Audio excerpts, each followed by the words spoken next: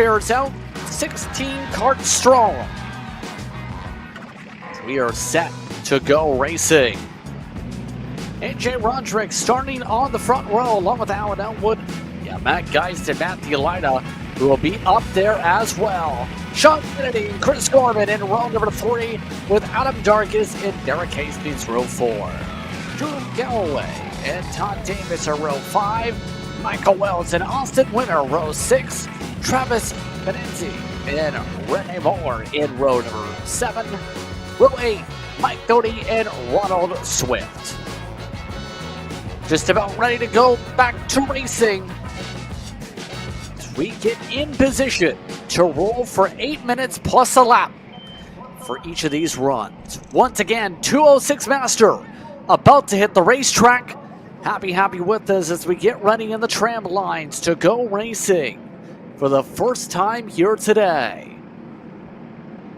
Make the slow roll up to the start boxes. Will they get the command to go? Yes, they do. Green flag is out. We're underway from MCC Cincinnati, and a clean start as the whole field makes its way to the opening sector. Good run here from everybody to get things going here very quickly. And somebody's already off there, running through into the grass, into the water. Somebody's off to the outside as well. So few karts not getting away as well as they would want to going in through the middle section of the lap there, down through 3, 4, 5. But now as we switch back around here, now through turns 9, everybody seems to be getting away fairly well here, single file, and Roderick is going to take things away here early on to open up a 2.8 second lead on Elwood. Yeah, the front runners so far squaring things away as you take a look at them as they pass on by. Single file for much of the field now that things are sorted. Let's make the way around the racetrack. Already 1 minute burned off the clock here, plus that one lap for these drivers. So, this time around, to start things off for the action, Roderick seems to be in command. Geist in second spot. Elwood was amongst the drivers that had issues to start off the day here in the grass. He, Dargis, and Benenzi all dropped back significantly due to issues. The 8 machine yet to come back rolling. In fact, they're stopped out of turn 3. So already Geist gaining a couple spots here as the top 2 build a buffer. Yeah, and these top 2 building a buffer here. Geist is going to want to just sit in behind for now, follow AJ Roderick, and look for a good opportunity to pass. Again, the best opportunity here on the track is through turn 12, 13, 14, I would say. And we've already seen that practiced a little bit through qualifying. So as we go into this race, I would not be surprised to see a move tried through 12, 13, and 14. As they come around, they continue to push, put some pressure in, and go through. There's another pass on screen, again through 12. That's the number 16, Michael Wells, getting a move on Austin Winter, the number 33, and getting that pass through. Yeah, that's for about the 10th position or so on the screen. As now they start to battle for about 4th on back. The 34 of Gorman tries to defend bottom. Having to move up as they continue to slot around and swap around. Matthew Leiderman there. You have Hastings also in the conversation on screen. Some of these drivers having to gain a lot of momentum to build up some of these passes, like this one on the 34. Up the inside and making the move that time to be able to swap around as they continue to swap 4 carts going back and forth.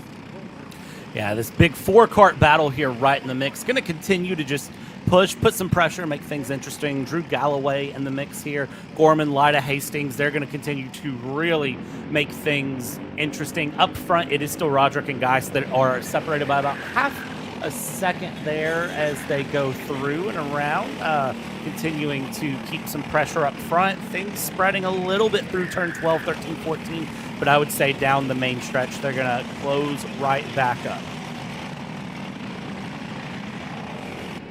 Yeah, it's going to be the matter of, well, how that compression really fares out now that they start spread out a little bit. Still, the clock right now has 4 minutes and 16 seconds on it, so there's still enough time for, if you add up all the lap estimates here based on the minutes, about 5 laps, give or take, to be able to get the job done. That's still plenty of time for a lot of things that can happen here over the course of the race, Brad. Yeah, 5 laps, 5 miles, plenty of opportunity. You've just got to lock in. You've got to settle in and focus, and it can be very easy to get the job done here. Just don't overdrive. If you're Ronald Swift there in 8th, I mean, he's got the opportunity to get up into 6th, maybe 5th, if he really wants to do things right there. Up front, I still think Matt Geist has a good run, possibly, as we see Kennedy and Lyda there, the 00 and the 9 that are battling things out. This is going to be for 3rd. This is for that last podium spot here in the 206 Master Pre-Final. Bring it through 13, 14, keep it pretty, keep it organized, and then just sort of settle things in, follow through back down this main straight, and then maybe try to set up a move towards turn 2. Patience is a virtue, but sometimes patience doesn't pay off. Number 9, Matthew Lyda, have the run down the inside, gets the pass done on the 00 into turn 1. He's got some good pace, Lyda does right now. He's running about the pace of the leader last time by. In fact, he set the fastest lap of the race in the 109.8.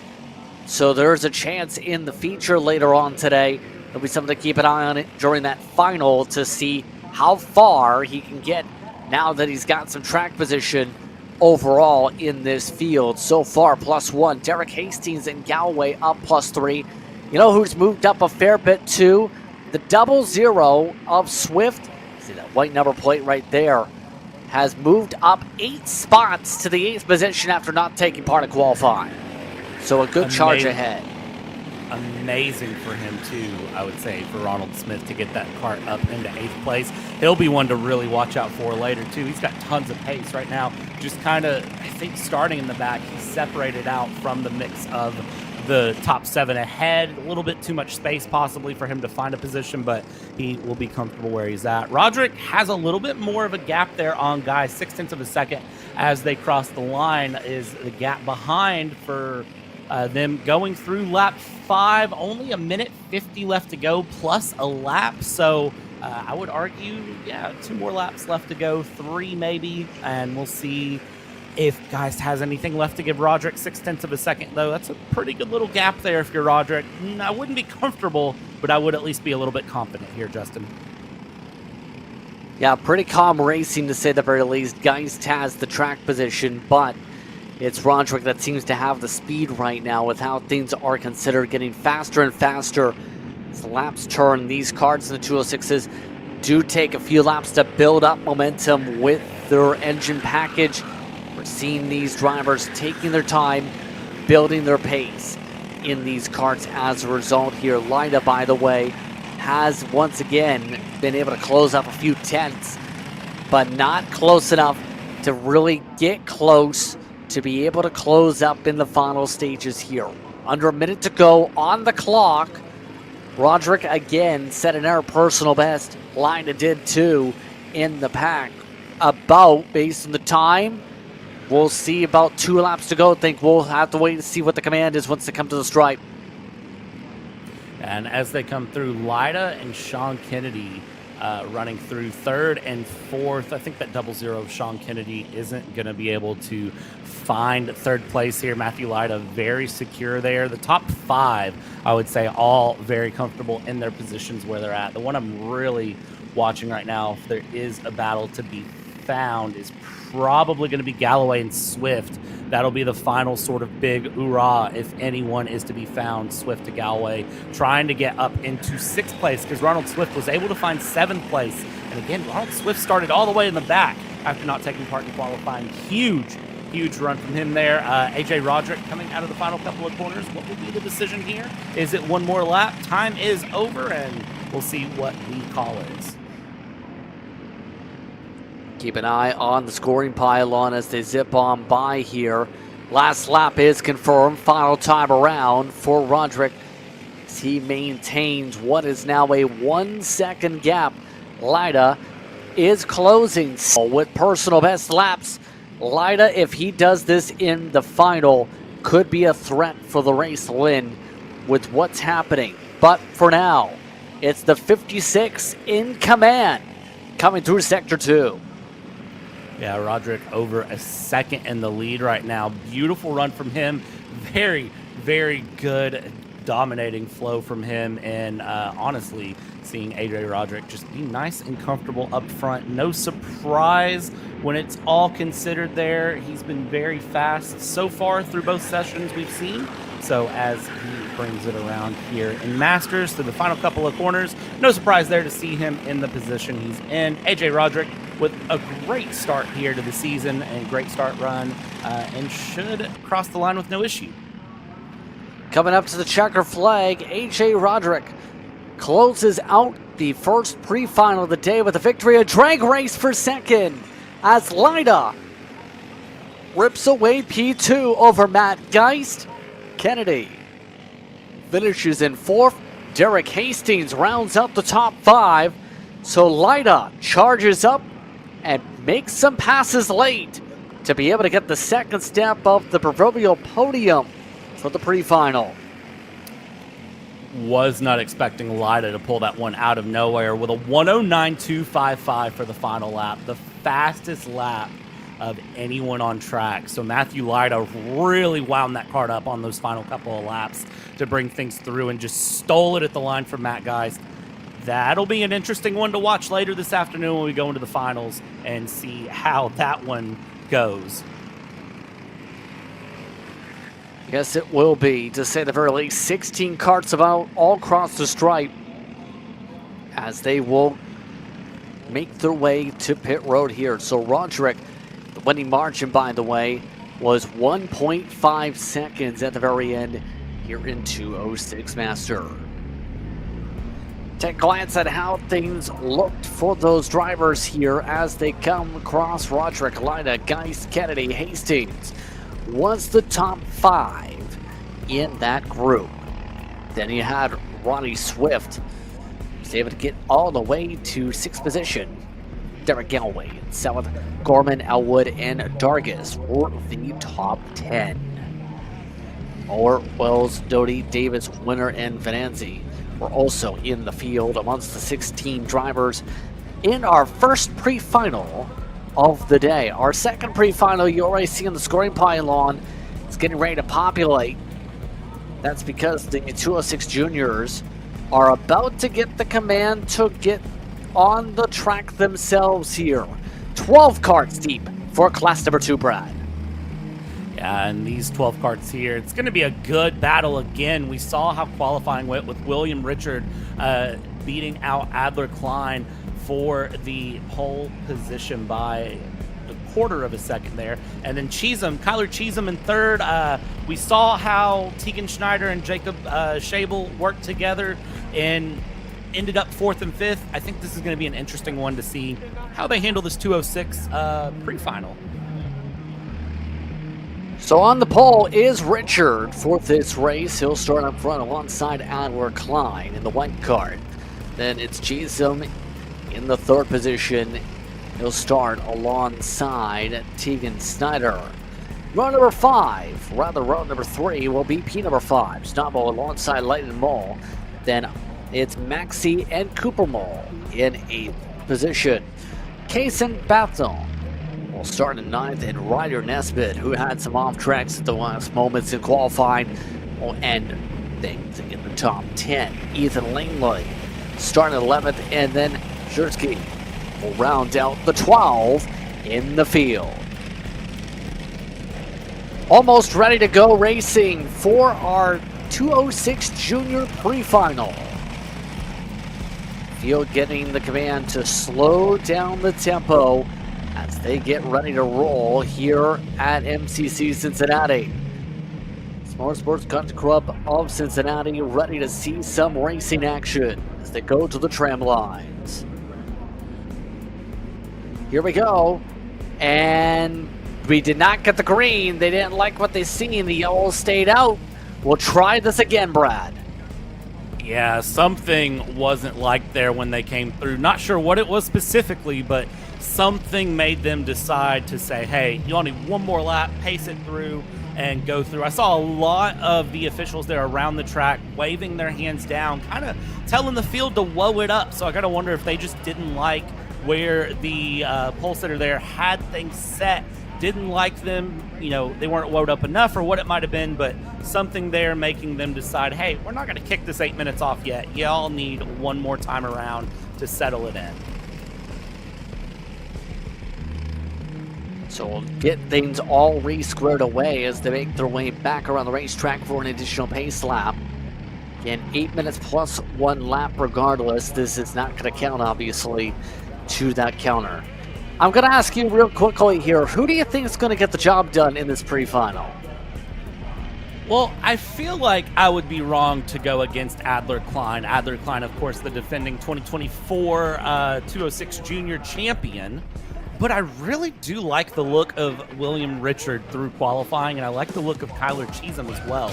I always say qualifying is important, but race pace has to be there.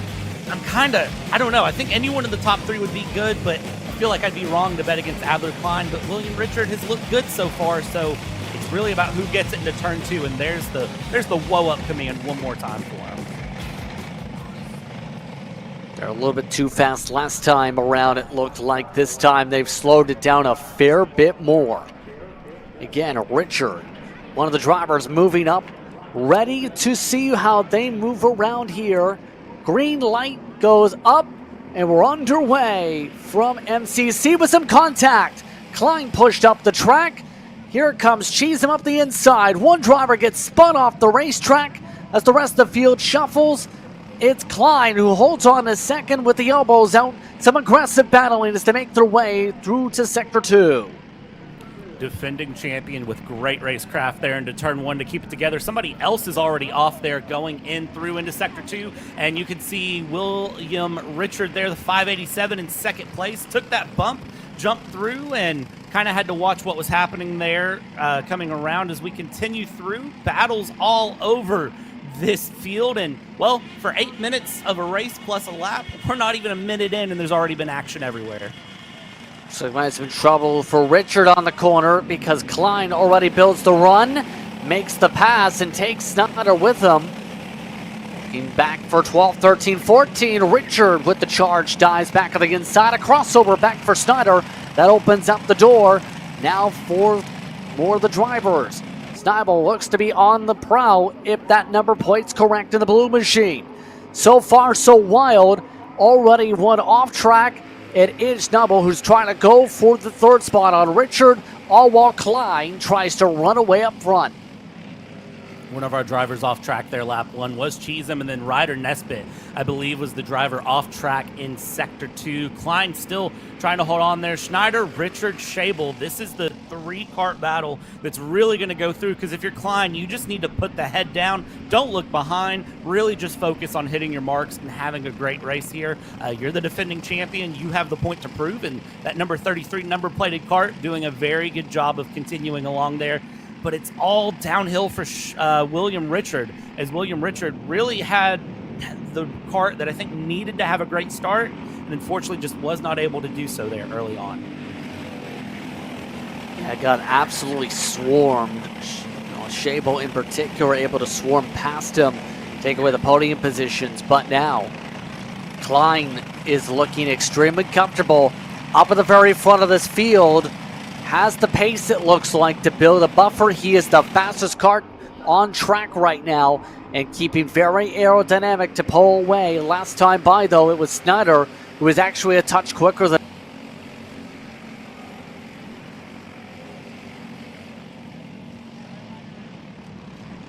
Keeping this pace on for Klein and Schneider and Schabel and Richard. Richard now dropping into 4th. Schabel there in 3rd, Justin, and continuing along to push, just keep the momentum going. I think that's, again, the big key here. Still battles going through. The field started to spread out a little bit here, Justin, which I think for everyone is going to be kind of nice as they can all sort of focus in. You see looking over the shoulder a little bit there for Richard as he's trying to look back and just see where the karts are behind as they continue to battle through, heading up over the hill, down the hill through turn 11, and now they head towards this turn 12. Again, that blue kart there of Schabel looking over the shoulder, wants to defend from Richard and hold on to that podium place. Yeah, Richard wants to try and go back on the prowl. It looks like he's back on the attack all over the rear end of Schabel. Maxi has done a great job this run so far. He's at +2 as well to join at the back end of that pack in amongst the popcorn spots up at the front. We're taking a look still at the leaders. Still good separation amongst the two of them of half a second as things continue to remain ever calm for now in this pre-final so far. Outside that battle for 3rd, Richard, last time by for reference, was only a couple 1,000ths quicker than the karts in front. I don't know if a couple 1,000ths is going to be enough for him, though, to get the pass done. You know, you could be a little bit quicker here, a little bit quicker there, but thousandths may not do it. And as I'm saying that, look at this. Looking for a peak to go side by side, not able to get the kart in the place to get through. And now as they come around turn 11, up the hill, back down towards turn 12 they go. They will fight things out here. And look at this. This is going to be the battle for 4th and 5th. And Richard and Maxi there look like kind of waving at each other. Not sure what that was about, but that 587 and 22 karts are going to definitely be racing each other hard as Maxi gets past Richard. Richard just absolutely dropping down the order. Yeah, he is not having a good pre-final, all things considered right now. Maxi's having a stellar one with what he's been able to do so far. So yeah, Maxi on the move in his machine, up inside the top 5. He's one of those drivers talked about that race with Roderick Racing Development, and one of the competitors that's raced at Newcastle, here at MCC, etc. It's his favorite kart track, MCC. because he's very quick, and it takes a lot of skill to be fast, he said back in February. He feels like it's just a good track for him overall, and so far, he's been having a stellar race in this one to get up to 4th. But up front, the pressure is on. It's Snyder going for the dive. Resets as he goes near wide in 12. Yeah, Schneider getting very brave there, looking for the move through 12, not able to set it up. But that's going to definitely wake up Adler Klein, who was just kind of having a great race up front on his own going through. And Klein's going to have to remember, oh yeah, this is a race, and there's people near me that are trying to challenge. So that'll wake things up there. Battle for the lead. Look at that, bumper to bumper going through on the karts. Down in the turn to the inside, new leader is Tegan Schneider coming through. Adler Klein's going to fight it back. Can he get the move done outside to the inside? They're going to keep it side by side here as they go into turn 4. Hard left-hander, switch it back through, and no, Klein showing that championship pace, the defending champion of this class at this circuit, and brings it back through. Schneider, though, that's going to rattle Klein, and Schneider might have a good run here through turn 12 this time. Bad news if you're a fan of Case and Batham. He's picked up the mechanical flag because a bumper's become detached. So we have at least one driver that's not going to have a good finish. That Kart is in 11th at the moment. Snyder still waiting in the popcorn spot for the race lead. All while things continue to heat up behind Maxi, with Richard still trying to find a way to get some spots back. But under a minute to go on the clock, should be about 2 to go based on the pace here. The question's going to be, when does Snyder make the move, Brad, for this race lead again? Well, Schneider seems to really like turn 2, and look at this yet again. Diving into turn 2 is going to push Klein. Klein's going to hold it there wide. Schneider needs to defend now. You have to go straight from offense to defense at this point. Hold out ahead, gets through, holding on to the lead, and, well, that was a good time there to catch the champion off guard. Brings it through. Schneider now up into the lead here. 25 seconds on the clock, plus a lap, and here's the thing, though. You've got the pass done. You have to defend it for a lap and a half now. I maybe would have waited till the final lap to make that pass. Let's see what happens here as they go down towards turn 11, and then they'll go up down the hill towards turn 12. What can happen here? Well, anything can happen, because Klein's going to be very, very on the bit to get the pass done. Didn't make the move into 12. Now he does it in 13, where so many people do it. Now Klein back in the race lead. Can Snyder rebound is the question.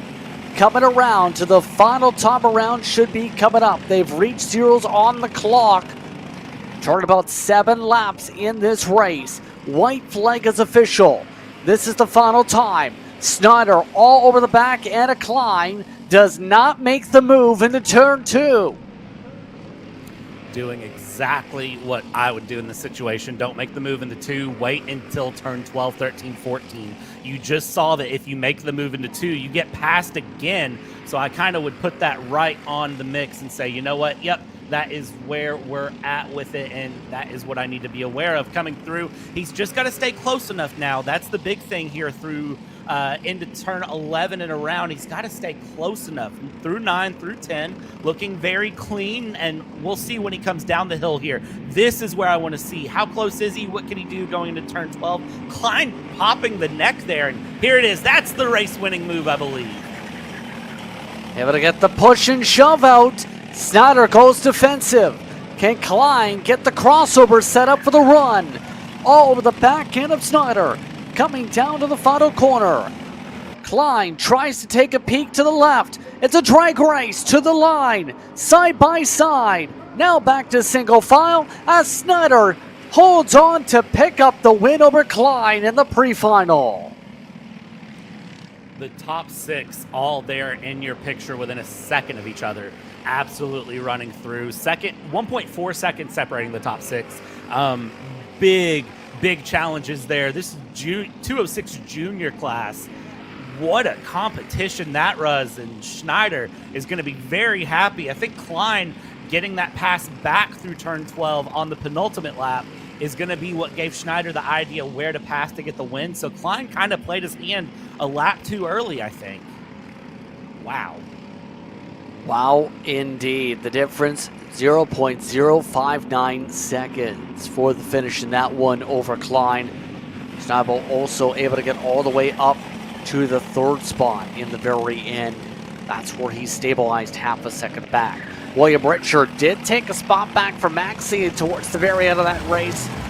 Ball in 6th, Cheesham in 7th, Dunsky in 8th. Then you have the 612 who had the mechanical flag, the 552 of Cooper Mole.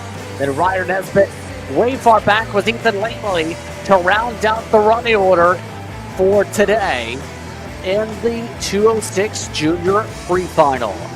And there is an investigation now for the 52, just received word. Cooper Mole has an investigation to his card from the 10th position. That's a look top to bottom at the running order once again for our second class of the day for pre-finals.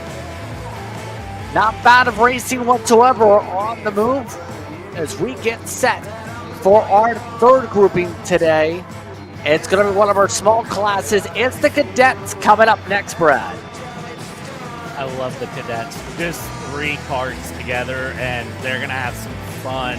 I absolutely love this class running through. I also love that number 10 has a little GoPro on the side, Hayden Lawson. I love that. You can go back and watch his racing later, kind of analyze what he's doing, get an idea of what he needs to do different to get a little bit faster, have a little bit more. But man, these Cadets are so much fun to watch as they go through.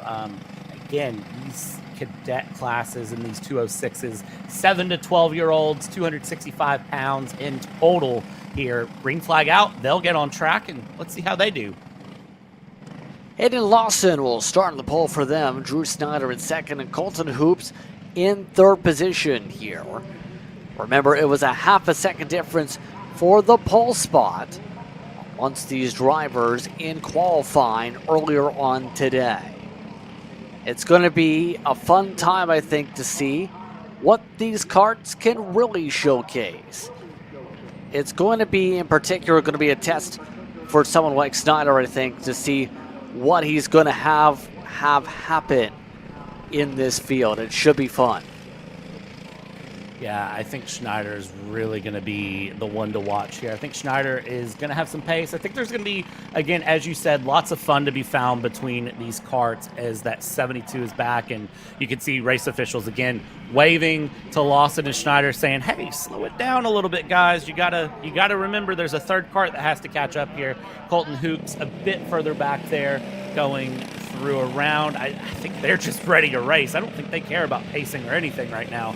They are just ready to go. Yeah, I think they're ready to all battle it out here. They are starting to get the command to slow it down. They actually already pulled away a fair bit from Colton Hoops also. As he catches up for the tram lines here. Hoops was 4 seconds off the pace, unfortunate for him in the pre-final quality. So all set to go on the other side of the racetrack. Green flag is out. Underway. Already Lawson covering things off on Snyder. Has to make the way to turn 2. Yeah, Lawson Schneider here. This is going to be really what to watch here. Colton Hoops in the background there is hanging on, and you can tell that Colton Hoops really just kind of learning the track here, learning the flow, and going through these two up front, though, Lawson and Schneider. It's really going to be a battle between these two, and I think for Schneider, it's going to be all about the proof of, hey, I was a little bit off the pace in qualifying, but I've got race pace, and I'm faster than you, and just focusing on the kart behind here, trying to get a pass. You see Lawson looking over the shoulder there as he goes and kind of getting the idea, okay, where's Schneider at? What do I need to do here? Yeah, trying to battle things out early on in this one amongst these two. Snyder in the drafting line, trying to see if there's anything that can be towed on and pulled along in these two, as this is going to be a 2-kart battle amongst these drivers, to say the very least. Better run through Lawson coming out through 13 and 14. That allows them to build the buffer. 2 kart lengths, the advantage to end off the first lap here in this one. Yeah, and Schneider is going to continue to push here. 114.5 for Lawson, 114.6 for Schneider. Gap a quarter of a second as they come through and around, and well, as they head out of turn 2, they're going to continue to push each other a little bit more. I think this first half of the track, where all of the twists and turns are, is really where I think Schneider has the pace advantage on Lawson. Just watching here, it's where it kind of closes up, but really the straight line speed there through 11 and coming out of 14 down the main straight, that's really where the pace advantage swings back the other way for Lawson over Schneider. So it's going to be give and take back and forth, and I think it's kind of a roll of the dice. I think it's either driver's race here in the end. The question is, who's going to get that lucky dice roll? Indeed, still less than 6 minutes to work with in this class. Stoddard's been taking a more sharper line inside in through 12. It's worked out pretty well for him. But Lawson's getting so much good momentum coming out of that final corner. He's been great on corner exit there. He has, and as they go down the main straight again, you just kind of watch, because Lawson opens it up a little bit here into 1, but then it's in the curves is really where Schneider's fighting it back. Schneider, again, slightly tighter lines, just looks a little bit more confident in how close he can put that kart on the apex through the curbs, and how much muscle that kart needs to get that turn through. Coming around again, turn 4, now turn 5, and gap closing a little bit more.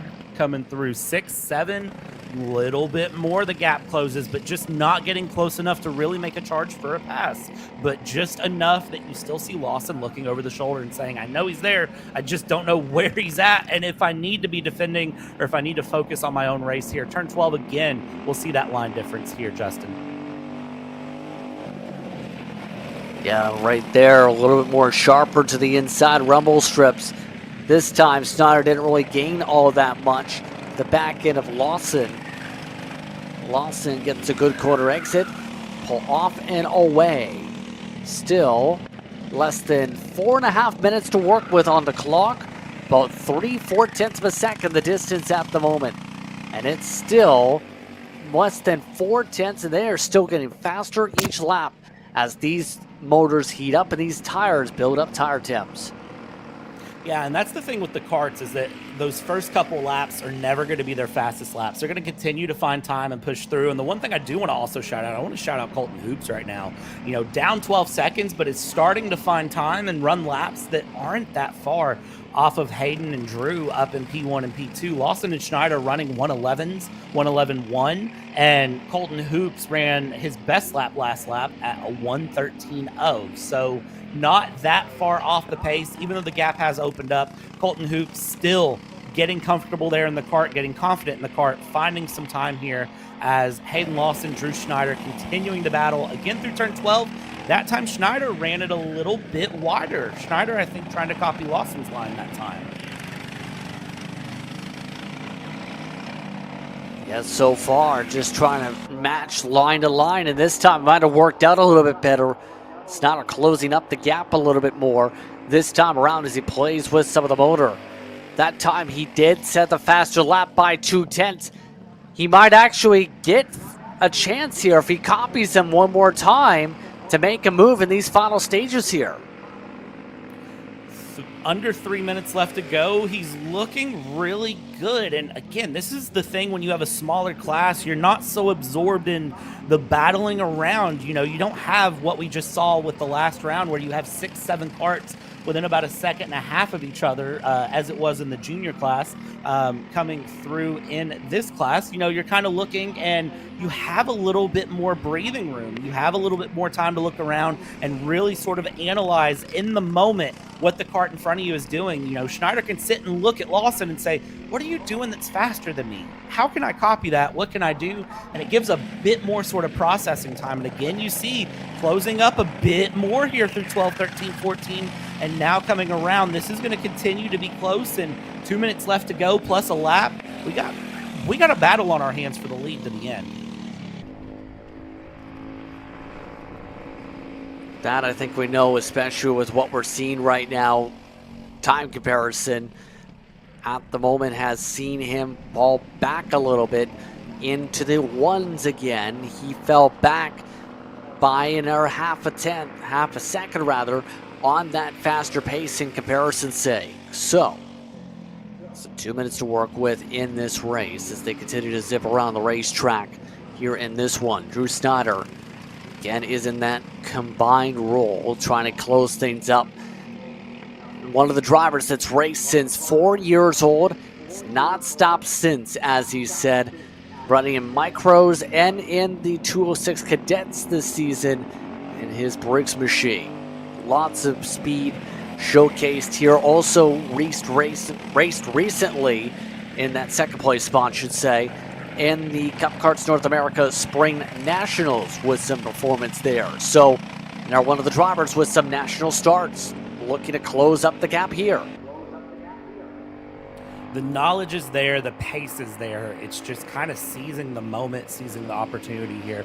Lawson Schneider crossed the line, and again, pace swings back Schneider's way with the fastest lap of this race. 1:10.634 versus a 1:10.711.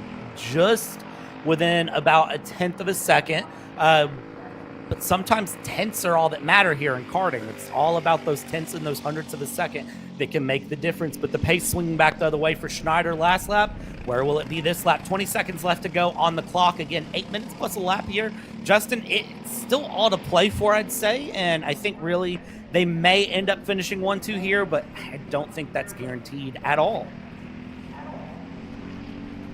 It's not guaranteed, but it's still Lawson that's looking very good to be able to maintain that spot with how things are shaking up right here. Again, clock has reached zeros. That's why that ticker's showing what it is right now.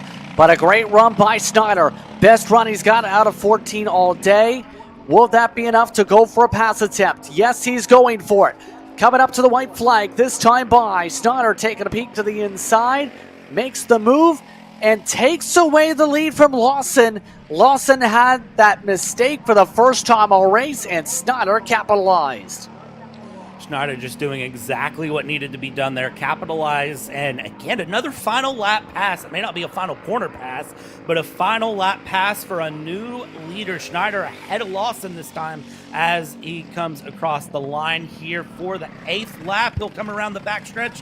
Can he hold on to it, though, is the question. The number 10, Hayden Lawson there, right on the back. Hayden Lawson opening up the pace here and trying to get a final pass done, a final moment, one last opportunity to really get things done down into turn 12, 13, 14. Will there be a chance for Lawson to try and get his lead back after leading all but just the one lap? He takes a small peek, trying to set up the good run.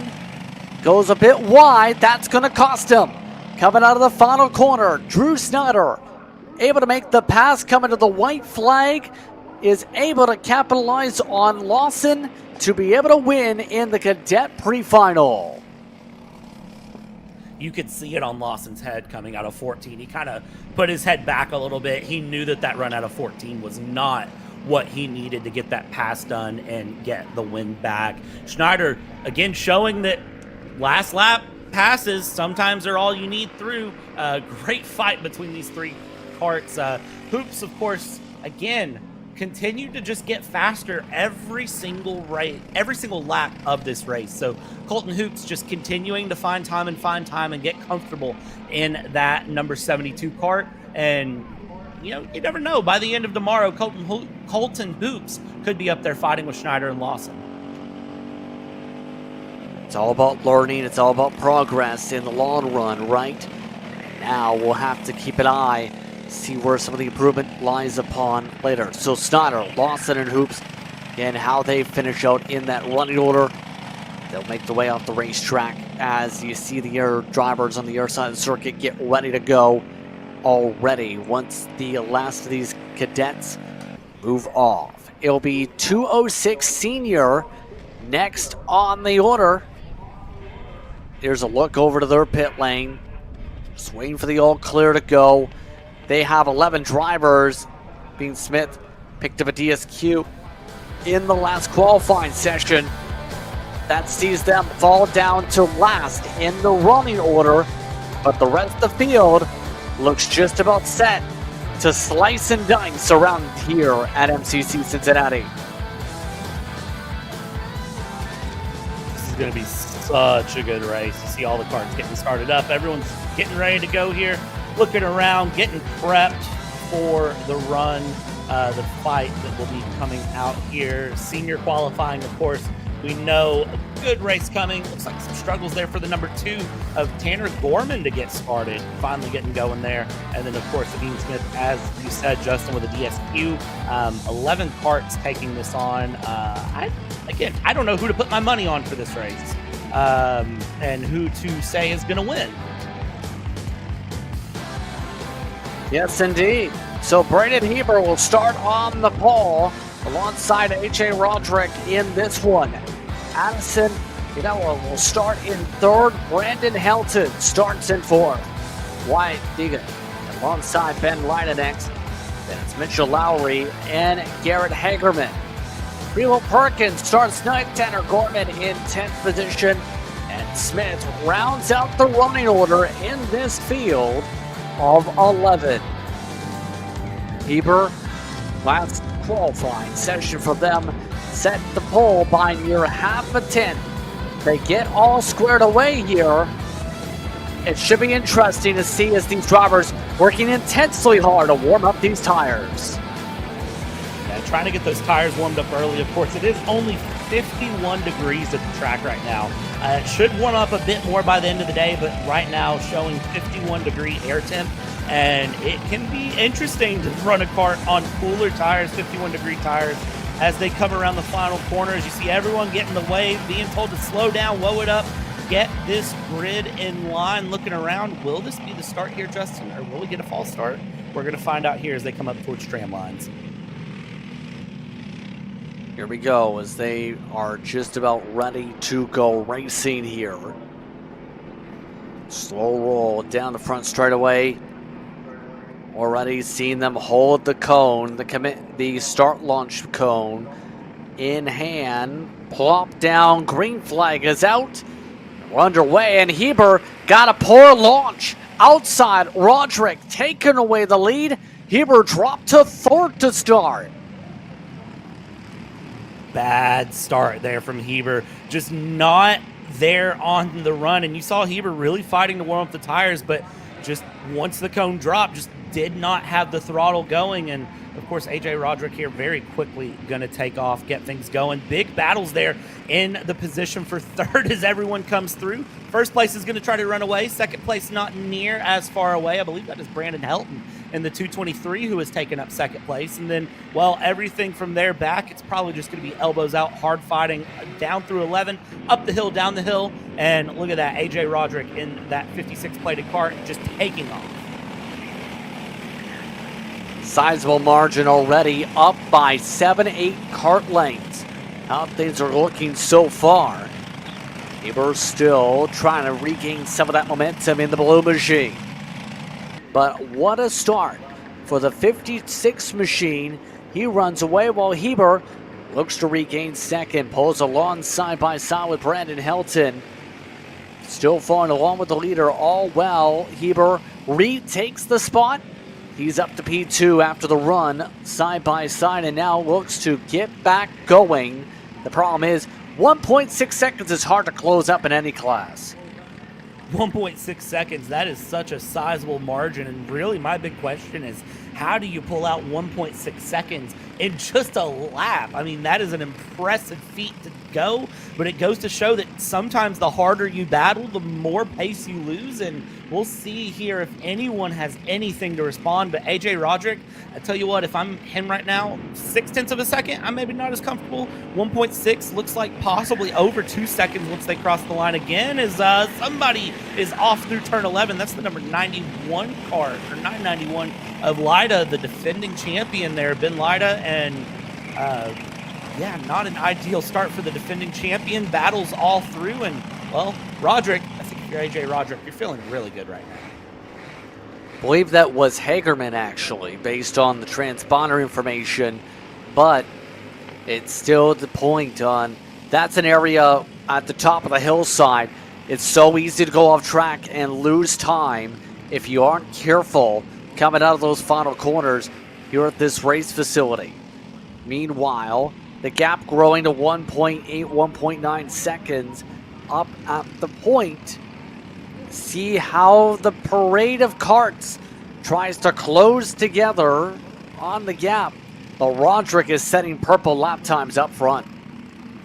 Yeah, and those purple times up front are not going to stop. I mean, having plenty of pace, gap almost 2 seconds now, continuing along. Brandon Heber, Addison Ianello are continuing to fight through with Brandon Helton in the mix as well. This pack of 5 karts, that's the battle for second that you see coming around. And yes, 5 karts battling for second here as the race leader continues along. We are running with about 4.5 minutes left to go in this race. And yes, it was, I believe, either Hagerman or Deegan that dropped through, because Wyatt Deegan is no longer showing on the track putting in laps for me.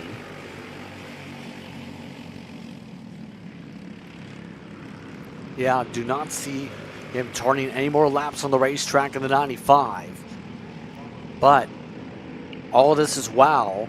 It's going to be the matter of how do you set up a pass if you're in this pack right now? Because the tough thing about this class is getting momentum built up for said pass. How do you set this up at this point with how tricky it's been so far to get a pass?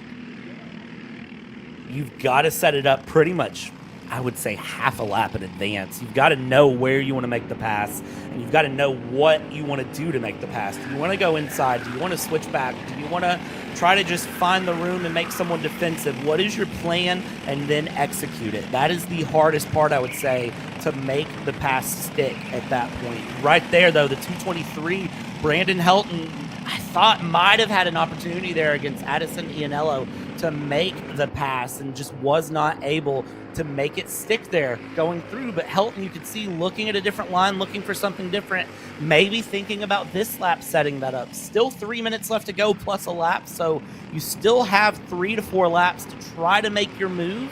It's just a case of making the move at that point, setting it up, being comfortable, and knowing the confidence is there to make that pass stick. It's all about the confidence in this type of racing. There is still 2:45 to go on the clock at the moment. Still 2:41, in fact, left to go in this session. Heber still in second. There has not been any swaps really up at the front of the past 4 minutes. That's why you see that time freeze up there. Still, it's going to be the matter of eventually someone's going to want to pounce. We are seeing some separation building up, in fact, in this pack. That separation between where Helton is and where Lida is, it looks like, on the racetrack, if the packs are down correctly. So some of these drivers losing a fair bit of time on the track as this run now progresses, while others gain it. Deegan just set the fastest lap time in the 95 kart.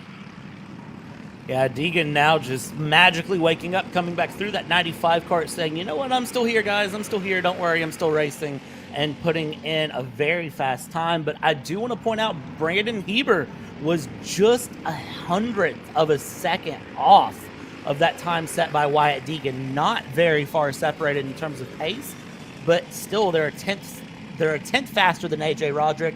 But a 10th is not going to make up a 2-second gap there to the lead if you're Brandon Heber. But Brandon Heber, that 0.3 of a difference gas and pace to Addison Ianello is going to be able to provide that gap you see on screen and really makes your battle for third between that 46 and that 223 car.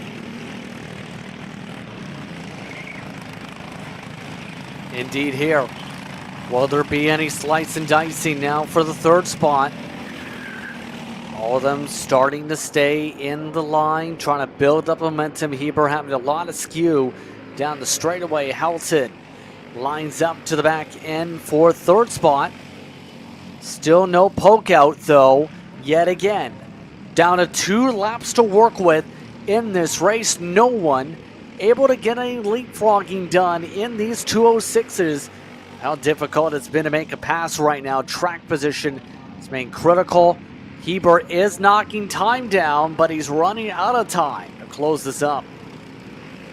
It's really interesting to me, too, the amount of passing trouble is, right as I say it, Brandon Helton, that 223, dived out looking for a pass on the 46, wasn't able to make it stick.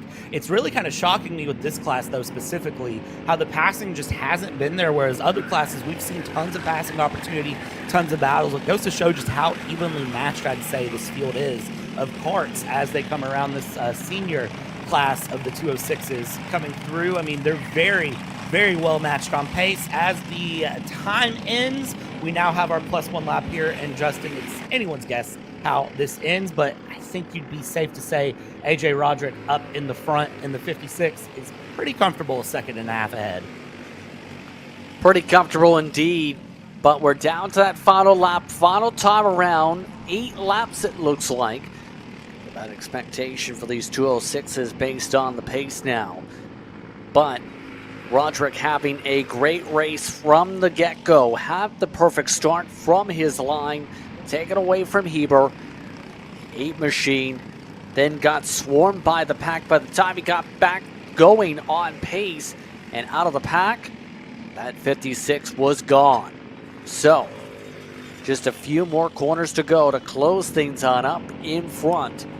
One more check by Roderick to make sure where Heber is. No other moves yet. Will there be a chance for Helton to open the door for third? Not close enough to do so. One final run to the straightaway. Checker flag waits for AJ Roderick. How about 2 wins for Roderick so far today? He gets it done now in senior over Heber.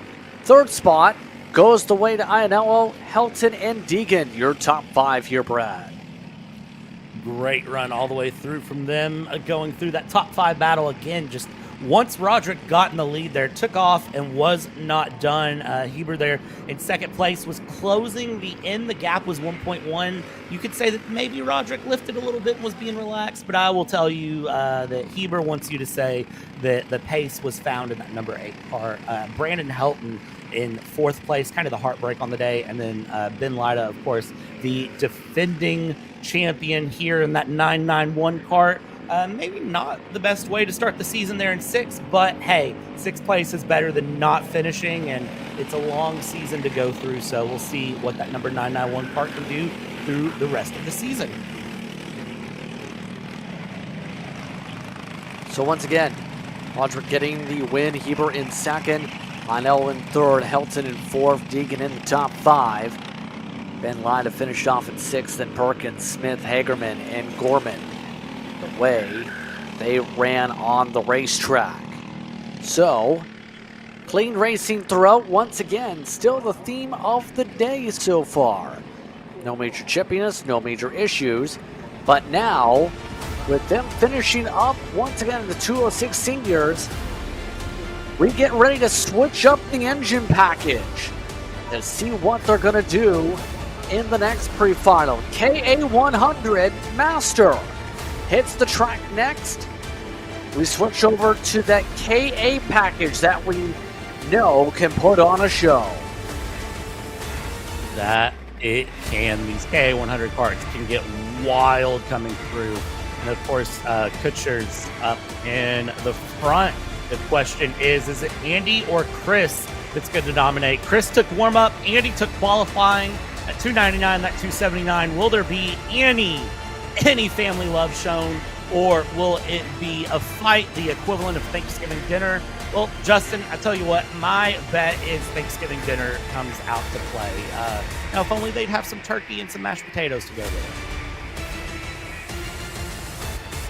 The funny thing you mentioned about that is something that we've seen come into play later in the season to win some turkeys at some of the racetracks. And mind you, this year it's going to be for Halloween, more of a trunk or treat and chili cook-off later on. So, now let's take a look at how they'll start here today. Andy Kutcher and Chris Kutcher on the front row. Damian Jennings and Neil Hamilton are row 2.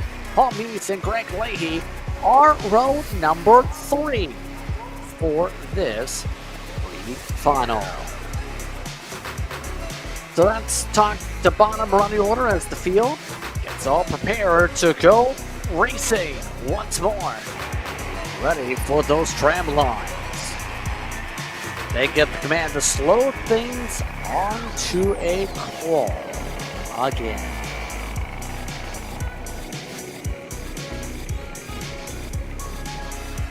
So, just about ready to go in this one. It's the battle of the Kutchers. Almost halfway through the card for the pre-final portion of the day so far. More than an hour straight of racing. Green lights up, green flag is out. We're underway as Andy and Chris make their way off to the corner. Already they are taking off. Yeah, Andy and Chris, no surprise to see those two take off and away. The pace is there in both of those karts. Big question is, how do they battle with each other? That's going to be really what I want to see as they come through here. Third place, Jennings, Hamilton will battle it, and how do they go? But up front, your two siblings, family members, rivals. Sometimes your family is your worst enemy coming through. Andy and Chris, 299, 279. They will bring it through, keep the battle going, and bring it up and down the hill. You see the look over the shoulder going around, and now into turn 12 to defend that line. And, well, I'll tell you what, these parts are going to be quick here in this KA100 Master. So far, so good when it comes to the pace between these two, but Andy seems to be setting the table. They both look over the shoulder instinctively. 104s to start, 2 seconds quicker than the rest of the field to start things off here today. And now it's going to be the matter of what can Chris do to get the draft built up. This is a class where draft can be pretty substantially important amongst the KA machines. And right now, that draft seen him close up within a kart length so far to Andy. And coming down in towards turn 11 here through turns 8, 9, 10. A little bit of twisty bits as they go through the turn 11. The 90-degree left-hander up the hill, down the hill. The shoulder check there from Andy. Looking back, where's Chris? Well, Chris is gaining on you, Andy. Don't look behind too much because you might be scared of what you see through turns 13, 14. Looking good. Little slide of the karts there. And surprisingly, sometimes sliding those karts a little bit is the best way to get the pace out of the karts through the corner. Now down the main stretch, again, the shoulder check, and Chris will still be behind Andy, but Chris was faster that last lap by about half a tenth.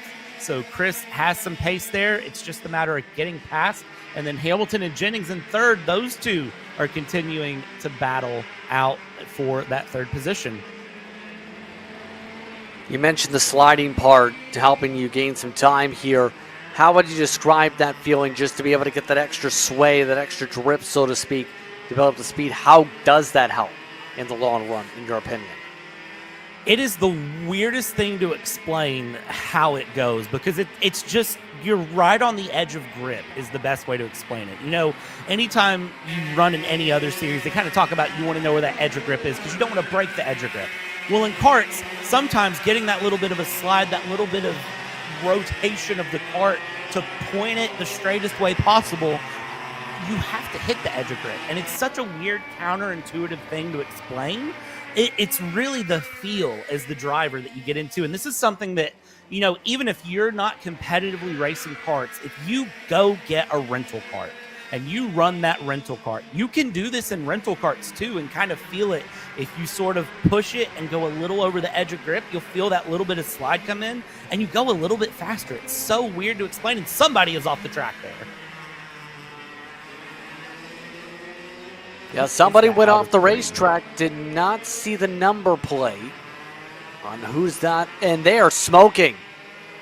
That is going to be the 297. Paul Meese is up in a blaze. That engine has gone kaput.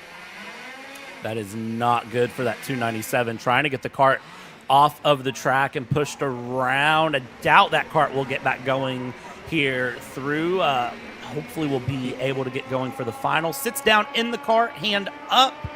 Maybe the kart is actually going, but well off the pace.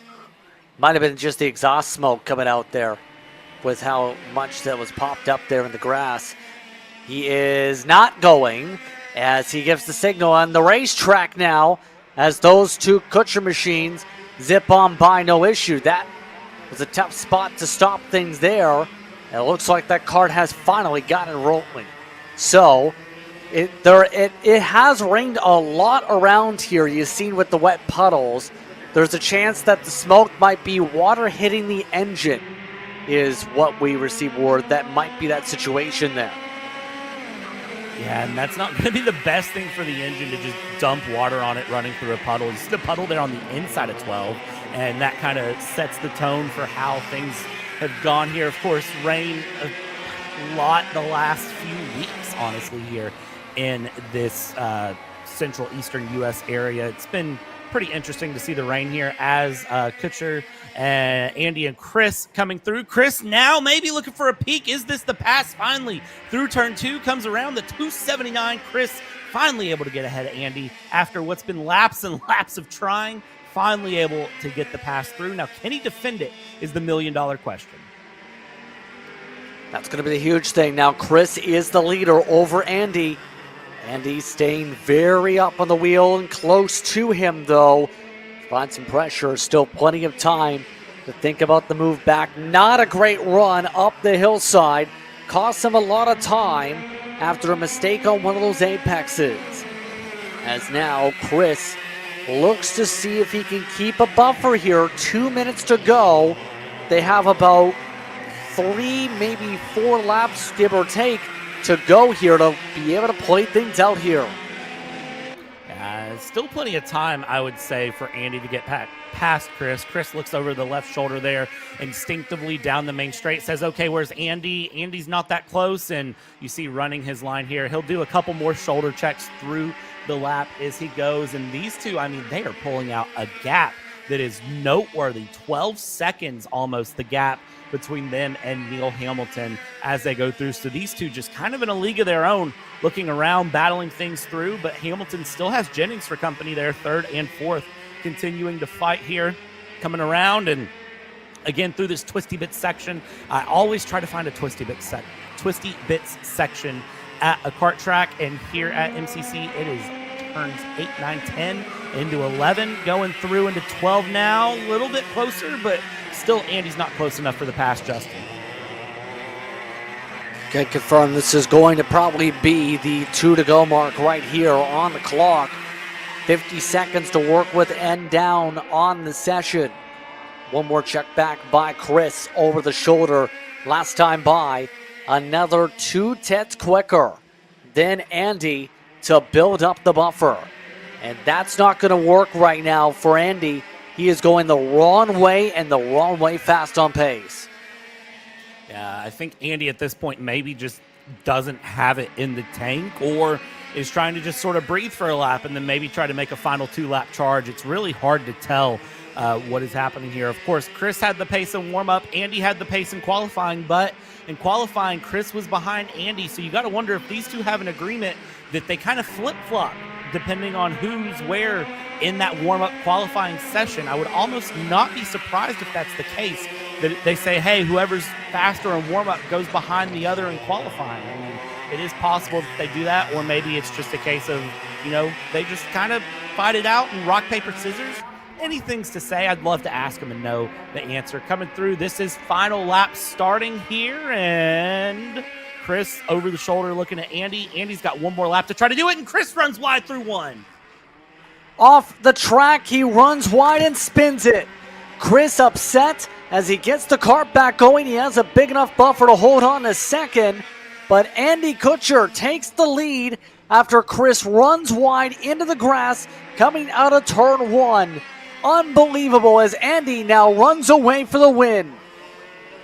And Chris here looks very slow coming back out. Of course, they did have almost a 15-second cat back to the 290 and 275. So all Chris has to do is kind of get it going. But Andy is going to probably just be very shocked with that one, I would say. Probably in the helmet just said, what happened? But coming through 13, 14, Andy giving the win. Checker flag coming up here. Andy Kutcher gets a lot of luck on the final stretch. Able to go back and forth with Chris. It's Andy who gets the upper hand for the win. does so by a sizable margin. The official margin coming across the stripe here going to be close to somewhere around 12 seconds. Neil Hamilton finishes out on the podium here. Take a quick step aside. More racing coming up. You're watching Kart Chaser from MCC Cincinnati.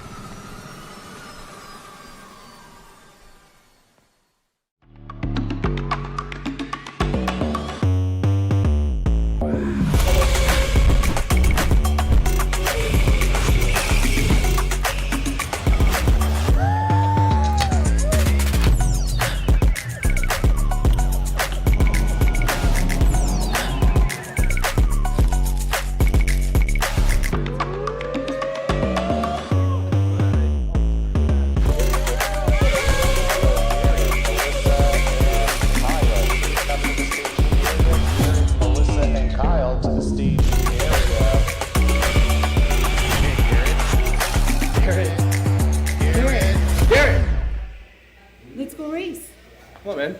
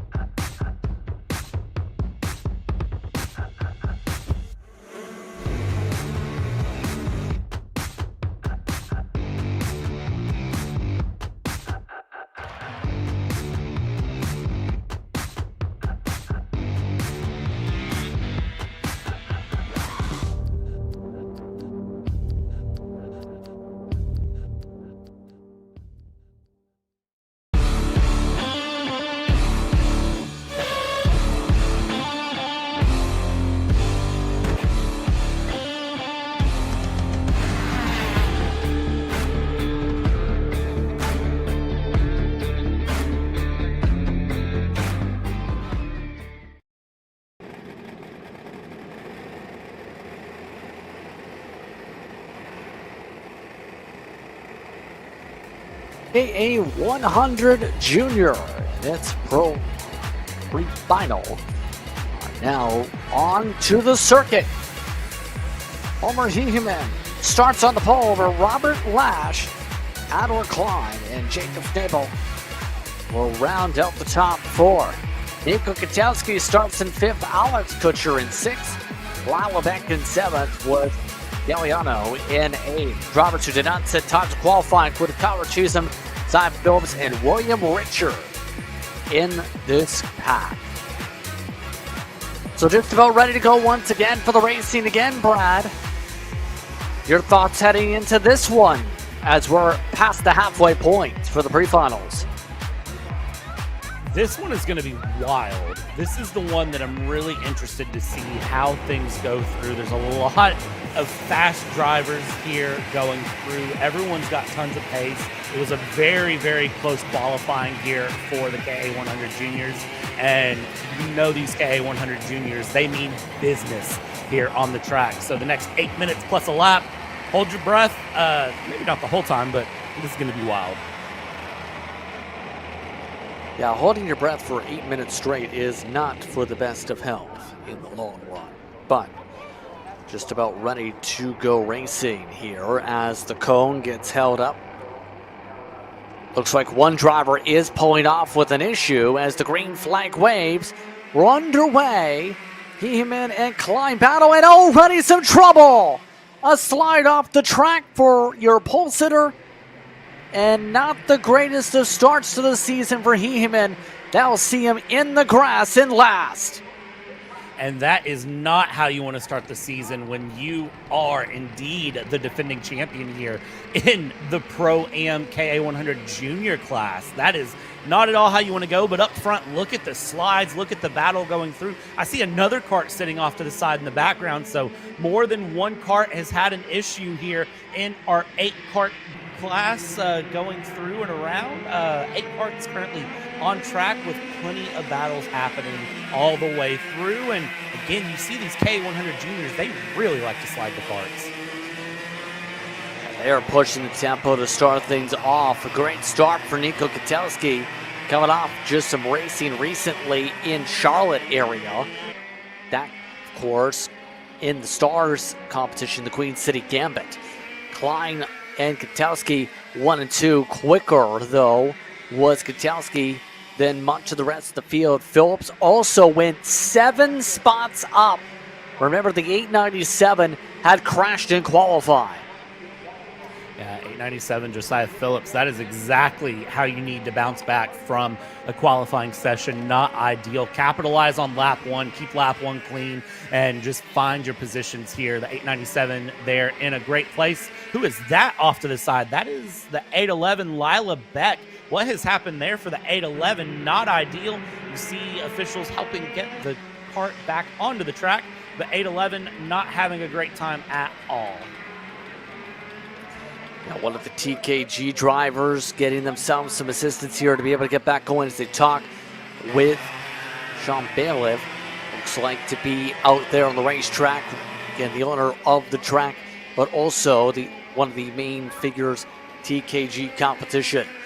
So, now this is all being said. Klein setting the purple lap time 2/10 quicker than Nico Kotelski at the moment on the racetrack. And it's going to be the question of, can Nico Kotelski keep within drafting distance to provide pressure on Klein? I definitely think so. I think it'll go through. Of course, Adler Klein was runner-up in the championship last year for the KA100 Juniors here at MCC. So we'll see how Klein can prove himself here going through and continuing to battle to push. Kotelski looks like the pace is there and just slowly trying to settle in. Phillips in third, and something I've noticed with this class that I haven't noticed with others, Justin, coming over the hill and down towards turn 12. Have you noticed the big bump in the hill there between the top of the hill coming down towards turn 12? It's really pronounced in these karts and not near as much in others. Yeah, you can see that elevation change in that part of the racetrack. And now Kotelski starting to make some changes himself, closing up a fair bit now that he's built the momentum up in the draft. The back end of Klein, he's within 2 kart lengths. 7 seconds to cushion at the moment. Jacob Scheibel had also been amongst the drivers with some issues early on. He's been passed by Heeman. Heeman has made recovery up to 6, make it 5th so far in that running order for those curious with 4 minutes to go. So, Kotelski stalking his prey a little bit to try and get to the back end of Klein as he gets aerodynamic there down the straightaway. Halfway through the race time here as they come through 13, 14, and then they'll come around 15 and 16 here, and that 892 looks fast. Kotelski looks comfortable. Fastest lap on the track is Homer Heeman, the defending champion here. That time through, even on pace, was Klein to Kotelski, separated by basically nothing in pace there, but still the gap sits at about 4.5 tenths of a second. 9/1000ths of a second was the pace difference between them last lap. So anything they can do to find time, they're going to do here. Kotelski still trying to push as much as possible. Yes, indeed. 3 minutes to work with amongst these drivers now as they try and close together. Mind you, Robert Lash holding on comfortably to 3rd for those curious. They had a 7-second cushion. That's now officially recalculated down to 4. Phillips is 8.7 seconds back. Kutcher has retaken a spot for Heeman and Scheibel as they've had something else happen to their karts on the timing screen. So, here we go again. Keselowski going for the lead. Has the chance, takes the chance, makes it look easy as Klein tries to get the spot back in quickly. Yeah, Klein had a not great run there through 14 on that last lap, but now trying to fight it back here, coming around through and looking to find the pass through turn 6, 7. Not close enough to get the pass done, but is still right there within a kart's length to try to find the move. Through turn 11, we're going to go and up the hill, down the hill, and the gap opens up to a few kart lengths at this point. So Klein, Keselowski continuing to battle as they come through 12, 13, 14. And as long as Keselowski has a good run through 14, I think he can defend it for this lap and be scored new leader at the end of this lap. Looks to be the case right now with how they separated out again. As we see them try and square away on this part of the racetrack. 2/10 now the gap between first and second. And we know Keselowski at the national level has that performance level available to race at the big stage.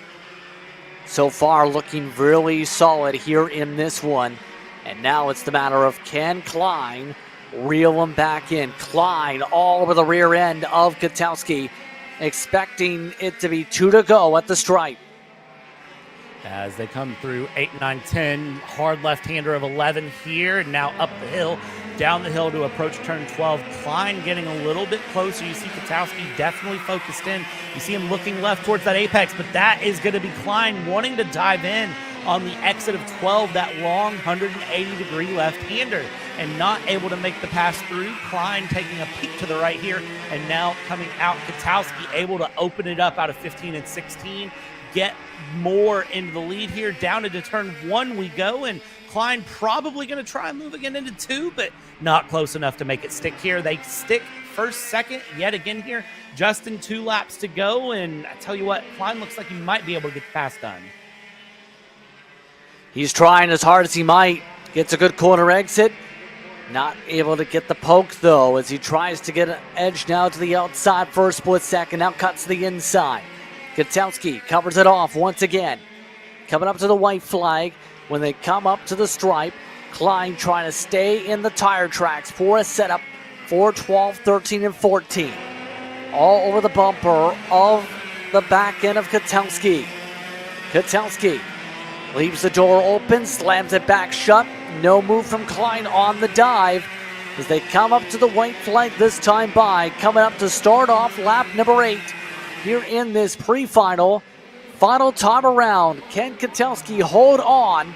Can Klein find a way to get alongside? Now Keselowski going defensive into 2.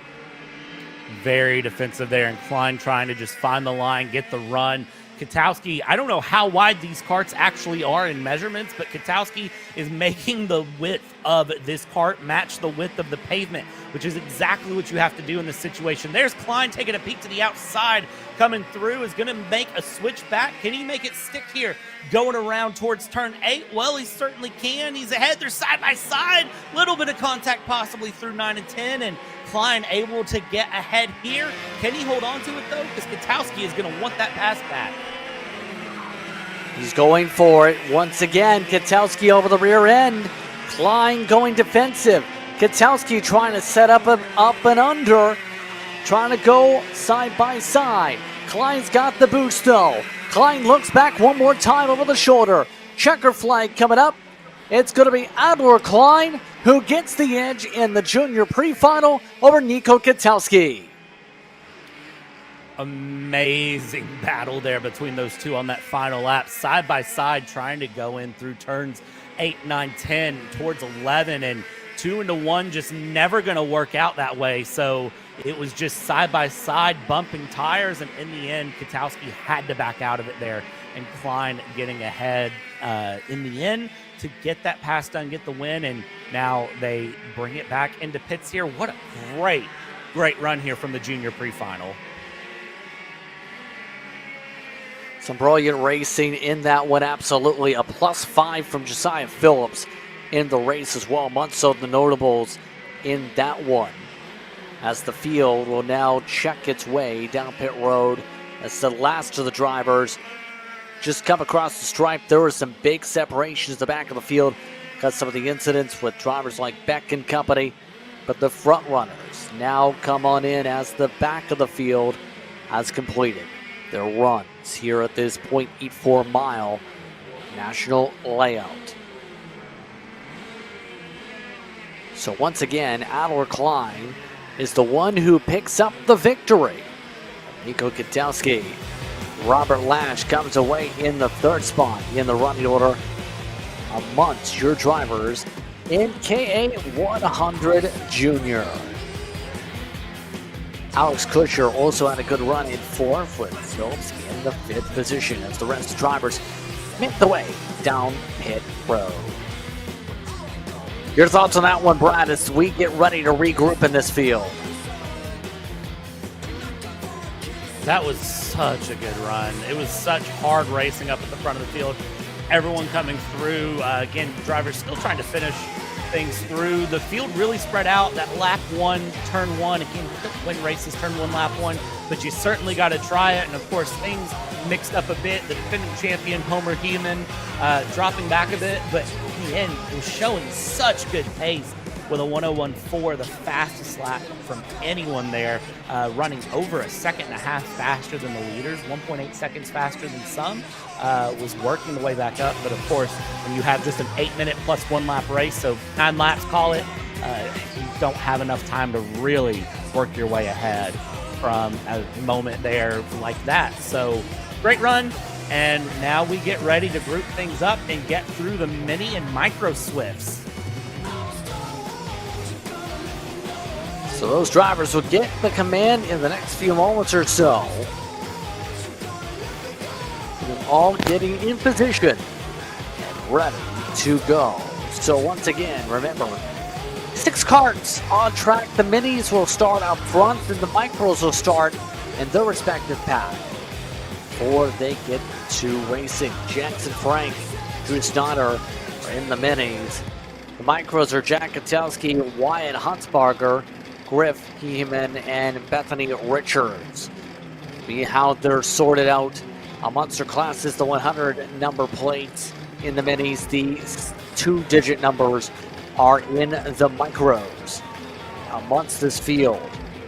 You can see some of the parents giving some final words there. What would you say if you're one of those parents? Just have fun. I mean, at the end of the day, that's the thing. Just have fun. You want to win. You want to do good, but also you got to bring the cart back in one piece. And no, none of these parents want to see their kids wreck. For those of you who are unfamiliar, or just maybe, just starting to really learn about karting and everything, this micro and mini Swift, these are your youngest racers. Them and the 206 Cadets are the youngest racers. This has drivers ranging age 7 to age 12 in class. And you can see other karters running up, having their uniforms on, their race suits on, running up, giving fist bumps to family members, to friends, and kind of saying, hey, good luck. Go out there, have a good time. And yeah, I think my big thing would be, hey, calm down, have some fun, don't get upset. If you lose, just don't wreck. And all the experience matters. So overall, what are your expectations for the race itself here as these classes get grouped and paired together here? What are your expectations for what you're about to see? We're about to see some really good racing. We saw in qualifying that Jackson Frank and Jack Kotowski, the 142 and the 92, of course, the pole sitters in mini and micro respectively, they were separated by 3/100ths of a second. So pace is there. There's a couple of karts that may be running a little bit slower. Griff Heumann and Bethany Richards still, learning, still getting comfortable, still getting used to the process. Of course, this is first race of the season, and look at that, the 142 and the 111 looking over, thumbs up to each other. Everyone, again, they get along really well. They're learning what they're doing, getting comfortable, and I think it's going to be good, fun racing, some clean racing, and just fun. So there's the groupings now getting all set to go. So the last thing's getting sorted at the back of the field just to make sure Richard gets in position for the slow roll They're being very careful for this run up to the starting grid. Extremely careful. They are. I mean, I know we had issues earlier with getting classes to slow down, but I almost wouldn't be surprised if they kind of wave at them and say, hey, speed it up. Come on, guys. You're okay to go a little bit faster. There's the command to make sure they keep it the pace they're going for the starting blocks here as Jack Katowski tries to make sure he's on the same page with Wyatt Huntsbarger for how they plan to start things up here. Just about ready to go. Again, this is Mini Swift and Micro Swift. Part of this field of drivers. They come up to the trim lines. Going to be important to make sure they get to the right lines, not into the middle of the track. There they go. They're in the lines. They're all sorted out here. Will they get the green light? Yes, they do. Green flag is out. Underway as outside Drew Snyder takes the lead in the minis while Jack Katowski catches everybody asleep. Yeah, Katowski very much awake there on the start, and Schneider just that outside line set it in. I almost think Jackson Frank maybe just didn't get away as well, waited a little bit longer to get into the throttle and go, but these karts are away, they're running here, and this is where the battles are really going to start out. But you can see Jack Katowski there, even though different class, still has plenty of pace to be found here going through and is going to stick with these two up front. We'll watch how this battle goes. Again, even though they're different classes, they're going to battle it out and still have some fun on track together. Yes, indeed, here as we see them zip around the track, the top three are two of the minis and one of the micros. No, Jack Katowski's got pace to keep up with these two as they battle around. The question's going to be, does Jack Katowski try to go for, say, an overall victory, or does he let these two minis fight? Frank losing ground. Drew Snyder pulls away a little bit to start things off. He's got a good buffer. Very good buffer there indeed. Wyatt Huntsbarger moving up a little bit here as we go. Wyatt Huntsbarger, of course, in fourth here. Katowski in third as we go through, coming around. I think the big thing for me for Jack Katowski is getting past Drew Snyder. Of course, Drew Snyder was about half a second off the pace of Jackson Frank in qualifying. Qualifying doesn't represent overall pace, as we all know. It's just, you know, depends on what happens here. But I'm interested to see what Katowski does for getting the pass through and done and over, because it's one thing to catch, it's another to pass. And as they go one by one into turn 12, running a little bit wide there for Jackson Frank, and Katowski possibly going to think about a move to the inside. Trying as hard as he might right now to do something, anything to get alongside, but again loses ground in the final corners. They make their way around the racetrack. We mentioned Jackson Frank, one of the drivers with Next Gen Motorsports, with some experience there, has raced in the USPKS competition. Oh, and look at this. A move to the inside. And that's going to see a change there. Up the inside amongst the mini. The micro, Jack Katowski, made the pass on Frank and is now net second on track. Great pass there to go up and get that net second and continue through. And now it's just battling it out with the 142 of Jackson Frank. I don't know if the 92 of Katowski will be able to get past Drew Snyder for an overall race lead, as we have 5 minutes left to go here, but definitely going to be sticking right on the rear bumper here and keeping things going. The rear of that kart coming around, going through and running a little bit wider there again. That 142 of Jackson Frank, slightly wider line through 12, a narrower line through 14, and is able to just kind of net difference, stay right there on the back. So these three are going to continue along, continue their battles as they go through and continue their laps. Yeah, just pacing themselves right now has to be the main mindset right now amongst those drivers at the moment. While it's not going to showcase with the way the class structure is, the overall running order, it is going to be pretty astounding if you have a micro come up in front over the Mini. Is there a confidence boost when you're in a micro and beat the Mini in these differences of class? Is there anything like that pride-wise normally? Oh, absolutely there's a pride difference. If you're outpacing a class that you should not be outpacing, you feel so good. It's such a difference there as lap traffic comes into play here, coming around, going past slower karts and getting things moving. That is really going to mix things up here, because I tell you what, if we watch here, Jack Katowski possibly could end up in a position to be in the overall lead in a kart that should not be in the overall lead. That is crazy to me. That was a crazy moment with the lap traffic because Frank took the lead. Snyder retakes it easily to the inside and won. That absolutely scrambled up the running order for a split second as they nearly ran over the back end of that lap traffic, it seemed. What a moment there as they regroup again. And as they come through, they'll find lap traffic again through the race. You see a little bit of running there. Schneider and Frank continue to battle. They're still looking for a pass somewhere. Jackson Frank trying to get back past Drew Schneider if possible, continuing around. And then, of course, that 92 Jack Katowski still sitting in the mix right there behind. I mean, look at this.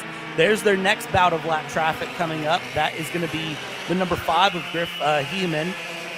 Coming through, they'll catch him in maybe not the best position, I would say, coming out of 13, 14, and Heeman will be there to the inside, runs it very wide, but nobody can take the line, and well, let's just go ahead and put a cork in a bottle there, mix it all up, and the 111 Drew Schneider able to get away a little bit more there, but maybe this will open up the door for Katowski to get past Jackson Frank. Yes, it does, into 1. There you go. And Jackson Frank back down 3rd overall. Able to make the move once again in the 92. 2 minutes to work with on the clock here. 107s as this progresses through time at the moment. Last time by, Katowski for reference, showing 2:18s on the scoring pylon. Believe there might be something going on with the way the timing sync is for some of the drivers, but my goodness, so far for Snyder with how things are looking up at the front. Able to have the speed to be able to keep up and away as the 92 is all over the rear end of your overall leader. I think we're getting ready to have a new overall leader here of Jack Katowski coming around. Look at this. Swings it around the 142 behind to Jackson Frank, trying to fight things through outside to inside, coming around. I mean, you might end up having a class that should not be the fastest on track be the fastest on track coming around here through turns 1 and 2. Putting a lot of pressure on Schneider is Jack Katowski coming through. Immense pressure to try and get the overall lead.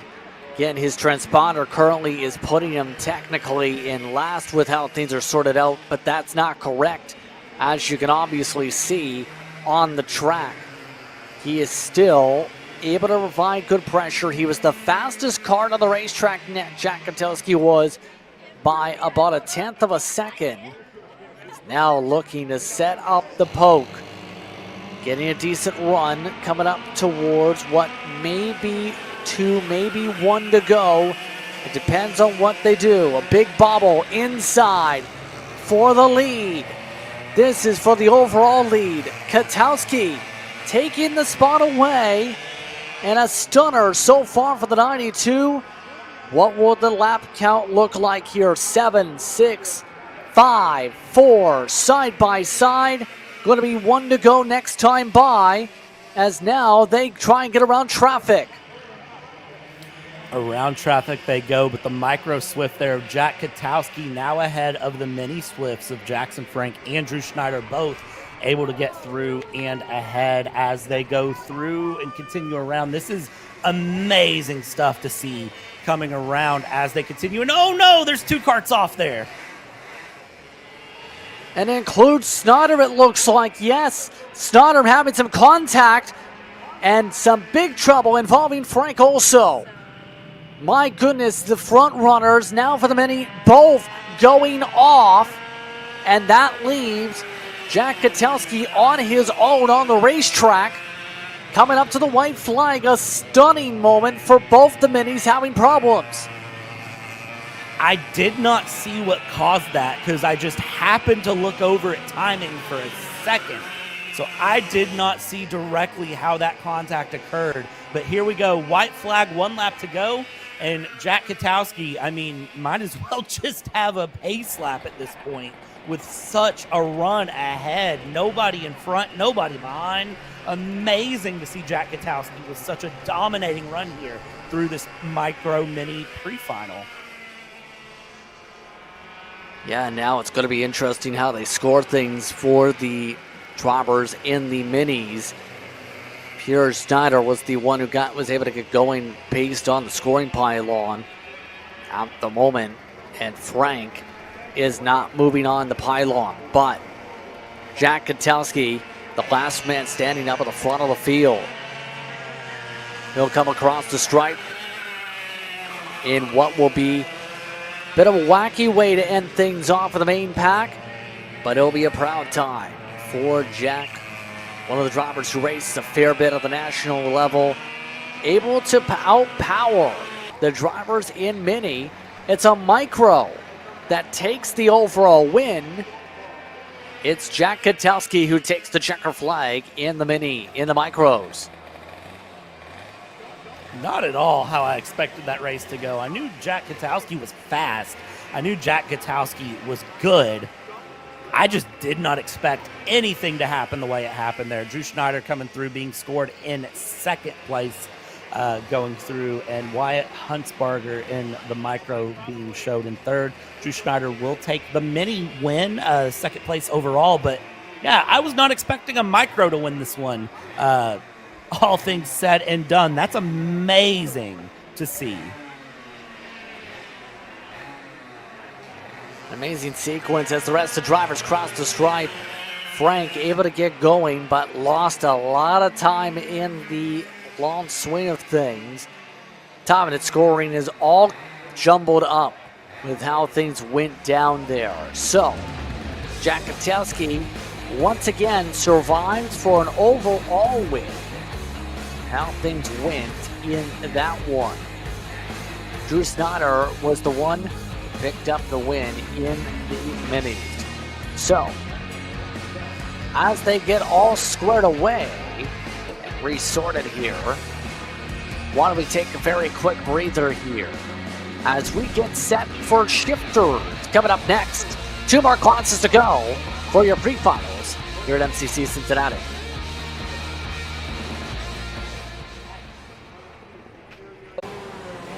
Brandon, why are there all these charges for just over $200? I'm tired of all this Brandon business, okay?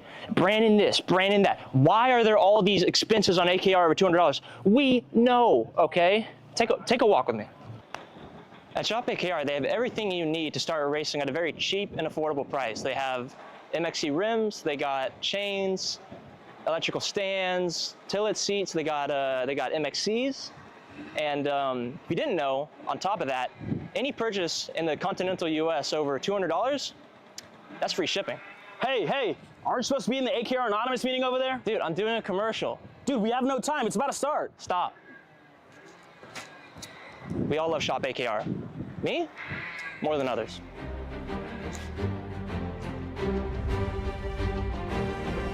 What do I get at Shop AKR? MXC rims.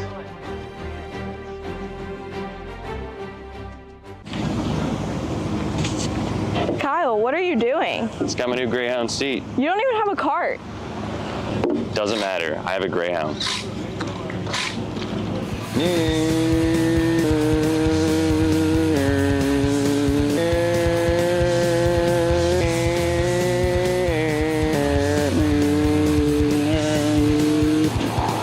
Who the f is Kyle Cuthbertson?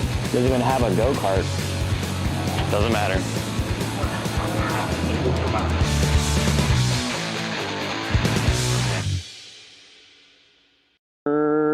Cuthbertson through on Turney, Turney in the dirt.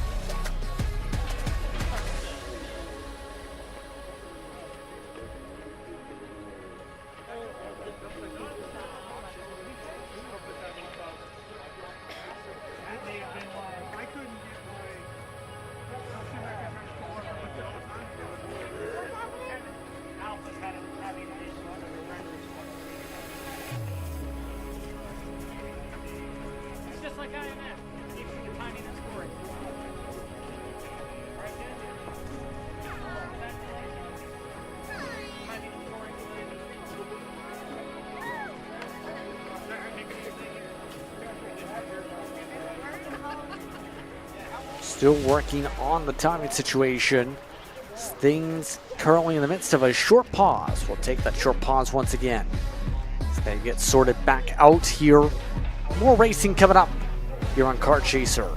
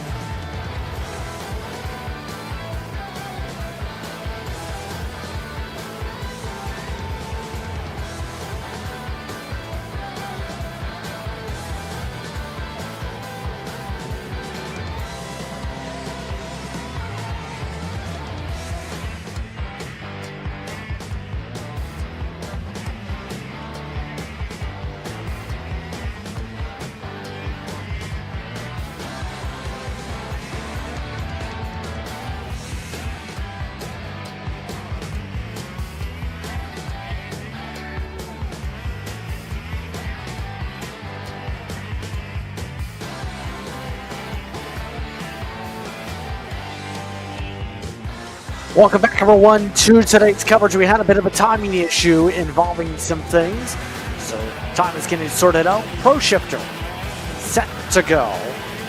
The 9, the 25, and the 4 just received word. Amongst your junior shifters in the field, some of your young drivers are gaining some experience amongst this pack. Layton, Mole, Asher, Ferris, and Ethan Langley are those drivers. But just about set to go here. Your thoughts here, Brad, as we get ready to go Pro Shifter racing once again.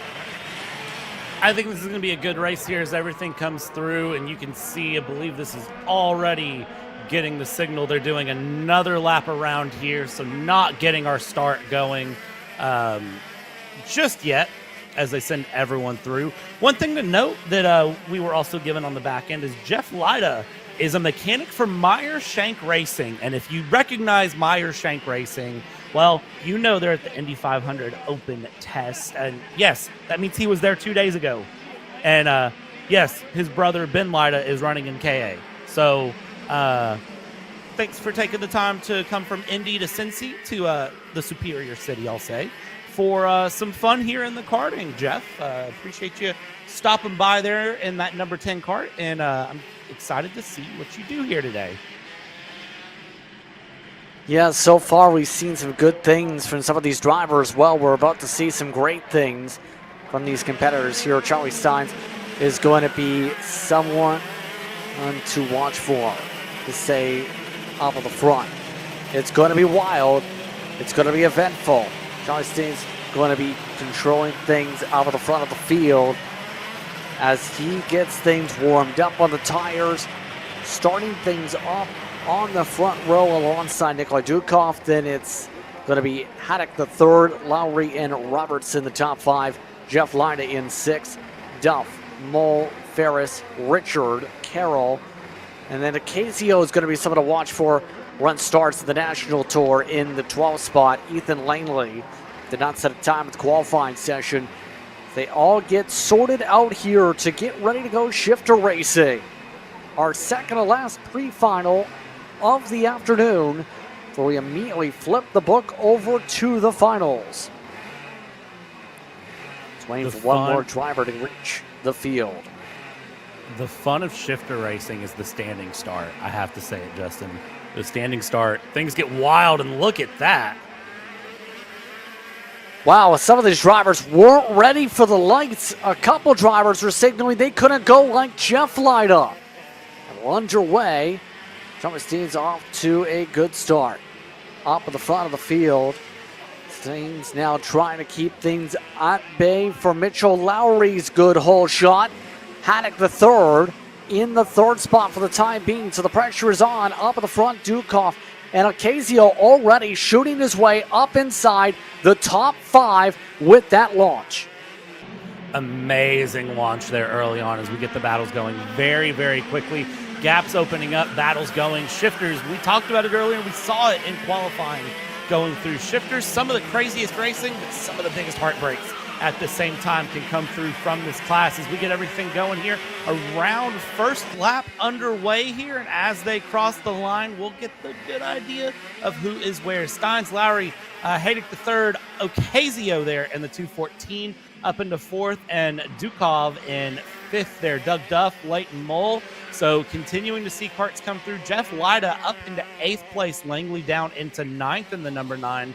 And then everyone coming through up in the front. Steins is still trying to hold off Lowry where possible and just keeping that push, that battle, that challenge going, looking over the shoulder. These karts are so fast and it's so easy to have just one scary moment. Yes, indeed. So far, so solid when it comes to this launch. Mitchell Lowry up to third. Cia Magic Karts and TKG-based drivers on the move so far. Mitchell Lowry, one of the drivers up there that got the opportunity to race with TKG Motorsports in the offseason. That announcement coming on through after having the opportunity to race the opening rounds of the SCCA Hoosier Super Tour. In regards to some of his racing, that is Spec Series for MX5 competition that he got the chance to race in a part of a roster of 5 karts in that order.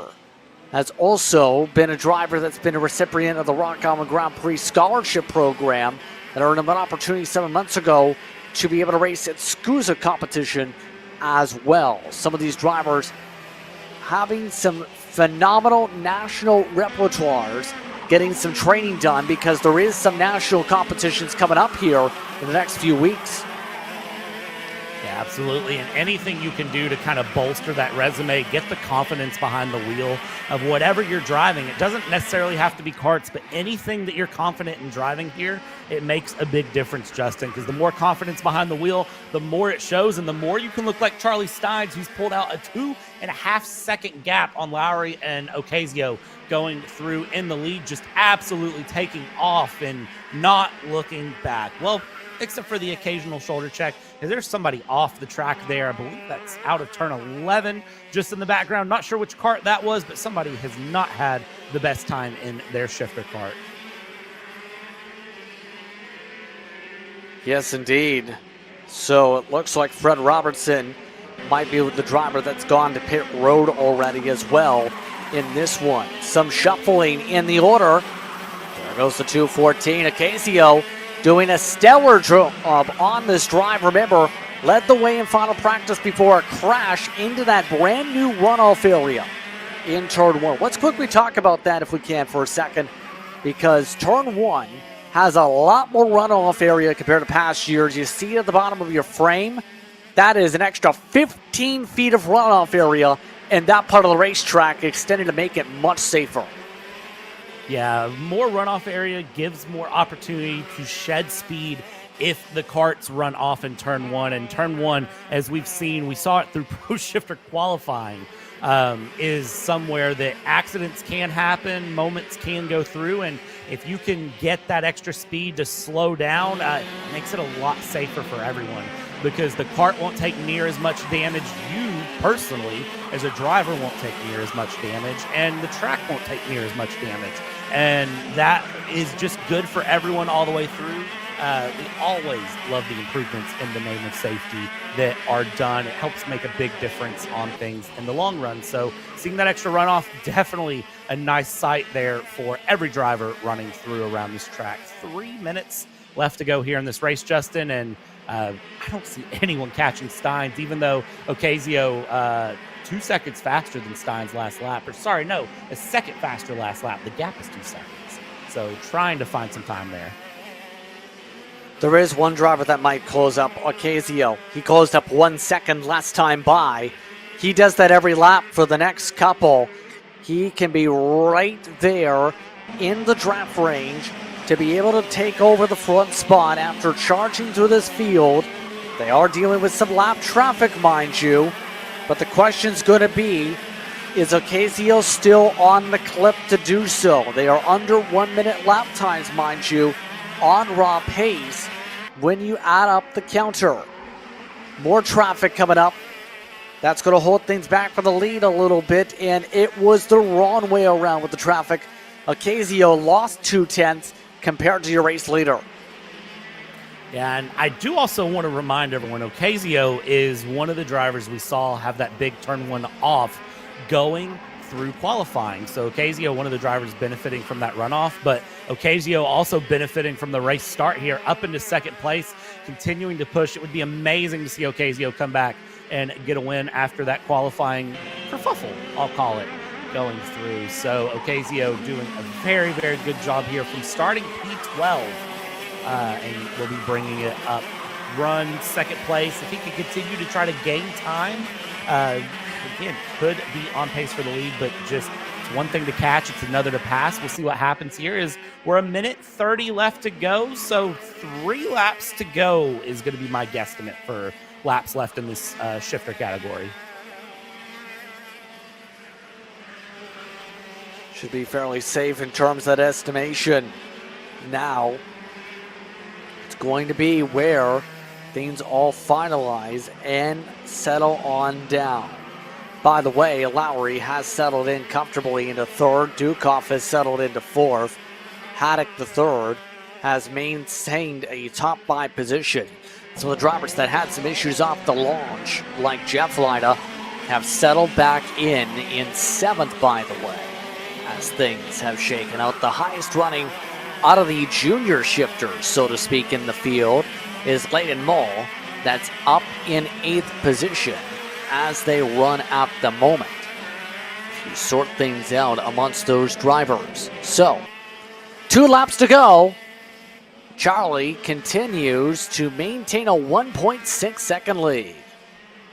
Yeah, and Charlie's still having very good times here. Ocasio, the 2:14 last lap was only a 0.18 seconds faster than Steins. Not enough to catch and close that gap down, but is still giving it the good old try here around MCC. Mitchell Lowry there in third going through. Everyone here in Shifter has kind of found their point where they have sort of just gotten the run consistent, smooth. Last lap on the board here. I think we're 2 laps to go here at this point. So let's see if this is actually the checkered flag as they cross the line here. Let's see here, believe it's 2. Yes, it is white flag. 1 more lap to go on timing and scoring. Charlie Steins still holding on. Steins has done a great job with this race here today. The gap down to 1.5 seconds, but he's been able to maintain momentum this entire time around, maintain the cushion, and maintain the speed showcased at the pro level all throughout 2025 so far across the United States. Only a half a track to go before he closes out an MCC pre-final victory, part of his testing here today. That test so far is showing he's looking really good for when they go to SCUSA competition next month here. Checker flag, Charlie Steins comes up and takes the checkered and Does so by 1.1 seconds over Ocasio. Steins with a great run there. Definitely going to help build the confidence running in for Pro Tour coming up.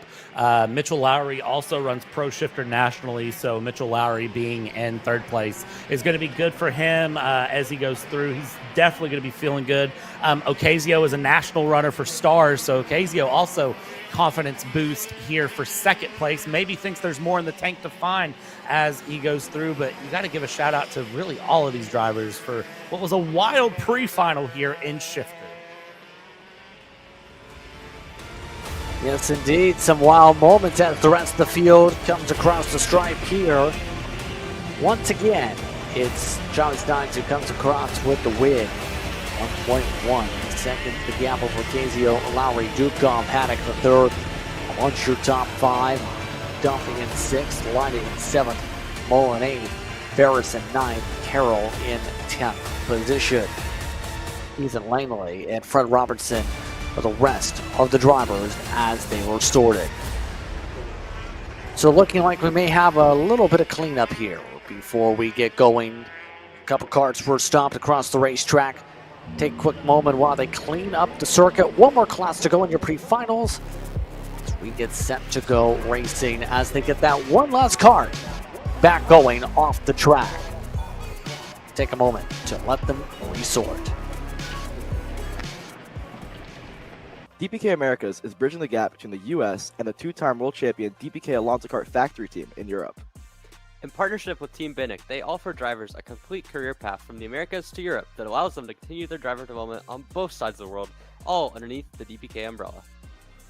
For more information, contact DPK Americas at max@drivensm.com to take the next step in your driver development journey today.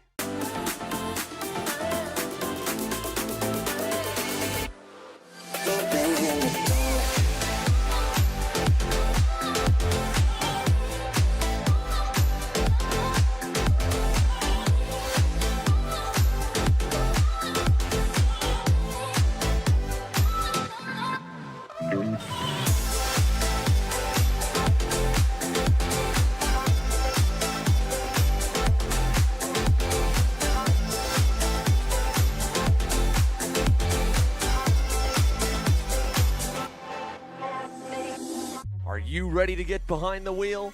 From Formula One to NASCAR and IndyCar, all the pros start here.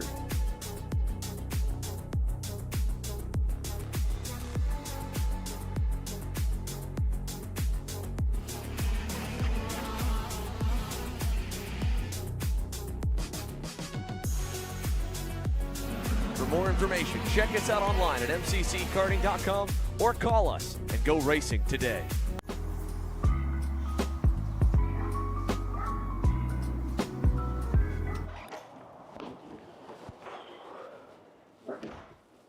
Hey, what's up, Caleb?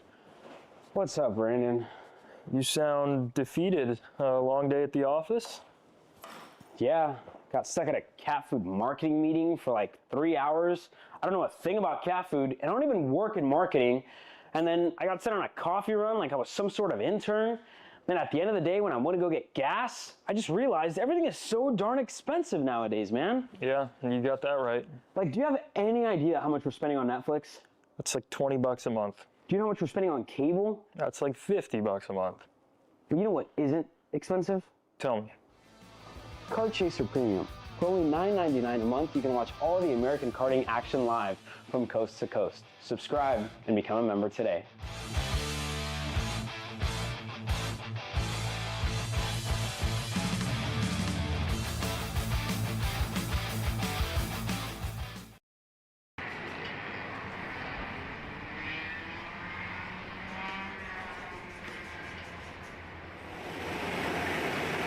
The KA100 Sr. It's the Pro-Am portion of the card.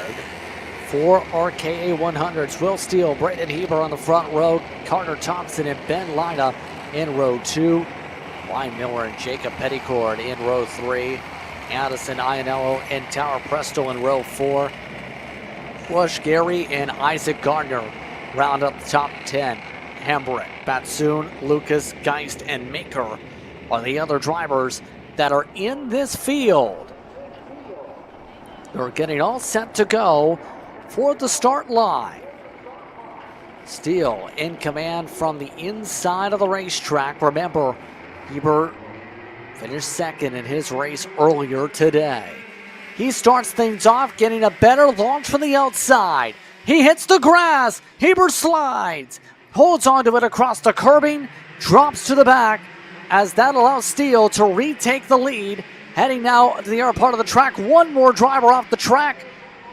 A couple others are scattering about to the back as they continue to slide.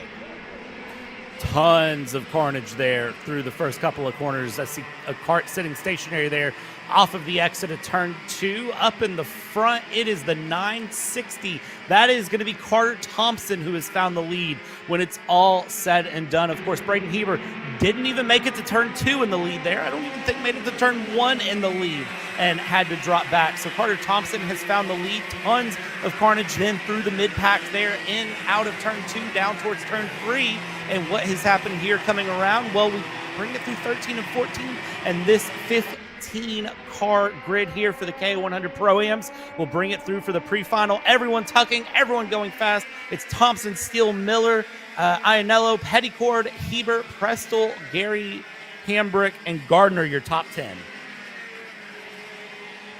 Interesting start as Carter Thompson now leads off in the field. We'll see if that lasts is going to be the major question. We've seen some great battling already in this one.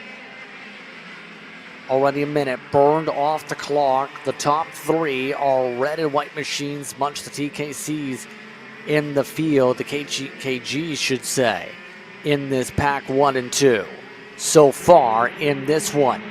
So a chaotic beginning, and now it's going to get really dicey. You'd have to think with some of these drivers in this field already going dicey for second. Forces a checkup in the line. Yeah, this is just going to continue to battle. The 975, their Steele just had a poor exit out of 14, I'll say. Had to counter steer to try to correct. That's going to lose a little bit of momentum. I think thankfully okay there. That was the 5th place driver of Jacob Petticord swerving down the main straight. Not typically what you're going to see, but clearly doesn't like how the car is going through the corners and thinks, hey, maybe a little bit more heat in the tires is going to do it. Of course, air temp continuing to come up here around this track. We're up to 55-degree air temp, which is going to help a little bit in terms of getting tires comfortable. Maybe not the end of the world, all things considered. These karts are absolutely being pushed to their limit. This top 6, 7, 8 separated by basically nothing as they come through and around, continue to battle. Thompson, though, just needs to basically focus ahead. I wouldn't focus too much behind. I'd stay ahead and don't worry about those behind you. So right now, 5 minutes left to go on the clock. 5 minutes on the board as we continue on here. Will there be a chance for Steele to be able to build up the run? Looks like Thompson being a bit more aerodynamic as Steele got the faster lap out of the 2 of them and built a buffer over Ryan Miller. So far, everyone electing to keep it calm up front. And that's the major thing right now, is not going too early on these passes and losing yourself so much time here, Brad. Yeah, and I think the other thing, too, that all of these drivers are remembering is that it's not just about today, too. They have another race this afternoon later, and then they also have 2 more races tomorrow to get through round 2. So I think there is a little bit of kind of thought process and patience that's coming into play. But, of course, whenever you're a kart racer and you know you're getting near the end, maybe that patience will go a little bit thinner as we see Steele getting a good run on Thompson here. Through 12, 13, 14 is going to try to muscle it in for a run. Just not close enough to get the nose stuck to the inside. Is going to be behind yet again down the main straight. But Steele is showing me that there is pace in that kart. Dive into turn 1. New leader is going to be Will Steele. Steele to the point. Now a bit of contact as Thompson tries to get argy-bargy with it. Miller stays behind, elects to wait and see what the 2 karts in front of him now do. Steele, now your leader with 3:30 to go in this race. And now things get darty behind him. Some defending going on for the 46. Iannello, a big puff of smoke looked to be from Petticord as he clipped a bit of the grass. Yeah, and Petticord, a little bit of grass there, but able to keep going without too much issue there. Still looking around. Steele and Thompson are getting very feisty as this race goes, and Miller is right in the mix with that as well. I think Miller is really just waiting to see these two make a mistake, because the way they're racing, it is possible. Just under 3 minutes plus a lap left to go here as they come through down into 1 and 2. Will Steele try to get the fight back here with Thompson? We'll see what happens here. Steele's going to try to steal the win here through this Pro-Am pre-final. Yeah, Steele's the one in front right now with 2:30 to work with. Running 1 minute lap times, dead even, just about on pace at the moment. A lot of drift up for Steele that time. The corner. It seems like the top two have the better karts right now on raw pace if you break it down lap after lap. But the tough thing's going to be, how will things fare out when you know someone like Miller is right there in the conversation? Looks like Thompson looking for a setup, couldn't set anything up with under 2 minutes to go. 2 minutes to go here, plus a lap going around. If you watch Steele here with Thompson, they continue P1, P through. I think really Miller might be more worried about Iannello behind than really about Thompson and Steele ahead. And honestly, I kind of wouldn't blame him there going through. So we'll see how these battles shape up here as they come through the left-hander. Are we going to set up a pass for the lead coming out of 4 and 5? Will Thompson and Steele hold position P2, P1 respectively? Another big bout of drift there from Steele coming out of the corner, and does a great job keeping it together through 7. You can see that these karts especially are kicking up a little bit of water there on the run through 8 because of the way they're hitting the curb, and it doesn't surprise me a bit to see them doing that. Top 4 separated by nothing here. Justin through turn 12, still not a pass to be found. Is Thompson just biding his time? Appears to be doing so right now, just waiting for his moments right now.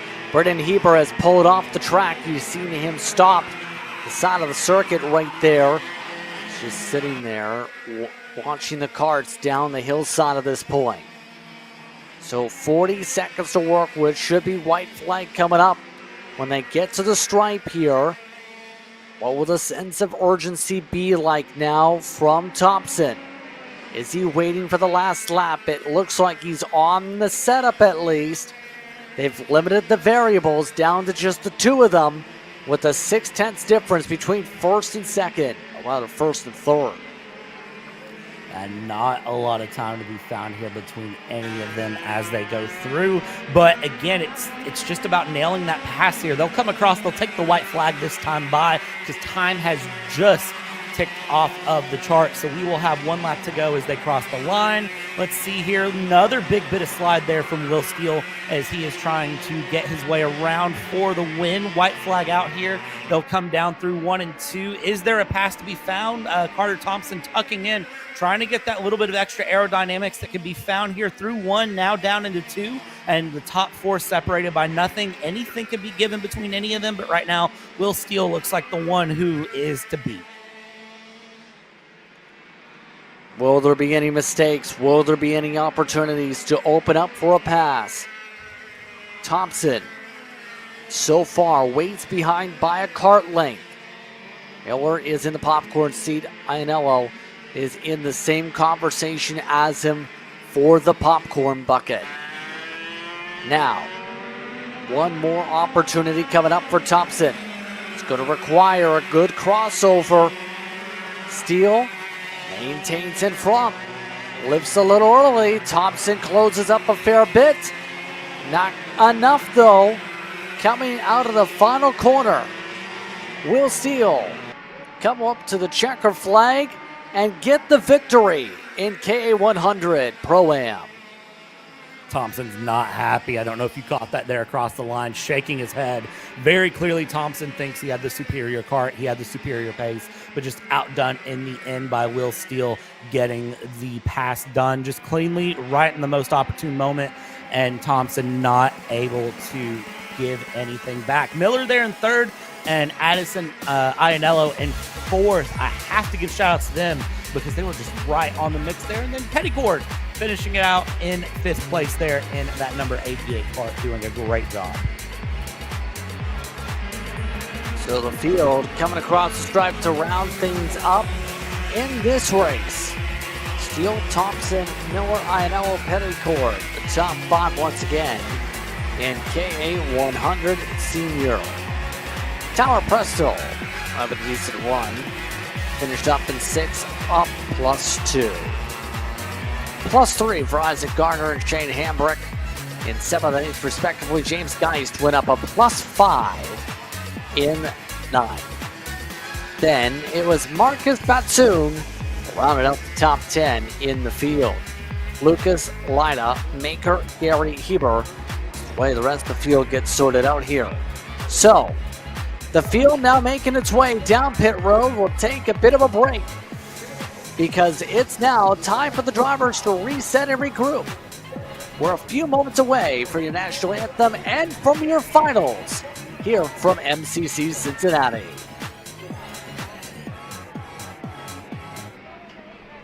All the way up to the finish line. Who is it going to be? And it's Sean Perez who wins in Crescent. Ty Fisher wins $1,000 at KA100 Jr. Alex Stanfield played it perfectly here. Told him to wait. Stanfield wins the Duffy in 2024 for TV Kart. Amarillo Kart Complex is now the official distributor for TV Kart in the continental U.S. Become a dealer today.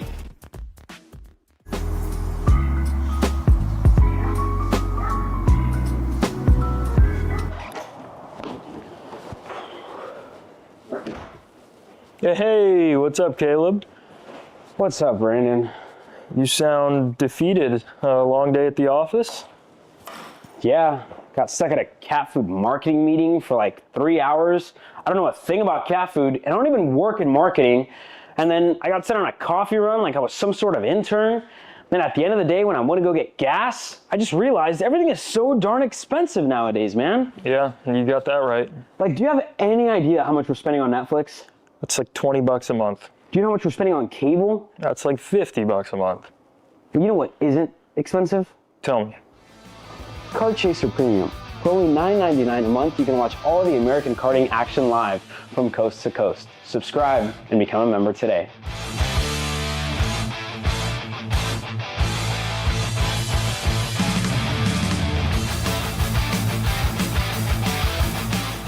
Paulie Massimino wins in KA. Paulie Massimino is a winner in OKN Stars. Take your driving to the next level with one-on-one coaching from 2024 OKN Stars champion Paulie Massimino. Kart rental options are available if you'd like to keep yours at home, and drivers in all classes are welcome, from Briggs 206 to Mini to KA100 and X30. With in-depth data analysis, onboard video footage review, and lead follow on-track sessions, each private coaching session will see you end as a more complete driver than when you started. Book your coaching session now. This is Henry. Henry feels sad. Henry feels sad because it's time for his next big race and his go-kart is in bits. Henry doesn't know that Acceleration Kart Racing is the United States' #1 shop for all of your karting equipment needs. Henry also doesn't know that Acceleration Kart Racing can deliver anything from tires to race suits and even wheels directly to your front door or to the racetrack itself, quickly and efficiently, with tech support available 6 days a week. Poor Henry doesn't even know that Acceleration Kart Racing offers free shipping to mainland USA on selected product if you spend $200 or more. Do yourself a favor. Go to accelerationkarting.com and make sure that you are never left stuck on the pre-grid with Henry. Be smart and don't be like Henry.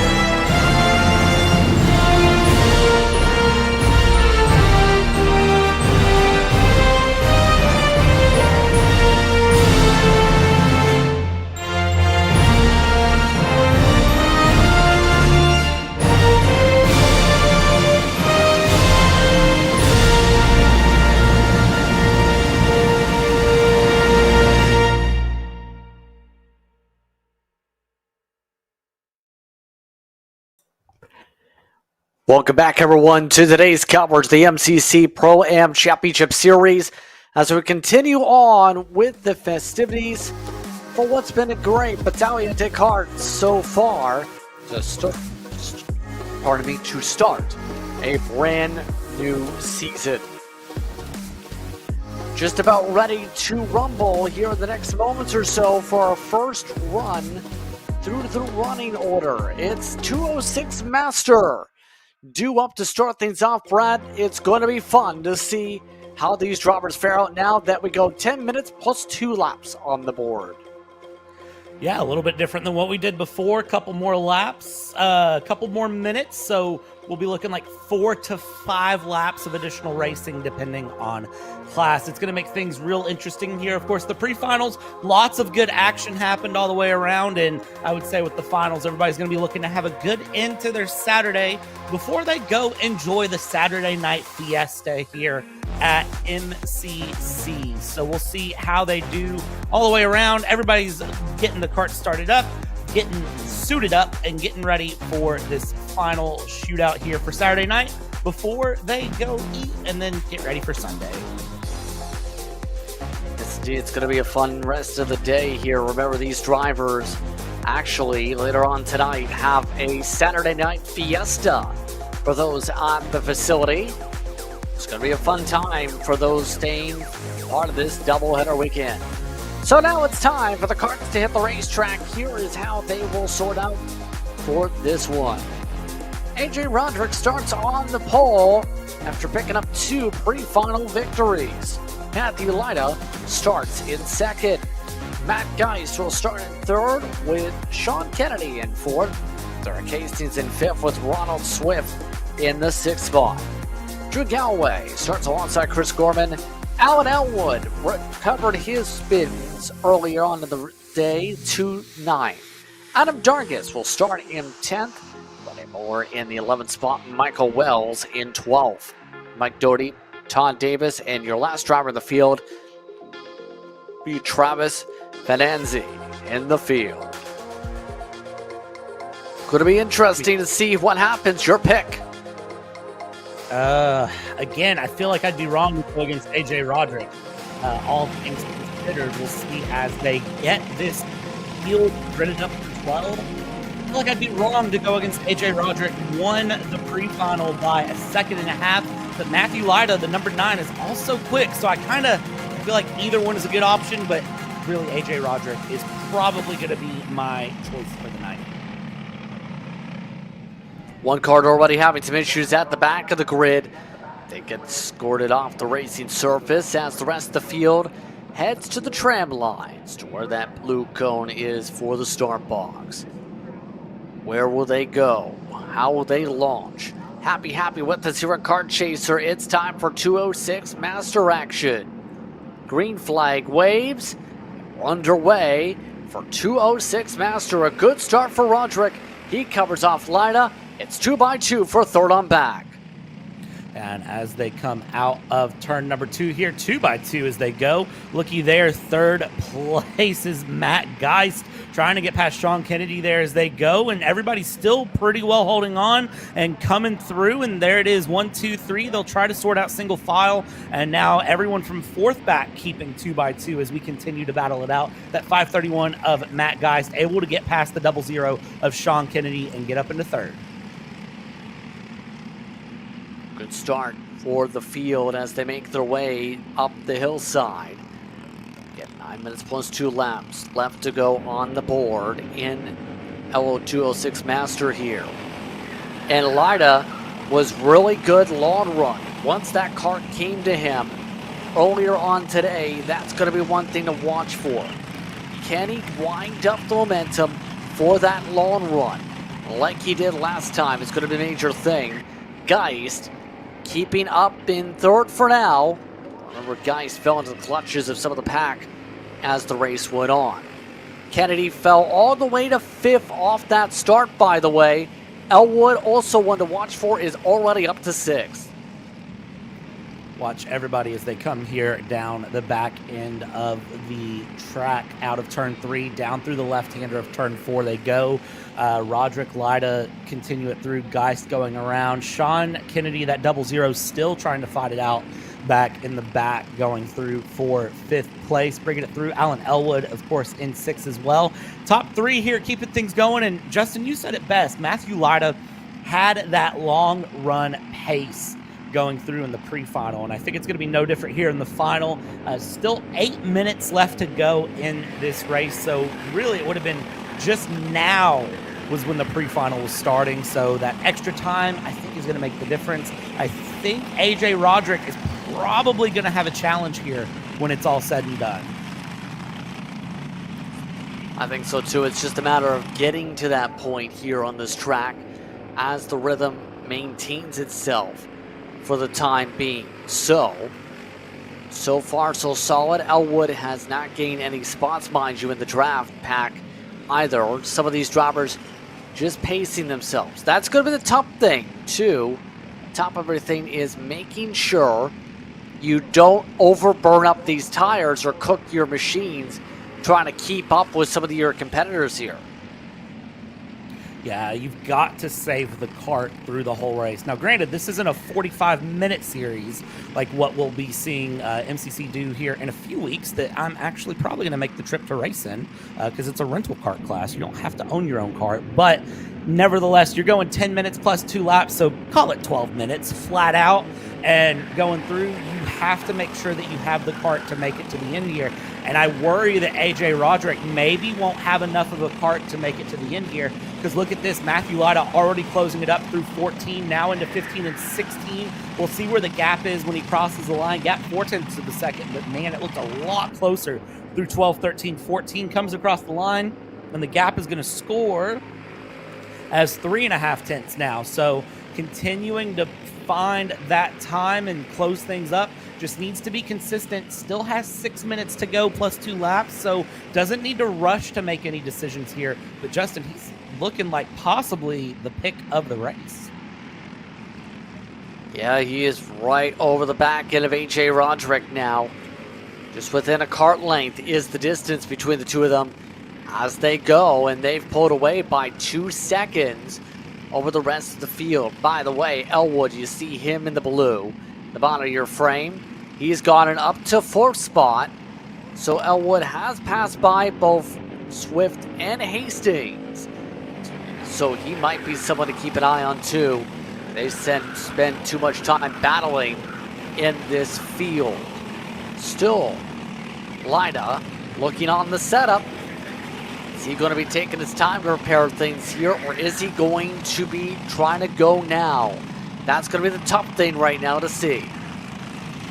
Yeah, and it's really not going to be shown until the end of this race, which again, we're looking at, 5 minutes left to go here. Half race time, not half race distance, but half race time here as it stands. And again, just bumper to bumper is Roderick and Lyda as they come out through turn 4. Keep things going nice and tidy as you please, and we'll see where things land out for them. They keep it going. The one thing I will say is they've pulled out almost a 3-second gap to Matt Geist here. They are running 109 flats and 109 twos. Lyda 0.2 of a second quicker than Roderick last lap. But everyone else is running like 110s except for Alan Elwood, who ran a 109 flat. Fastest lap of the race last lap. Yeah, Elwood is flying around this track. The problem is going to be that interval to close up. Still going to be a solid points day by the end of things, depending on what happens. But still, there is that one drop we talked about some of these drivers having come into play for some of this championship seeding. The battle is on for 3rd. Bit of a draft push for Lyda, just pushing AJ Roderick ahead, just waiting and plotting his time to make sure there's no draft back from Roderick. By the way, falling down the order is Michael Wells. He's fallen down the pylon. Rene Moore still holds on to 15th for now. Yeah, Michael Wells, hopefully everything's okay with his kart. Seeing him drop down and through. the big thing for Lida at this point is you've just got to pick your pass and pick it well whenever you decide to do it. It looks like Elwood has gotten past Matt Geist. From what I could see there, just off the shot in the background, it does look like that blue cart has gotten by. This is one of your passing opportunities. Turn 12 into 13, but it doesn't look like Lida wants to do that. The second of like 4 that I've seen is in through turns 1 and 2. So depending on what they can do, that might be where they want to be. And you can see, looks like they just gave a friendly little wave there to Dargis, who didn't make the race start. I think they just gave him a nice little hello as they drove by. Yeah, Dargis has been way at the side of the road since the start of this thing. And that's unfortunate in that regard. What happened to that cart? Not able to even turn a lap in the final. Under 3 minutes to go in this one. Elwood is now in the top 3. So again, he'll salvage at least a podium run for today's action. And that's going to be important for tomorrow, you'd have to think, for Elwood to set some momentum for tomorrow's racing. Yeah, absolutely. You know, you got to think. You're thinking the whole season, the whole 8 rounds going all the way to the end of the year. You're thinking about today, your finish today, but you also have to think about the weekend, of course, because champion for the weekend is also announced at the end of the day, Sunday. They will say, hey, this person got the most points through the weekend, they get the weekend win. And so that is something, too. That's a confidence boost that you can take through and around for your weekend as they go through. Roderick still has Lida right on the rear bumper. And it's just every time he's holding him right there through 1 and 2, not making the pass yet, but man, he is close and continues it through. Elwood in third, a 1:08.8. Fast times coming from that number 5 cart, but 3.3 seconds back. I think just a bit too far, a bit too much, and not enough time as we're under 90 seconds to go. Yeah, if only Elwood had the track position, we might be talking about a 3-cart battle for the race win instead of just the 2. But now, just a few laps away from the go mark for Lida, just electing to plot and plan still. Think about the path forward to be able to move ahead. We talked about Lida. The drivers has raced at the national level in the past. Roderick, one of the multiple drivers running double duty here today. In a solid job, up by near 0.2 of a second last time by. It looks like he's built up a bit of a cushion. And mind you, Roderick, one of the drivers that helps a lot of people. He's a 3-time WKA Gold Cup national champion after all. He's doing very well up front. Yeah, you would expect that from a 3-time champion, just to know that the patience is there, that the pace is there, but picking your moment is going to be so important. We saw multiple times throughout the pre-finals that carts would make the dive and do a pass and then get passed right back through turn 12, not able to hold on, losing too much momentum. You see Lida looking over the shoulder, knows that Elwood is back there somewhere, but again, Elwood just not enough pace to make it through, but has a very solid third place, is running laps comparable to the leaders. So again, for Elwood, what could have been, started a bit further up through turn 12. Yet again we go, the long wide left-hander, now the tight left-hander into the right-hander of 14 and bring it through. And now this is where Lida is really going to be thinking about it, because now time has called. We're 2 laps to go here. Justin, this is the point where the gloves need to come off if they were ever left on. Yeah, this is the time where no more time to plot and plan. You have to do your plan now or the next lap. To do the next lap, is there going to be a chance, though, to execute the plan? No moves yet through Sector 1.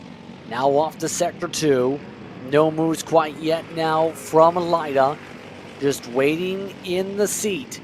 Just waiting, thinking about when's the right time to go. Roderick still maintains up front. Still no moves yet as they come up to the white flag this time. Through turn 11, up the hill, still not looking like there's a move to be made, but very close. Here it is, he's gonna peek out, and you see Roderick looking to the left thinking, okay, you're there, and no, he dives back in. Lida lost a little bit too much momentum and has to dive back in. So he'll settle in, but now Roderick knows he's there. Roderick knows he's under a lot of pressure there. Elwood back behind, and now they'll come across white flag to be found. 1 lap to go as they come through. White flag out and about, and now into turn 1 we go. Look over the shoulder for Roderick, over that left-hand shoulder into turn 2. Look wide is gonna go Lida. The defense there from Roderick to defend the inside. Try the switchback, get back in single file. Lida not able to get the pass yet. Is still looking, is just there, but maybe just not close enough yet, Justin. Still trying to plot in plan, trying to move a couple times over. Now it's the matter of, is there going to be enough chances for Lida to pounce once more? Still within a kart length, up at the front of the field. So far, 10 laps turned. This will be the 11th round. Matthew Lida on the setup. Builds up some momentum. Is there not going to be a chance? Roderick going the middle. Trying to go defensive. Now Matthew Lida tries to arc it out. Will he get an up and under chance? Trying to go back and forth. Trying to cut to the right. Roderick hits the corner well. Lida pushes up. Lida tries to get aerodynamic. Tries to get a draft for one more chance. Roderick looks back. Checker flag. AJ Roderick holds off Lida by about 1/10 of a second for the victory. Good battle between them, and you see the thumbs up thrown there from Lida. So Lida knew that was a tight battle. That was a close battle. In the end, just not able to get the pass done. Gave it the try at the line there with the tuck and run, but again, just 1/10 of a second, 9/100ths of a second separating them out. Roderick, very clean racing from the beginning, watching things through. And a big shout out to Alan Elwood, battling it all the way back up from 9th to 3rd. Getting things through. And then a big shout out as well goes to further back, Davis and Winter, that were both up 5 places respectively. Indeed so. The field coming across the stripe. 16 starters, 15 finishers. A couple DNFs mixed in amongst those finishers that took the start. In this one, if that makes sense. May not make sense. Byron phrase. 14 took the checker flag, 16 took at least the starting blocks in this field. So once again, it was Roderick over Lida in the field in 206 Master. Alan Elwood in second, make it 3rd spot. Matt Geist, followed by Sean Kennedy, Derek Hastings, Ronald Swift, Chris Gorman, Todd Davis, and Austin Winter were the top 10 runners in that one. Drew Galloway, Mike Doty, Travis Finanzi, Rene Moore, and Michael Wells all took the green flag in the race. So, track cleanup going on at the moment. We are in race ready mode for today, but they get things sorted real quick. We will take a quick step aside. Next race coming up in just a moment here on Kart Chaser. Brandon, why are there all these charges for just over $200? I'm tired of all this branding business, okay? Branding this, branding that. Why are there all these expenses on AKR over $200? We know, okay? Take a walk with me. At Shop AKR, they have everything you need to start racing at a very cheap and affordable price. They have MXC rims, they got chains, electrical stands, tilt seats, they got MXCs. And if you didn't know, on top of that, any purchase in the continental US over $200, that's free shipping. Hey, aren't you supposed to be in the AKR Anonymous meeting over there? Dude, I'm doing a commercial. Dude, we have no time. It's about to start. Stop. We all love Shop AKR. Me? More than others.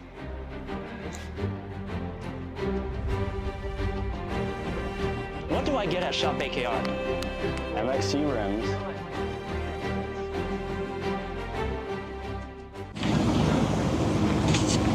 Kyle, what are you doing? It's got my new Greyhound seat. You don't even have a cart. Doesn't matter. I have a Greyhound.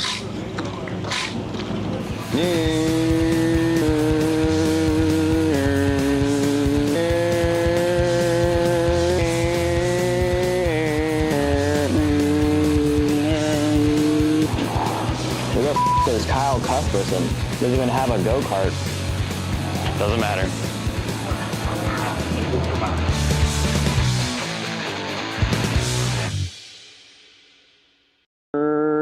Cuthbertson through on Turney. Turney in the dirt.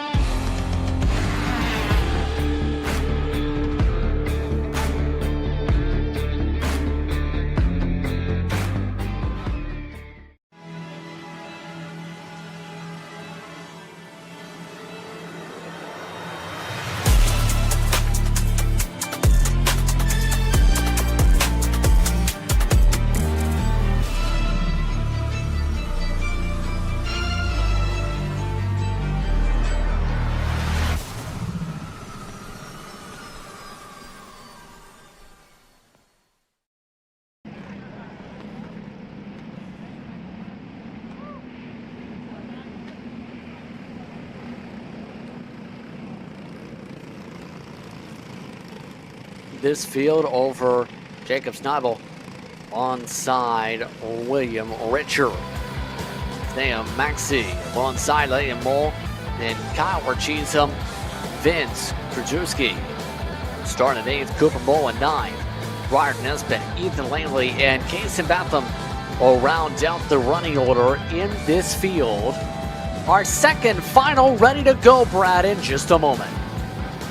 Yeah, this second final is going to be fun to watch too. This is the 206 Jr Final, so this is going to be really fun. Lots of hard racers here.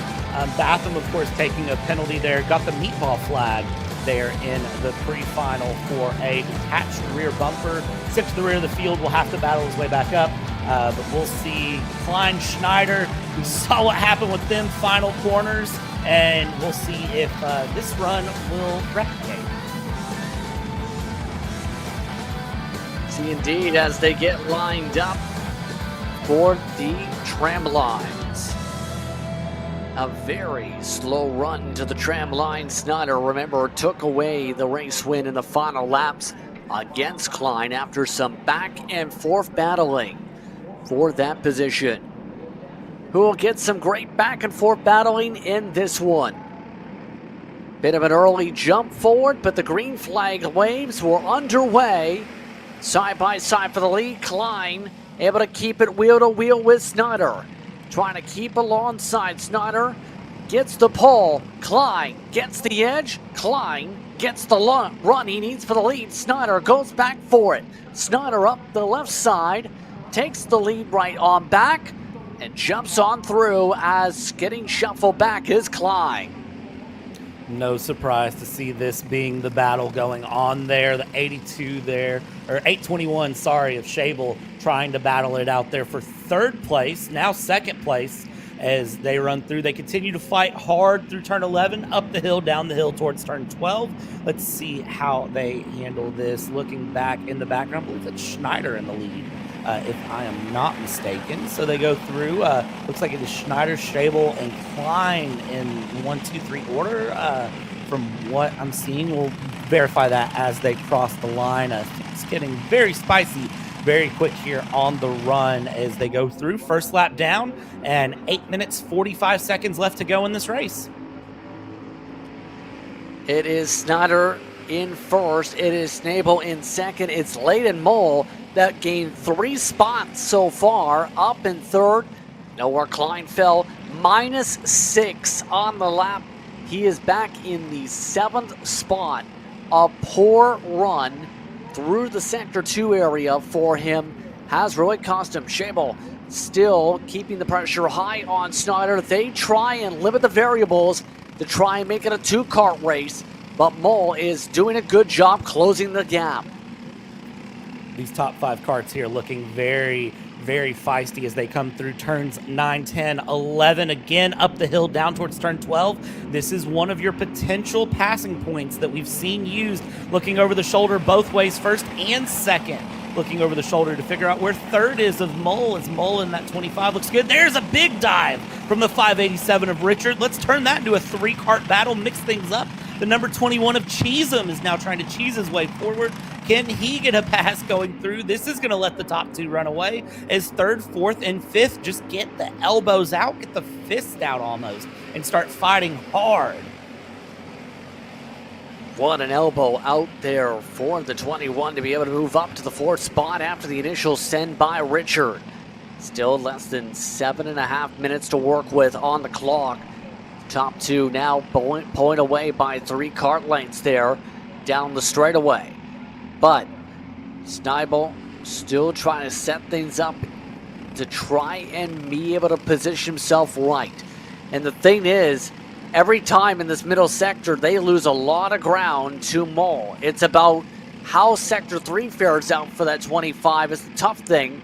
As they get tight and closed up, Mole is now right there if he wants to go. Yeah, Mole's looking very good through this third sector here, starting at turn 12. And Mole is really being brave with the curbs here on turn 13. That's the one thing I've really noticed that's sort of giving him the little bit of advantage and difference to P1, P2, is that he's using the curbs a bit more through, and that's helping him get that run that he needs as we go through here. Schabel, Schneider swap positions here. Mole is going to be right in the mix. Try to open things up. Can he get a pass into turn 2? He's going to try, but no, it is Schabel, Schneider swapping there. A little bit of contact out of turn 2. Yeah, Schabel able to make the swap around, feeling the footsteps of that 25. Now Klein trying to make a pass on Cheatham. Trying to do it the long way around, but Cheatham able to get the run in the draft train. So, the defense now has to be on. You'd have to think for the time machine. Right now, second spot is in a very vulnerable position. Anybody can try and move up, make it aggressive up front here. Looks like Schabel looking in his rear end to make sure there's no other moves coming up that he's not expecting. I still think that 25 looks really good here. Has a lot of pace, and somebody went very wide there going through 13 and 14. Who is that? That is the number 20... No, we don't have a 27. I can't actually tell who that was. The 21, there it is. Cheatham ran very wide through 13 and 14. I don't know why I thought that was a 27 going through. He drops into 6th place. And Schabel, Schneider, 1-2.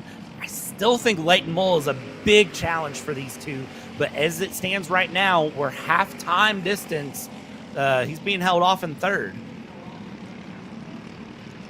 So far, Mole has not been able to make any moves yet.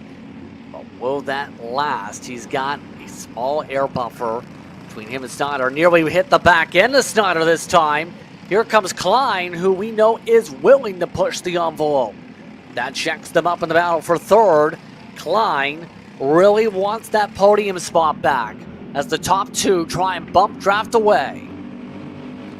I'm not surprised to see Klein back up into 4th here, continuing the battle. He's going to want 3rd place back, but Mole is going to be very not happy about that. Going down the inside, Klein sends it through, slides the cart back in, puts the block in, and Mole is going to be right on the rear bumper of Klein. Klein now up into 3rd, and I think if you're Schabel and Schneider at this point, you look back, you see that white number 33 cart behind, and you just go, oh no, this is going to be a problem, because these two need to run away. They haven't had the pace to run away. Our fastest cart on track by quite a bit is Klein. This is going to just get really close to the end. 3 minutes, 50 seconds to go, and then 2 laps after that. And look at that, Klein already pushing the envelope to the inside. He is under investigation, though. Klein has an investigation pending per race control. So that was shortly after what we just seen involving him and Leighton Mole in terms of some of the argy-barginess that might get looked at there in post-race. How will that affect how Klein races? We'll see. Klein wants that lead back, and will he take it now? No. He'll wait for now. Now he goes for the send. Through 13, Klein back to the lead.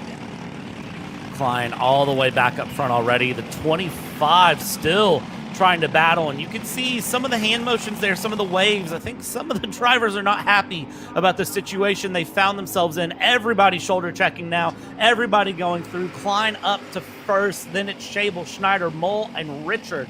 Your top 5 here separated by half a second, all of them in one camera shot. Now this is competitive kart racing here at MCC. Extremely competitive racing right now with how things are shaping up. Still, the question is, can Klein run away the defending champion for this class? Or will there be another run built up? Poke that time for Moll. Thought about a move on Snyder. Elected not to take it quite yet. Coming up to 2 minutes to work with here in this one. Everyone checking the shoulders here into 12. Running through Klein. Schable, a little bit different of a line there. I think just trying to find some time. Schneider's still there in third, and Moll still in fourth. Richard still in fifth, and now we add sixth place of Cheesem into the mix as well. Look at that. So we're just taking these battles, continuing to condense them, make them a bit closer here as it goes. Top 7 all in your picture there as we go through 3 karts battling it out for the lead right now. Schable, Schneider. I thought Schneider was going to look for a pass if possible. Does not. Schable in that 821 still holding on there to second, looking through, but Klein just parking the kart in all the right places to not be passed. Continue it along here through the middle sector and just trying to run away with it if possible, but it's proving hard here. But again, that investigation still pending there for Klein for the potential questionable passing techniques. We'll see what comes out of that decision, if anything. That's the one thing, as here we go for second. Snyder trying to retake it. Door slammed shut by Schable. As now, this is going to be pretty much the flare to spark things on up. Coming up now, 3 laps to go at the stripe. It should get to the 2 to go based on the time here on the clock pretty easily. Next time by, the urgency is going up for Snyder. You need to go if you want the lead. Here we go for the lead. Schable alongside, nearly pushes Klein off. Klein raises the hand in frustration. Able to defend second, as here comes some more moves. Richard trying to dive his way up the inside. Makes the pass on Moll. Everybody trying to pass everybody. Now it's RG Bargy for second. Well, there's the fireworks that I was expecting from the junior category going through. The 9 of Schneider now wants to try to get past Klein if possible. And as you pointed out, the hand going up there from Klein. Klein not happy about how he was just raced there going through, and I think he's going to repay the favor here into 12. Gets the run down the hill, looks to the left, the 821 does of Schable. Schable has to let Klein have it. Klein slides, and Klein's going to just park the kart right in the middle of the track, hold everyone back, and says, all right, if that's how you want to pass me through 2, well, I'll pass you back through 12. Contact the 9 and the 587. Schneider and Richard with contact. Both of them look at each other with the hands up. Neither one knows who's at fault, and neither one of them happy. 2 laps to go is the signal. The top 2 now have pulled away by about 0.8 of a second. Will Schable get another chance on Klein with how things are going? Back and forth they continue. Up at the front, more slipping and sliding. That was Moll clipping the tire into the grass for a moment. But now it's the question of, will this battle see a major holdup now for the race lead? This is going to be an intense finish here, to say the very least. Schable trying to go as hard as he can here on this setup. I think some people have figured out very quickly who their friends are and aren't in this extremely competitive run. Pass back in the background, that's 5th and 6th. That's Richard and Moll that are passing each other. We saw them kind of not like each other for a moment there. Going through, they get things clean, single file around. Big battle up front here. You can see that 821 Schable looks to the back, kind of bumps his seat a little bit. He's trying to find any additional pace he can find in that kart as they go down. White flag is now out. Into 1 and 2 we go. It does look like Klein has a good run. Is Schable going to be brave on the brakes here? No, he is not. But Schneider in third was brave and is able to get a run up. Are we going to have a battle for second, a battle for the lead? What is going to happen? And this is going to get so close here with only about half a lap left to go. Half a lap to get the job done. Klein trying to get the win on track at least for now. can confirm no penalty. They have cleared Adler Klein on the under investigation flag. No penalty for the 33. This is indeed for the overall winning. So, who will get that said win? Klein gets a good run, gets a good cushion away. Schabel trying to build up the run through 13. Defensive line by Klein. Will Schabel get a run, trying to get a diamond down. Snyder may have got a better run, if anything, for second. Klein gets to the final corner. Adler Klein comes down the front straightaway, put it on the board. It's Klein with the win. Schabel just about stole it in the celebration, though. If Schabel had gotten that from Klein because Klein decided to celebrate a little bit too early, I would have actually lost my mind. That would have been just storybook moment of the season. And we're only round 1 final. So Klein very clearly happy with what's happened here. Schabel almost took it away, though, and I don't know that Klein has a clue that he was that close to losing it. And Schneider, of course, trying to get that run into third, having a good run into third. Richard fourth, and Mull. I said Mull was going to have a challenge, but ultimately Mull ends up in 5th place when it's all said and done. Wild moment once again at the very end of this one as they close out the run. Once again, Klein over Schabel. Then it's Snyder in the 3rd position. William Richard finished things off in 4th. Layden Mull rounding up the top 5 on your board on screen. Maxey and Cheesham 6th and 7th. Then it was Cooper Mull in the 8th spot. Back to Nesbitt in 9th.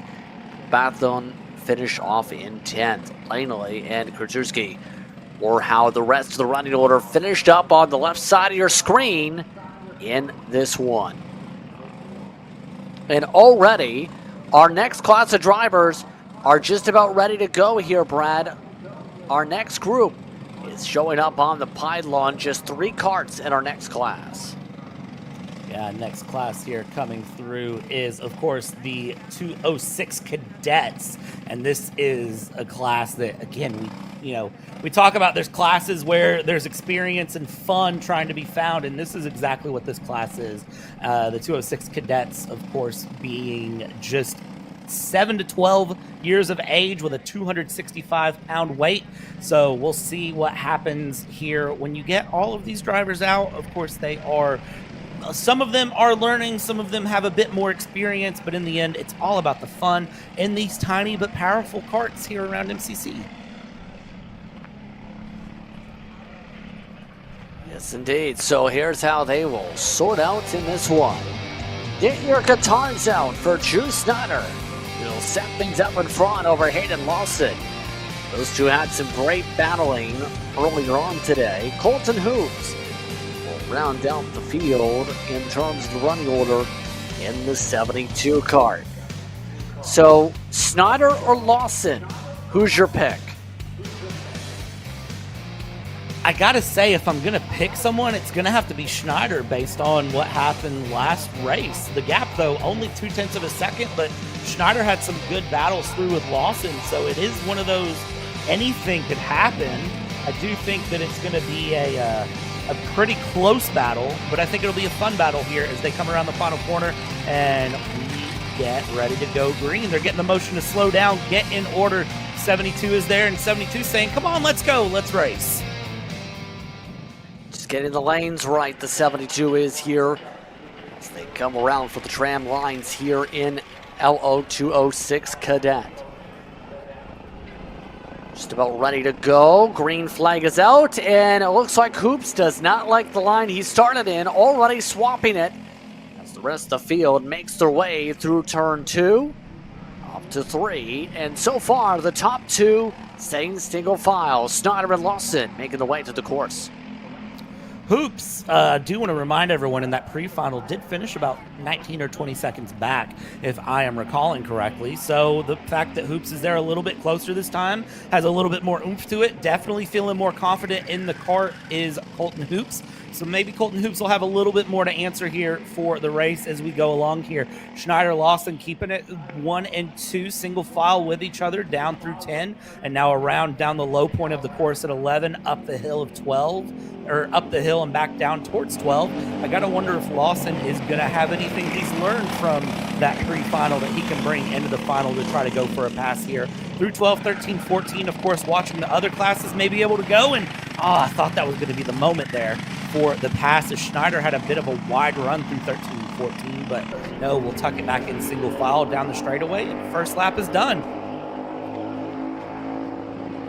First lap complete. The top two building up a good buffer of 1.6 seconds over the rest of the drivers, in this case the driver of Hoops. So it's going to be about keeping the rhythm and the pattern together now, Brad. It's a very, should I say, rhythmistic racetrack when it comes to the ebbs and flows of this track, and we're seeing these drivers continuously make sure they hit those flows just right on the tape.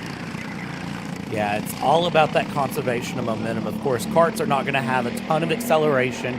They're going to have the braking power needed to really, play the safety game of stopping, but you're not going to use the brakes too much. Maybe a little bit for rotation, but really at this level of kart, you're not going to be, trying to twist the brakes through and drift and do a bunch of, crazy maneuvers.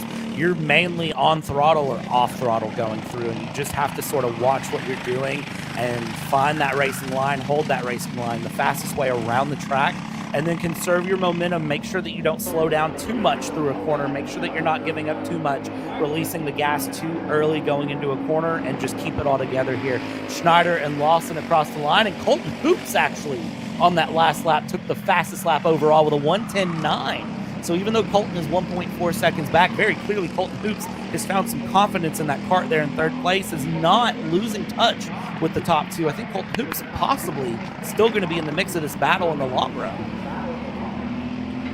Yeah, he's keeping within distance. He's not falling a fair bit back. In fact, he's doing a great job staying at least in the conversation with that fastest lap last time by 2/10.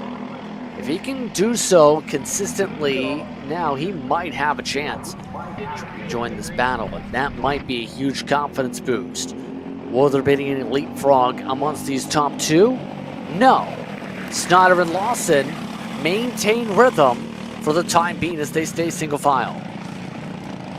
Coming out of 13 and 14 here again. Schneider, not the best line through 13, trying to set up 14 a little bit different, and it's just not working near as well as I think Schneider wants it to, but Lawson doesn't have a response here, and as soon as I say that, let's go side by side. They cross the line, and Lawson is going to be ahead of Schneider. New leader here for Hayden Lawson. That number 10 kart gets past the 11 and is able to go through, and yet again, Colton Hoops is the fastest kart on track. Where is this pace for Colton Hoops coming from? Because that 72 is flying again, over 0.2 faster than the karts ahead. This is going to be very close with these three on top of each other here pretty soon if they keep this up now. Already see the 10 of Lawson looking back in the back end. Keep an eye on things as they make their way around the course.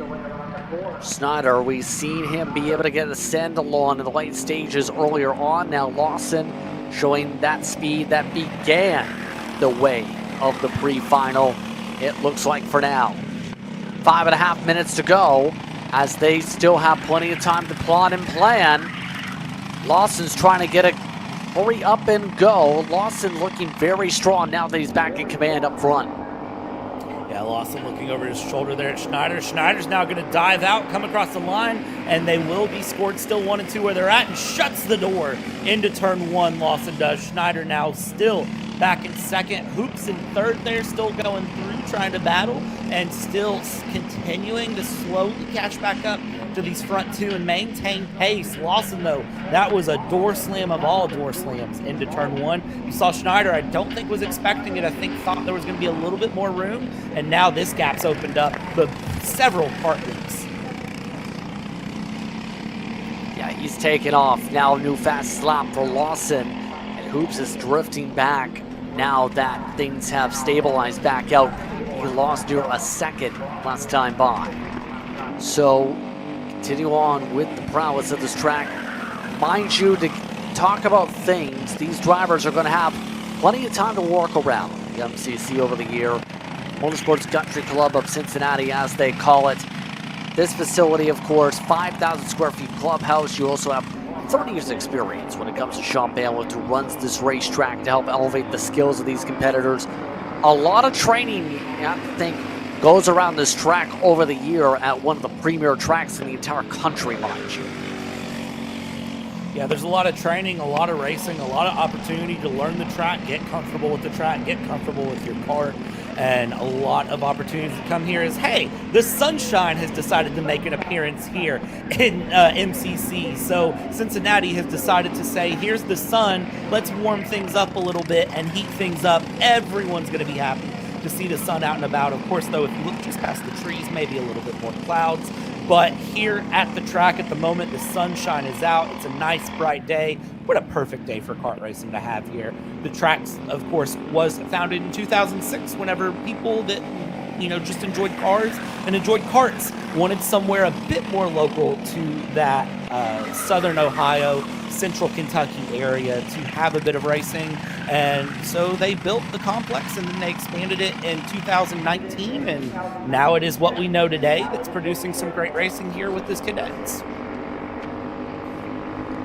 Indeed, and now today it's producing some good battling. Of course, more configurations, mind you, with this racetrack around the facility.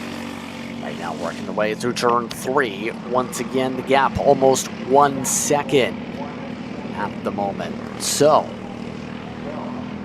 gotta love that the sunshine's coming out at the very least after being very cloudy. Looked to be cloudy much of the day. The forecast showed partly cloudy. Wasn't looking like it'd be going to partly cloudy, but now the sun making it look nice and very much positive for what should be some good battling here between Lawson and Snyder now at the later stages of the day. Yeah, and as this battle heats back up, things have closed back up now. Schneider trying to get the move on Lawson, goes up the inside here of Lawson. Is Lawson there? Took a weird look at his kart going through down towards turn 12. Not sure if he just wasn't happy with pace, had a poor turn 11, or what happened there as we go through. And now Schneider, just takes off. Lawson has the hand up. I think Lawson's kart is done. I think Lawson is into the pits, and that is going to be, no, that is heartbreak. You see the smack of the leg. Lawson is out of this race. It is Schneider and Hoops alone that will run the final 3-4 laps of this race. Something obviously coming apart there for that 10 machine. Now it's hopefully guaranteed that Drew Snyder gets some good points heading into tomorrow. What a turn of events, to say the very least. Lawson looks super fast, and it just all came apart after that send all of a sudden. Would explain in part maybe why Snyder closed up so much in one lap. That is heartbreak and a half. You have to feel for Lawson, just mechanical issues, the name, the sort of scary creep up that can happen in any situation. You never want to see it, but when it does happen, it just hurts here. As we see Colton Hoops continuing to push through, continuing to go, is running laps faster than Drew Snyder, I will say that, last lap. But of course, Schneider had to work his way around Lawson. We'll get a good idea of where pace actually is at for Colton Hoops compared to Drew Schneider here as they cross the line this time by. And we'll see, it is going to be not the same story there. Colton Hoops not the best lap. Runs a 1:12.9 versus Drew Schneider's 1:10.4. Gap opens up to almost 7 seconds as this will be the 3 to go mark. Yeah, coming up to 2 laps to go, in fact, this time by, based on the pace they're turning right now. This clock will reach zeros here. Drew Snyder putting on good performance to end off the day, for him at least, in this part of the day. Drew Snyder, racing since the age of 4, we touched upon earlier on. This is his home track, driving a nitro kart, based out of Batavia, Ohio. It's got to feel good to be able to have some good rhythm. The local racetrack, one of the drivers that's also raced over the years, CK and A competition. Coming around this time by 2 laps to go. Drew Snyder looks to just close it up. Yeah, whenever you're Drew Snyder going through, again, home tracks are either a blessing or a curse. And as you can see, at least for this Saturday here in the 206 Cadet class, the home track is definitely playing positive for Drew Snyder going through. Hoops there in second. Again, consistent on pace, looking comfortable, but 8 seconds the gap there. But Colton Hoops was competitive for a bit, so I think into tomorrow, Colton Hoops will be taking a lot of confidence going forward, because Colton Hoops is just continuing to push and find time, find the rhythm around this track. So I would say tomorrow, Colton Hoops is going to look fairly good going in for that Sunday round 2. Yes, absolutely. Should be seeing the white flag this time by for Snyder. Come around for the final time by in what's been an eventful one. The 11 machine just needs to drive it on home at this point to finish up the day in the Nitro machine. Coming up to white flag, final top around, Snyder holds on to a more than 8-second advantage up in front. And he'll keep that advantage through turn 2 he goes, bring it around the right-hander of 3, back to the left-hander of 4, and at this point he knows there's nobody behind him, there's nobody ahead of him. He is just enjoying this lap of the final time around here for the Saturday. He'll be very happy to have this win here in the cadet class. It's lots of good momentum into Sunday. It's nice breathing room. And again, as I said, Colton Hoops, I think will be a bit more the challenge tomorrow to watch for, as he's found time. He's looking comfortable. I think maybe just the 10-minute length kind of catching him off guard, plus 2 laps, because the final few laps here have been a little bit slower for Hoops, but whenever he was there in the beginning, he was able to stay right on the back of Schneider and Lawson and stay within a second or so of them. So we'll see what happens. Final couple quarters though, and Schneider gets a home track win. Coming up down the straightaway, Drew Snyder take the checker flag, pick up the victory. He wins in 206 Cadet here today at MCC. Good run for Snyder to pick up the win to start off the points-paying day for him in this season for this class. Hoops, the air finisher in this class. I still feel for Lawson. Heartbreak for Lawson there, but again, that is just the nature of racing. Sometimes it happens, and hopefully he'll be able to troubleshoot whatever happened with that cart, figure it out, and bring it home tomorrow.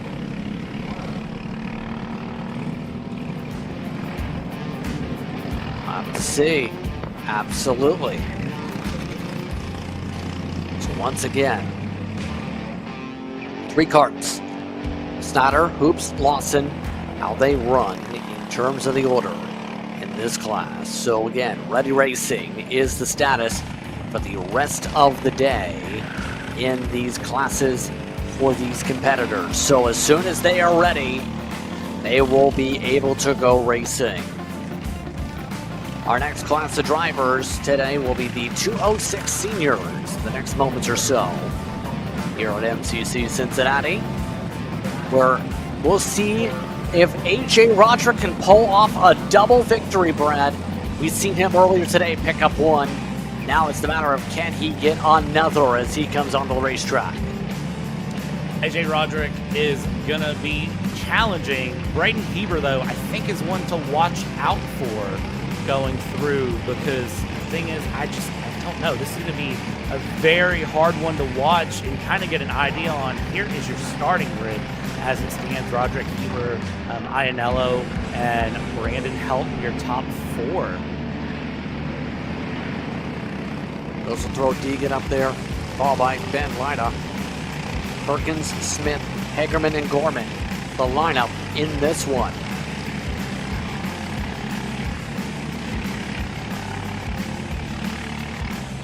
So look top to bottom once again to the running order. Who is your pick in the seniors? I think my pick is going to be Braden Heber. I just think Braden's going to do a really good job here of challenging. Braden, of course, in qualifying was quick. Qualified pole for the pre-final.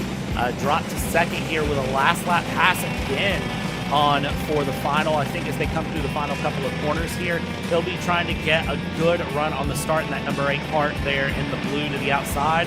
As they come through, it's hard to say. Roderick, you'd be smart to say Roderick, but I also think Braden Heber has pace.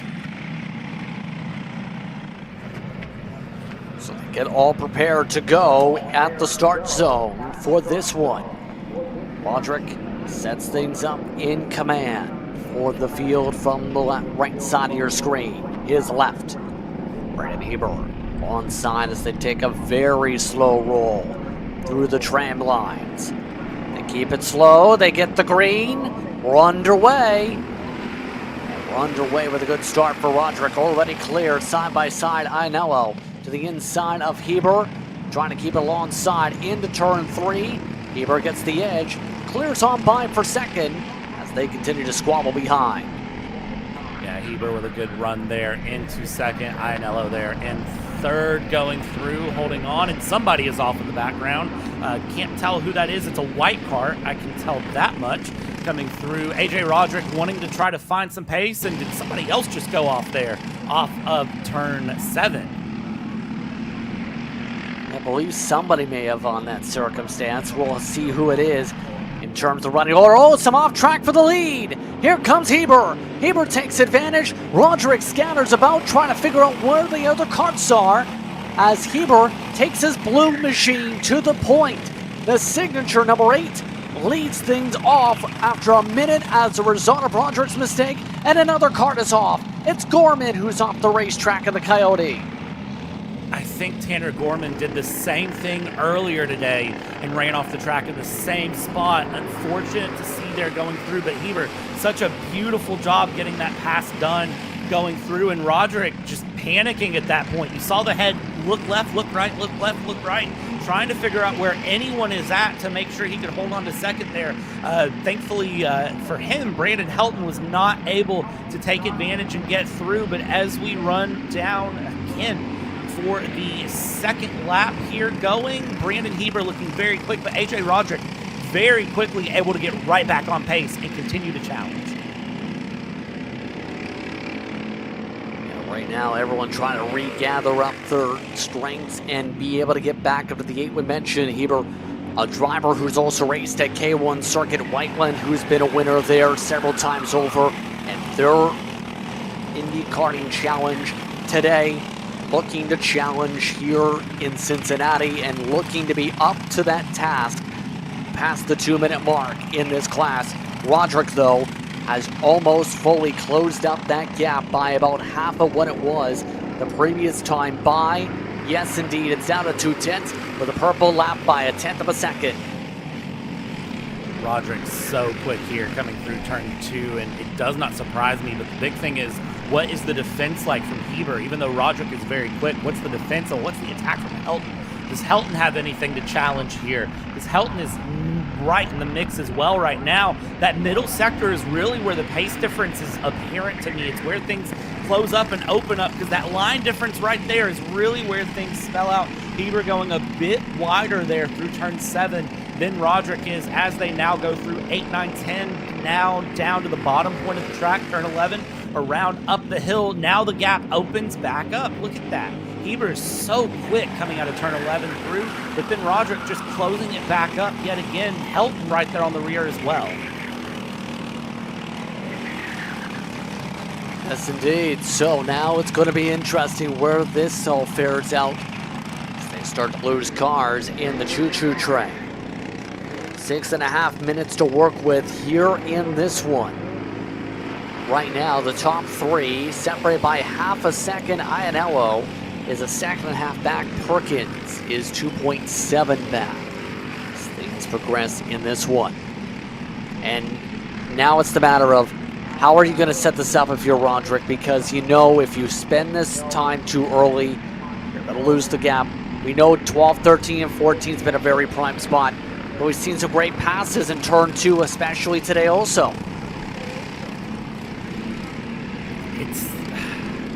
It's one of those 6 one way, half a dozen the other. Sun comes out, so everyone's going to be feeling good here.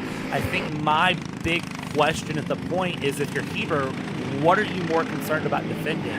because you defend one spot and you open up a pass for another moment. So you see here looking through, Heber looking back in 12, now through 13, 14, holding on. Needs to keep a good run out of 13 and 14, now running around the corner of 15 here. The second corner of 16, down the main straight he goes. He's going to kind of peak a little bit, not worried too much. Down into 1 and 2. Roderick is kind of there, but not close enough. Again, you got to be a little bit closer than that to get the pass done. I think at this point, Roderick is just biding the time, trying to learn where Heber's quick, trying to learn where Heber's slow, and then probably going to wait a little bit longer as we're now officially half-time distance, Justin. 5 minutes ago, plus 2 laps. Time taken away fast as we are already zooming through our 4th of 9 races for our finals today. As time progresses here in this one, will Roderick find a way to progress forward another spot to the race lead? Trying to set things up, lost some ground to Heber though, trying to keep things lockstep through parts of this racetrack. It's been a challenge for some, especially in that run up through turn 11. So much time can be lost if he hit that 90-degree turn the wrong way.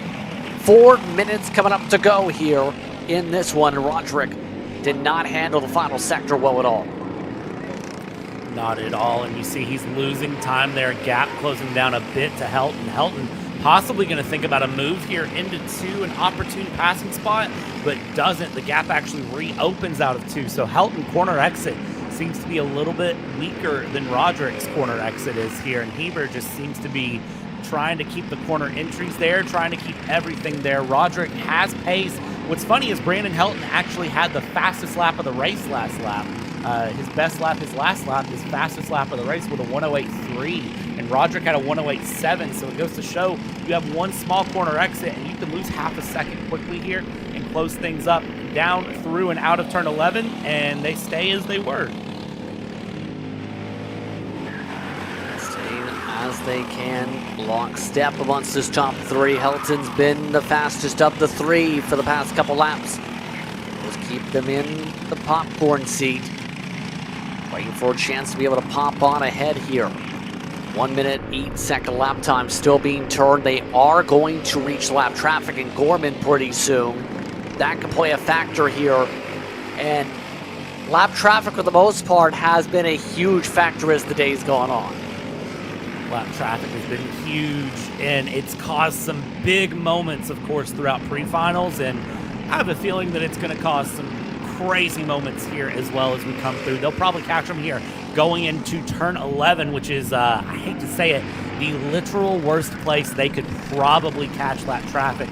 Look at this, Roderick very quick there, right on the back of the number 8 of Heber. They come down 8, 9, 10, and will it be 11 that they catch them, or will they have to pass them through 12, 13, 14? Either way, it's not ideal, and that is a good move there from Tanner Gorman. Very heads-up driving, gets all the way out of the way, and it plays no factor at all in the lap traffic. Puts them on through, no issue. 2 minutes to work with here in this one. And now Roderick needs to close up and fast.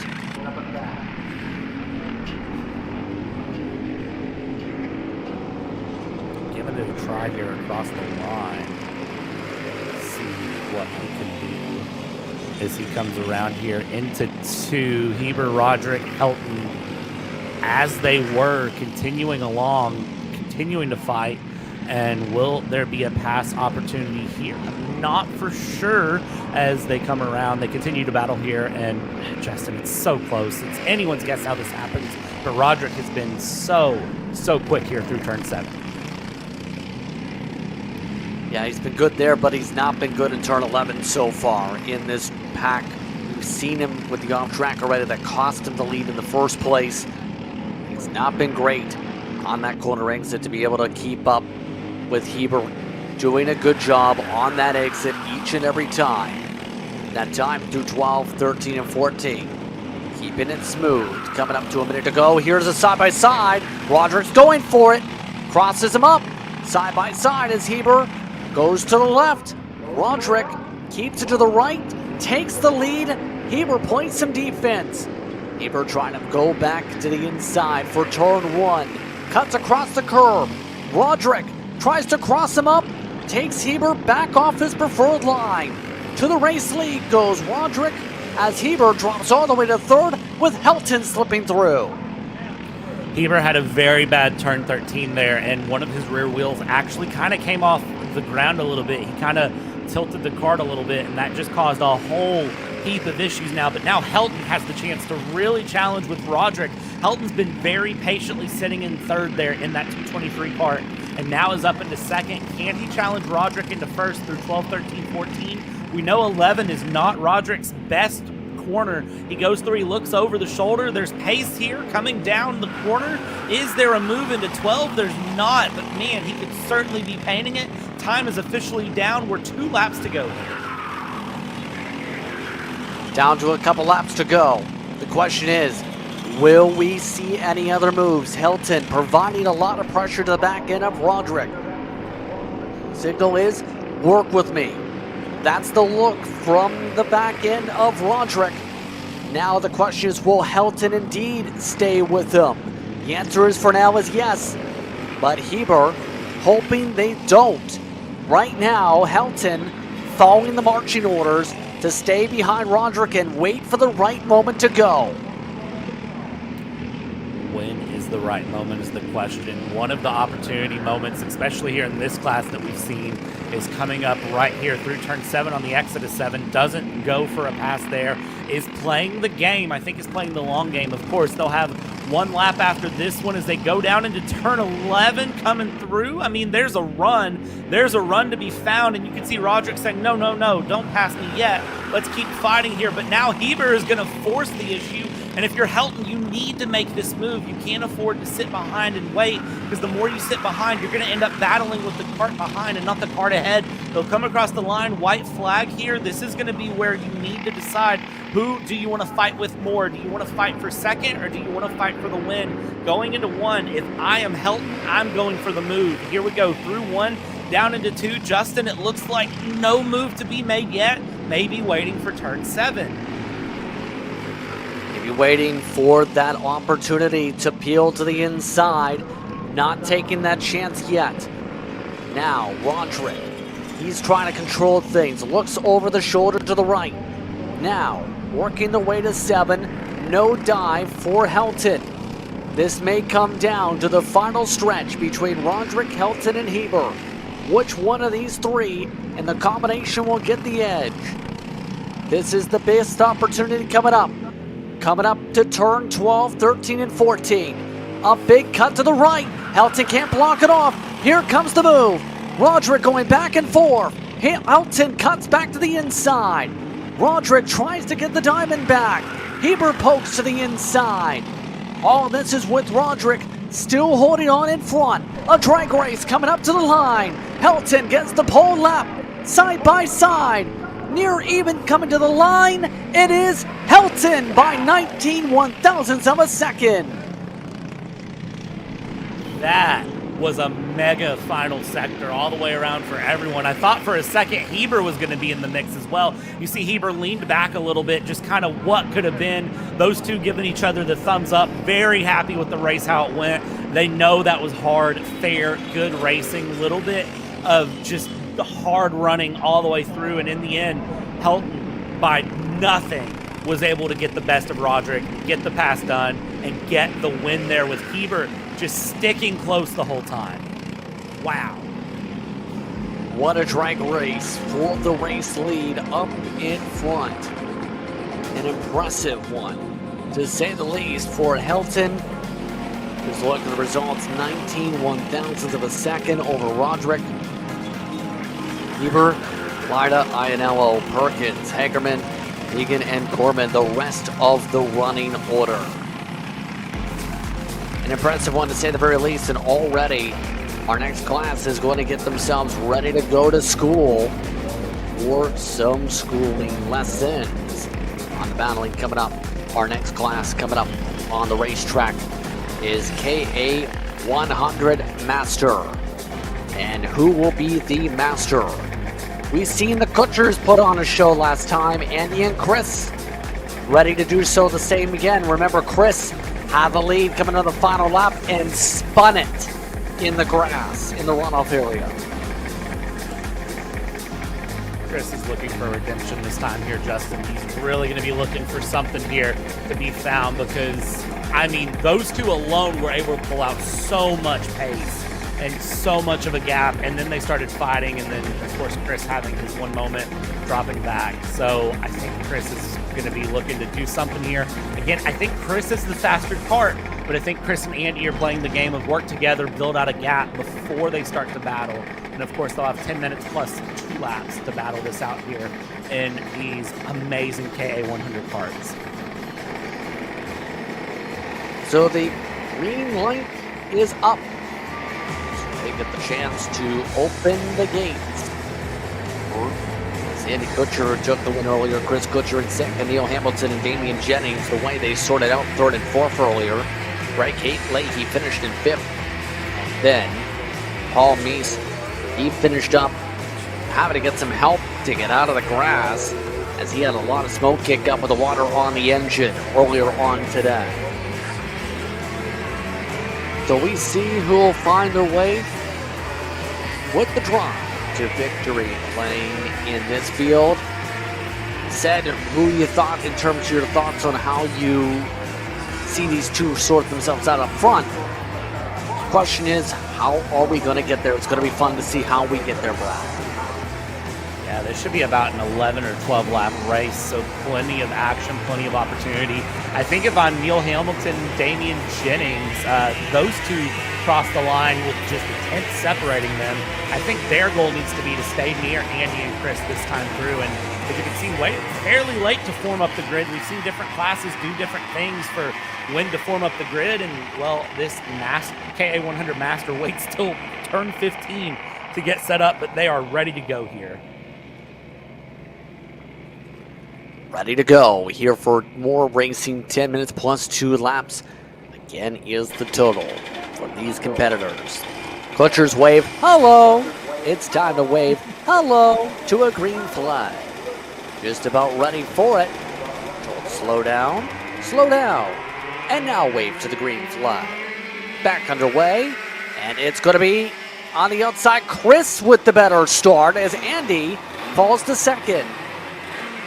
Andy waving hello there, and then just didn't say hello to the gas pedal there. Chris with a great run on the outside, gets it away there, and will continue through and around. Jennings and Hamilton, I believe, swap positions as well in third and fourth as they go through. You see a little bit of tucking there from the fourth place Kart, but Chris and Andy are going to try to do what they did last time and run away if they can. That's going to be the hard part, is for them to run away and still be patient with each other. At some point, Andy wants to get back past Chris, and it's just a matter of when as we see them come through. Down into 12, a little bit of a slide, a little bit of a different line from Andy over Chris, trying to peek to the inside a little bit. Around through, 1 lap done and dusted, a minute on the clock done and dusted, and they are starting already to pull that gap. Starting to pull it out just a little bit right now, at the very least. So, already a minute turned off the clock, and so the brotherly love, or the family member love is the better way to phrase it here. Ready to see what happens amongst these two. So, all that being said here, you have Paul Meese that apparently got getting really going on the blocks, either based on those on the pylon in the order. Never mind, see him on the racetrack. As you see them sort themselves out, Leahy already gaining some time on the track. So, the 4 drivers behind are staying pretty close together, I will say, in that pack for now to provide themselves some pressure. Yeah, they're keeping things close there, and I think because the big thing they know and what they would have recognized from the pre-finals, that if these two get in any sort of a moment, they can capitalize and move through. And here's the thing, brotherly love, brotherly hate, brotherly defense, brotherly whatever you want to call it, Chris and Andy are going to battle it hard here. And if anything happens, a little bit of wheel contact, a little bit of off track, a little bit of water, anything comes up, it's going to prove to be problematic as side by side they go through turn 5, and they are able to flip-flop the positions there. Again, it's now Andy ahead of Chris as we go through the way they started. Andy in the 299 gets in front. Able to make the move to take the lead after setting the fastest lap of the race by a couple 100ths of a second last time by. See if there's any more family member battling and squabbling here pretty soon. Can't confirm he is indeed off the racetrack, as it's 5 karts left to go on the circuit for the time being. There's the look over the shoulder from Andy. And so you have to wonder what's going through the mind of the rest of this field, those in that second pack, when you see what's going on with the front 2. What goes in your mind when you see such a big gap for the karts in front?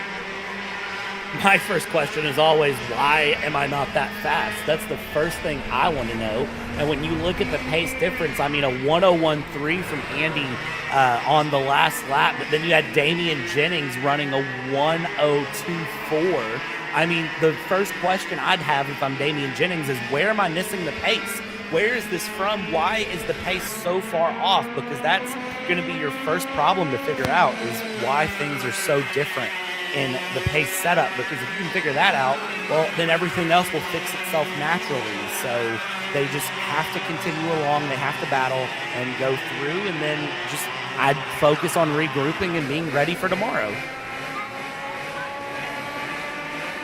Yes, and trying to make sure you keep those improving strides is also critical to driver development and to your kart development.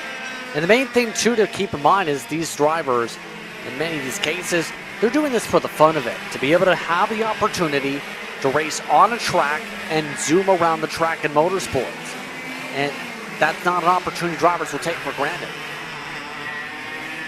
Oh, not at all. It's something that everyone wants to enjoy. All of us, watching or commentating or whatever we're doing to be associated with this, we're all motorsport fans at the end of the day, to some form, shape, or capacity, regardless of what your motorsport is. And the more involved you can be, the better it is. These guys are racing at the end of the day for fun because they enjoy it. You wouldn't spend the money, the time, the effort, the, ability that it takes to do this if you didn't enjoy it. You're not, contractually obligated to be here. I think I said that word very wrong, Justin, and we're going to just glaze over that, act like I said the word correctly. But you don't have anything saying you have to be there. There's the hand throw. Oh no, and that is going to be Andy off of the track. I think something broke there, a little bit of contact with Chris, and that is his race done and dusted. Is that a cut tire from contact? Not quite sure. That is unfortunate, to say the very least, from the 299, as he lifts the kart up and over the barrier to get it out of the way already. Andy Kutcher is off the track, and that leaves Chris on his lonesome. So one driver makes a mistake in the first race, and now this. Oh boy, this championship's taken some swings to start. That is, Chris is going to be happy that he's not the one that spun there, but Andy's going to be mad that he's ended up with a DNF. So we'll see what happens there. This makes this the battle for second then on your screen between Jennings, Hamilton, and Leahy as they go through and as things sort themselves out with 3 minutes, 45 seconds left to go in this race. Here we go, because this battle for second just became so much more important than I think they realized it to begin with. Indeed, chance for a second step at the podium on the line. Now we'll have to see, will anybody build up the run? Remember, we've seen a back and forth in this group. Damian Jennings had been behind Hamilton earlier. Now Hamilton looking to regather his thoughts to be able to make the pass here. One of the things I wonder here, Justin, just as I kind of look, what is Chris's pace going to be like without Andy up front? Is he going to be able to maintain that absolutely stellar pace he's had? Or are we going to see him start to kind of drop down on the pace and allow second, third, and fourth here to close up? There goes your race leader. And then second place, third, and fourth a bit further behind. We'll see what the gap is as it resets. Well, now the gap's 5.4 seconds, so I don't know that anything I said is even relevant, as he is setting near a second a lap faster than Damian, Neal, or Greg here. Jennings, Hamilton, Leahy, second, third, and fourth. I mean, okay, Chris clearly has the pace, even if he doesn't have Andy near him.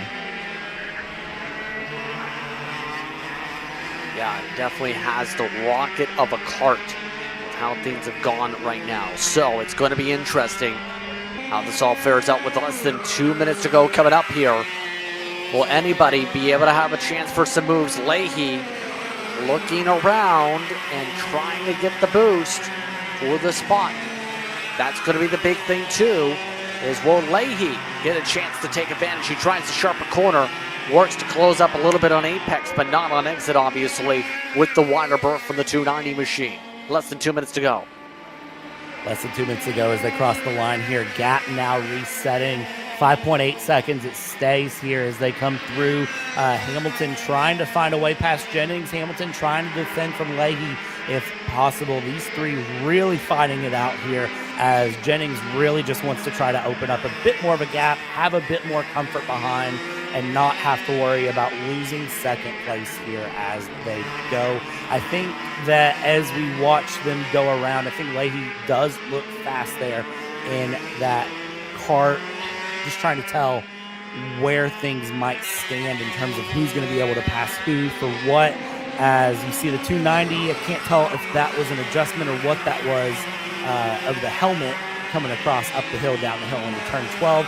And then the 297, that is actually Paul Meese there. Where did Leahy go? Yeah, where did he just go? That's an interesting change of events. Thought Meese had not been on the track based on the scoring. Leahy's all the way in the backdrop. 3 laps to go is now the distance as the timing screens continue to go back and forth and swap things around. Something might be going on with one of the transponders there. That might be the issue. So Jennings looking like he's got some distance built up here. He started this race, remember, in 4th position in his kart. Now he is running away. One of the drivers that we've seen race a fair bit at this level is also one of the drivers who is a part of the Ohio Valley Karting Association in its races. One of the drivers in this region doing a great job to close things out for second. Absolutely an amazing job watching here. This battle heating up between the 290 and the 297 of Hamilton and Meese bringing it around through turn 14, now out of 15.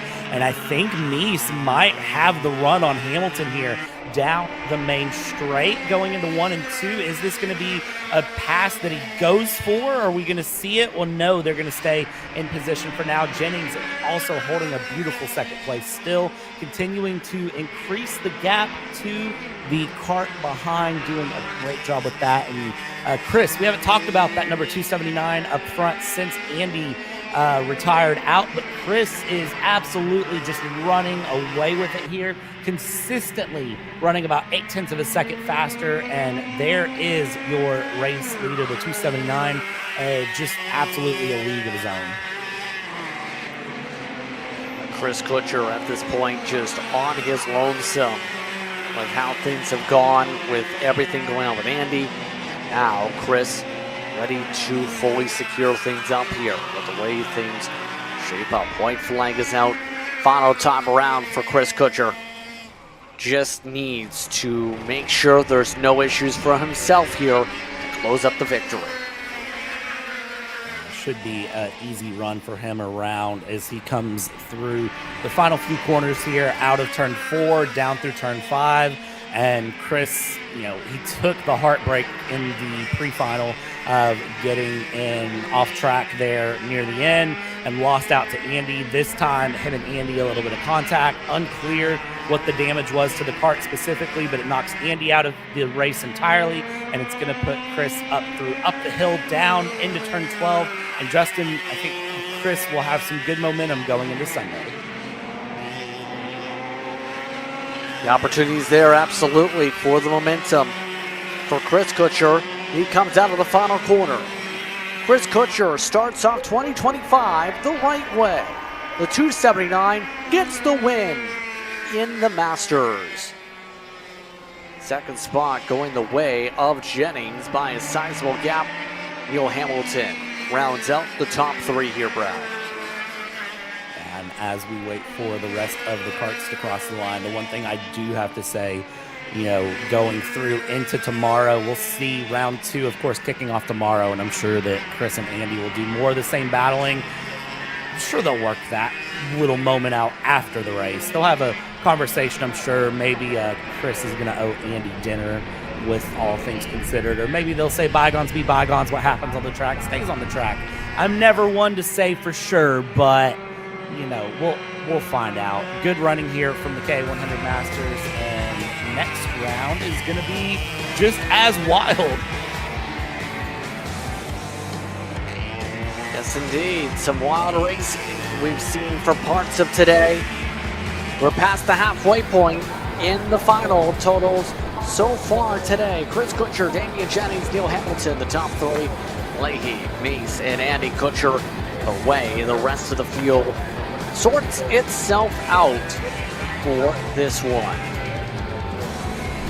So the rest of the field getting itself on the racetrack, expecting things to go fairly quickly in this running order as we get set for our next class. KA100 Jr is now getting the command to go on the track now. Let's go racing again, shall we? With 9 this time. Albert Klein start on the pole for this class. Nico Kwiatkowski start in second. Robert Lash and Alex Kutcher the top 4. Simon Phillips starts in 5th with Homer Heeman in 6th position. Then it's Shamble in the 7th spot. Alejandro Gallego in 8th. And Lyle Beck rounds out the field. Who's your pick for KA100 Jr, Brad?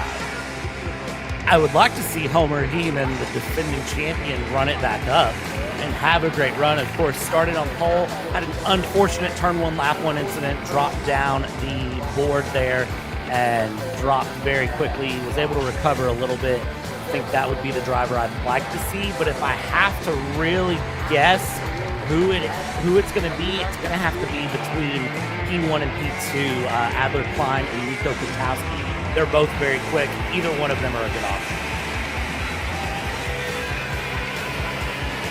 So those options now get set to double them up for the start. We'll see what they do here off the green flag.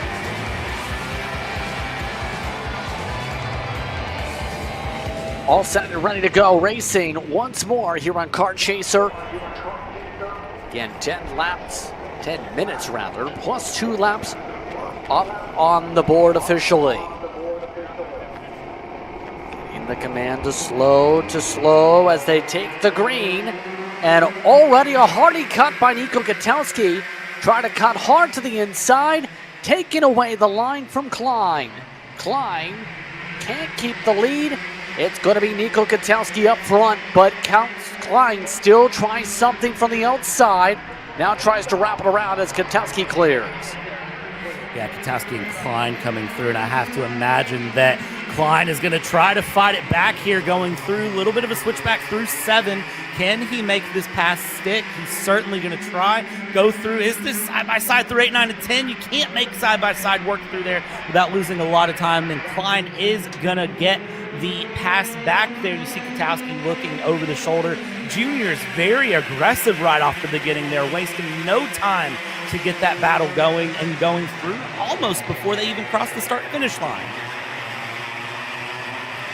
Yes, indeed. What a good battle to start things off as Klein tries to run away a little bit with the cushion, but the draft already being utilized by Kwiatkowski and by Homer Heeman, who we've seen, remember, have those issues earlier on in the day, that if one of the drivers to keep an eye on here in this class is on the charge to join the fight up front.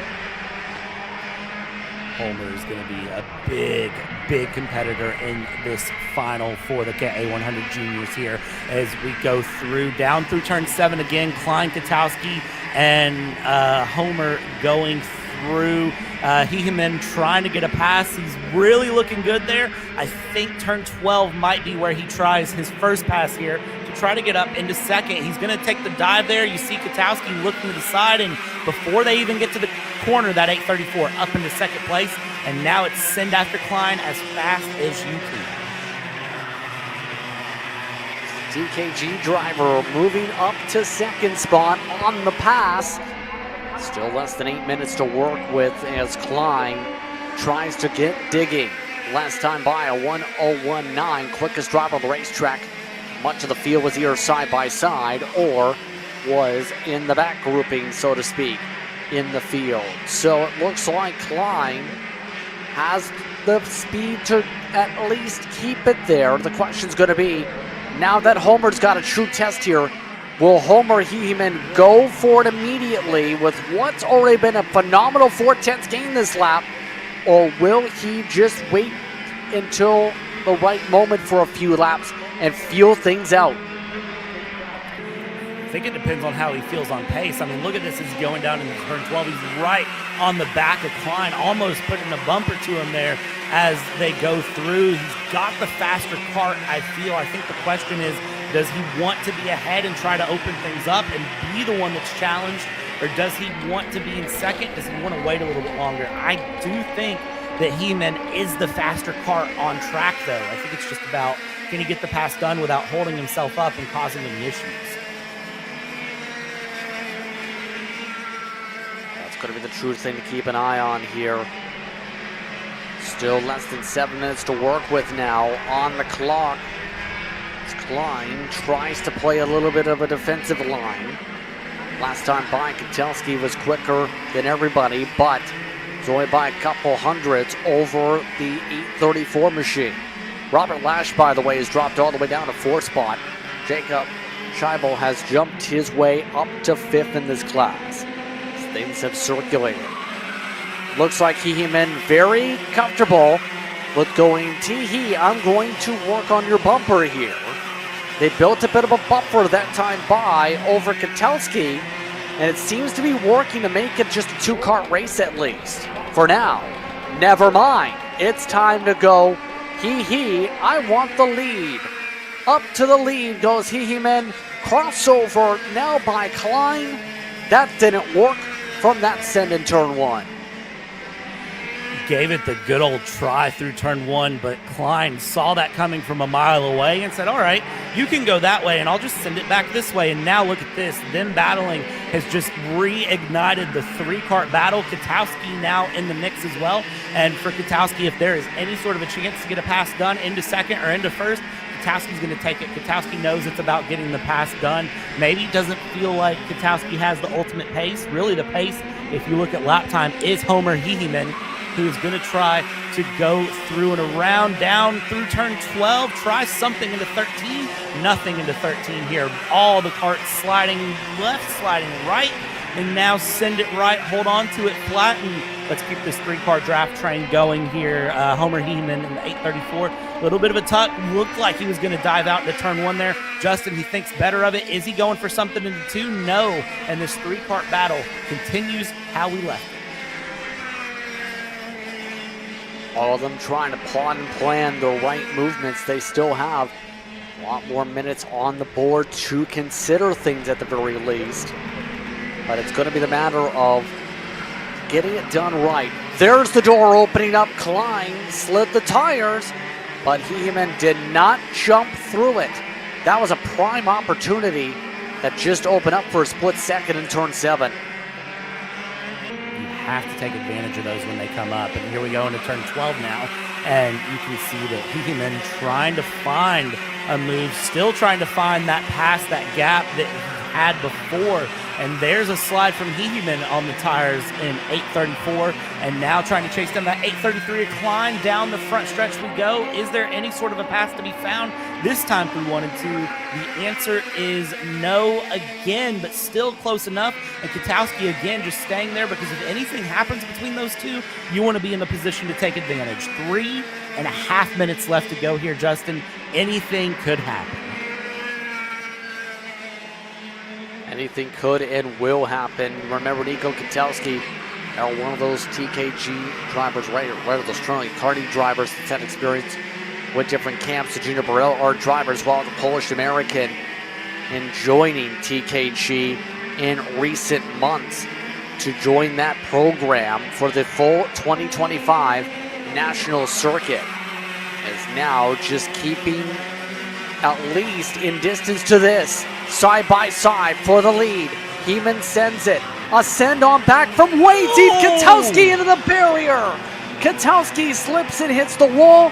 Here comes Lash to take away third. And Kotelski, I think, might still be on track here. And if so, that is amazing for Kotelski to still have that part going after a good hit with the barriers. That is not going to be anything he's going to be happy about, but of course that is what happens when there's hard racing there. Trying to get past Klein when the opportunity presented itself. Klein's kart will probably have a little bit of damage as well, and this might be the best moment for Heeman. The redemption arc there started on pole in the pre-final, lost tons of positions, turned one lap one, and has spent this entire final trying to fight back. 2 minutes plus 2 laps to go, and currently has that much space. Yeah, Heeman has had this go perfectly for him after that send. Klein is very lucky to still hold on to second after near contact there, but still less than 2 minutes to work with. Is there anything Klein can do to get back up to that kart is the huge question. The gap is more than 2 seconds, almost 3 seconds now. That's going to be very insurmountable to close up right now.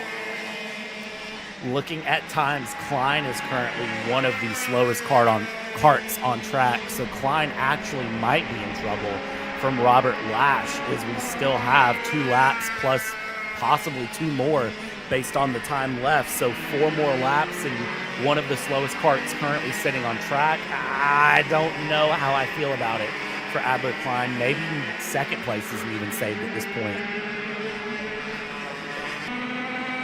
Still a chance if Robert Lash can get some good momentum built up, but the problem is Lash is 2 seconds back as time goes as well in his own right. So, coming up now, this is 3 laps to go here in this one. 3 more times around as Heeman looks to try and finish out the drive. Remember, Homer Heeman, the KA100 Jr defending champion, had a slide in his pre-final that sent him to the back, recovered things as the day went on here. What a drive to get to the front, to be able to recover to what was a disastrous start of things on the day, and may end up going all his way with 2.5 laps to go. 2.5 laps to go here as the time will hit 0. So when they cross the line, it'll be the 2 lap to go signal. Plenty of space there. Definitely feeling comfortable. I think the big moment thing to watch out for now is that 4th, 5th, and 6th are fairly close together. They're battling. The 821 of Shable and Alex Kushner is battling it out through. There it is on your screen. They continue to give a good fight as Shable is trying to keep up as much as possible, keep a bit of a gap behind, or keep karts behind with a big gap built up ahead as they continue along here and continue to fight and fight. We'll see how it goes here to the end. See how this goes all the way to the checker flag here. Less than 2 laps to go in this one. So, all good driving from Heeman. Klein has now fallen, now 3.2 seconds back. Robert Lash has also lost time, however. The next car, Jacob Shable, has been able to get the 4th spot as Nico Kotelski is still staying close at least. Or 4th, there's the look at them in fact. It looks like Kotelski has found a way right on back at least to regain 4th, to recover at least some points here coming to the white flag. I'm glad Kotelski is able to hold on to it and keep some sort of momentum in that kart. I really was worried that kart was going to have a lot more damage to it after hitting that barrier than it appears to, which is going to be a very, very good thing for him as they go through. Leaders on the final lap, and men will be he-ing that this KA100 Jr Final has went around the way he wanted to, and I had to make one he joke on the day. Yes, indeed. So, just half a lap to go for the 834 machine. Homer Heeman just having to make sure there's no mistakes in his run after seeing him have to claw his way up to the field, up +5 to get to where he's at now in this running order. Coming up to the checker flag here, the 834 will come out of the final corner. Homer Heeman will take the checker flag to get the win in KA100 Jr. Great run from him there to just be where it mattered when it counted here. And then, of course, behind him, Klein and Katowski kind of having their own moments to spell things out as it went through. In the end, Katowski was able to hold on to 4th place. Robert Lash was able to just build up a gap behind and stay comfortable there. But, man, that battle up front, those 3 karts, I knew it was going to come to a boiling point to fireworks, and it did in the end.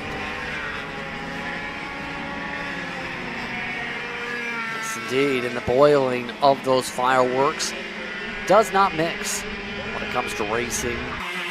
Ends up causing a very quick hot point. And well, the 834 machine get the chance to celebrate the victory in this one. That leaves us with just 3 races left to go on the docket. Drivers next up will be the Mini Swift and the Micro Swifts in the order here on Kart Chaser.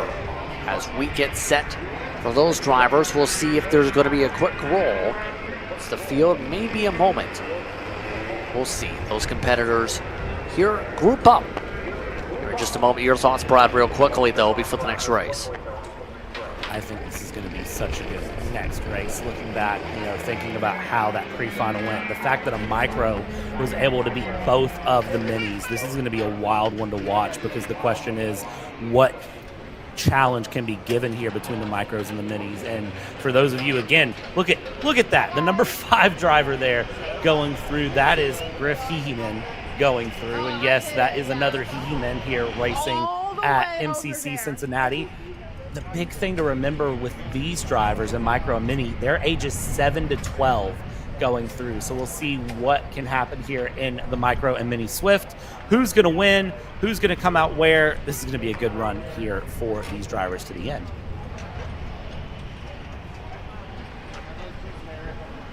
So those drivers will get all ready to go here for more action. Like we're waiting on a bit of a cleanup at the moment before we get going for our next class. Why don't we take a very quick step away as we get ready to go racing. 3 more classes left to race in their finals here on Kart Chaser.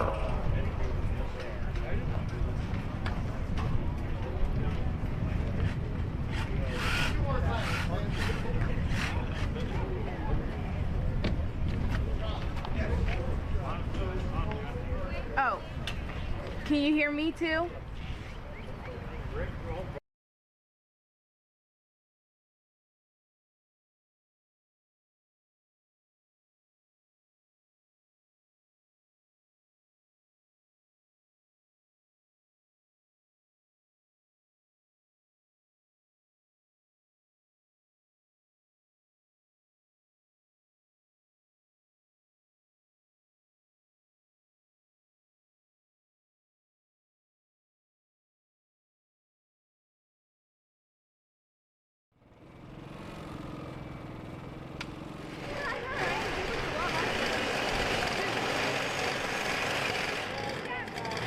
All the way up to the finish line. Who is it going to be? And it's Sean Perez who wins in Crescent. Ty Fisher wins $1,000 at KA100 Jr. Alex Stanfield played it perfectly here. Told him to wait. Stanfield wins the Duffy in 2024 for TV Kart.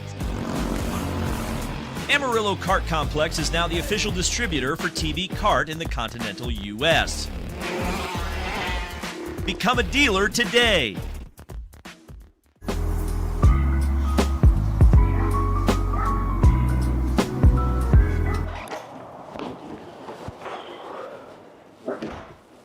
Hey, what's up, Caleb? What's up, Brandon? You sound defeated. A long day at the office? Yeah, got stuck at a cat food marketing meeting for like 3 hours. I don't know a thing about cat food, and I don't even work in marketing. And then I got sent on a coffee run like I was some sort of intern. Then at the end of the day, when I want to go get gas, I just realized everything is so darn expensive nowadays, man. Yeah, you got that right. Like, do you have any idea how much we're spending on Netflix? That's like 20 bucks a month. Do you know how much we're spending on cable? That's like 50 bucks a month. But you know what isn't expensive? Tell me. Kart Chaser Premium. For only $9.99 a month, you can watch all of the American karting action live from coast to coast. Subscribe and become a member today.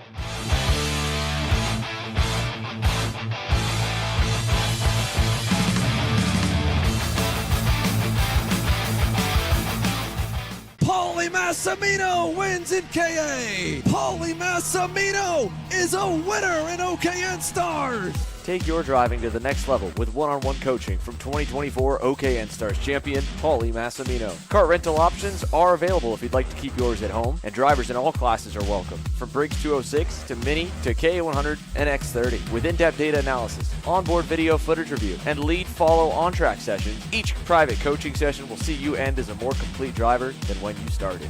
Book your coaching session now.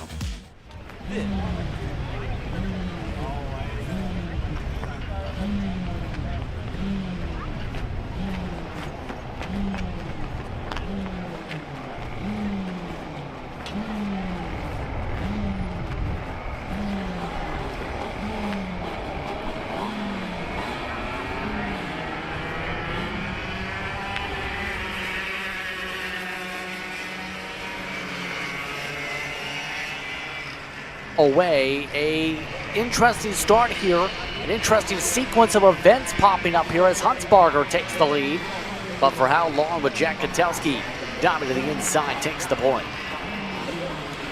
Huntsbarger and Kotowski here battling it through, bringing it around. They'll take this down into turn number 7, continue to battle, and they're going to be pushing each other very hard this entire time as they go through and continue to have this challenge. It's going to be an interesting one to see how it plays out as they go. Of course, these drivers have to go 10 minutes around this track plus the 2 laps after. So it'll be interesting to watch how they all keep that together through and how the pace, the momentum, the little bit of endurance kind of comes to play.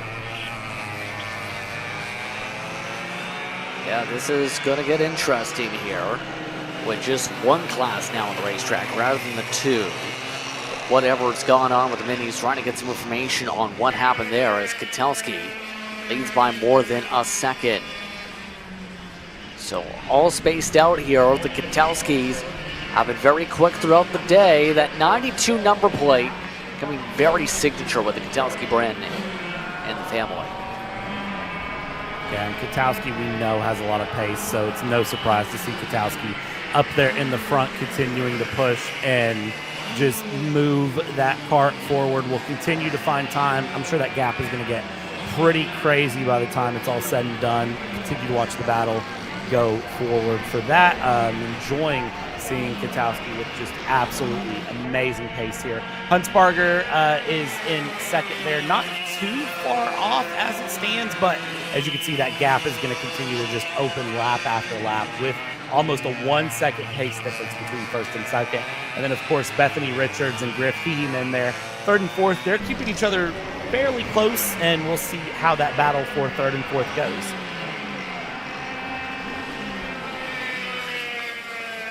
We'll have to see as time progresses now for these drivers. 7.5 minutes to work with here. And now it's going to be interesting how the mini situation is going to really cycle through. Obviously, that's on the mind. Still getting the information hopefully gathered for you. So it's going to be where you have to think getting as much data for tomorrow is going to be so critical for the long run of your kart for the whole season. It really is, because again, the season runs a weekend every other month all the way through. So we'll see what happens for this. If you can kind of get the feel now and get comfortable now, then you never know, here in a couple months things will feel good. And hey, maybe this will encourage you to go race in other series and kind of give that confidence boost here in Mini and Micro. Of course, these are racers that are beginning to learn their racing craft or newer into the racing craft series to a degree in racing these karts, and they may feel really good in this and then decide to go and race somewhere else and run another track and battle there and see, you know, where they stack up there. There's tons of karting tracks that they can have the opportunity to try to push and perform on and get this going forward here. But Justin, as it stands, Katowski, I mean, has pulled out a ridiculous gap that's just continuing to open.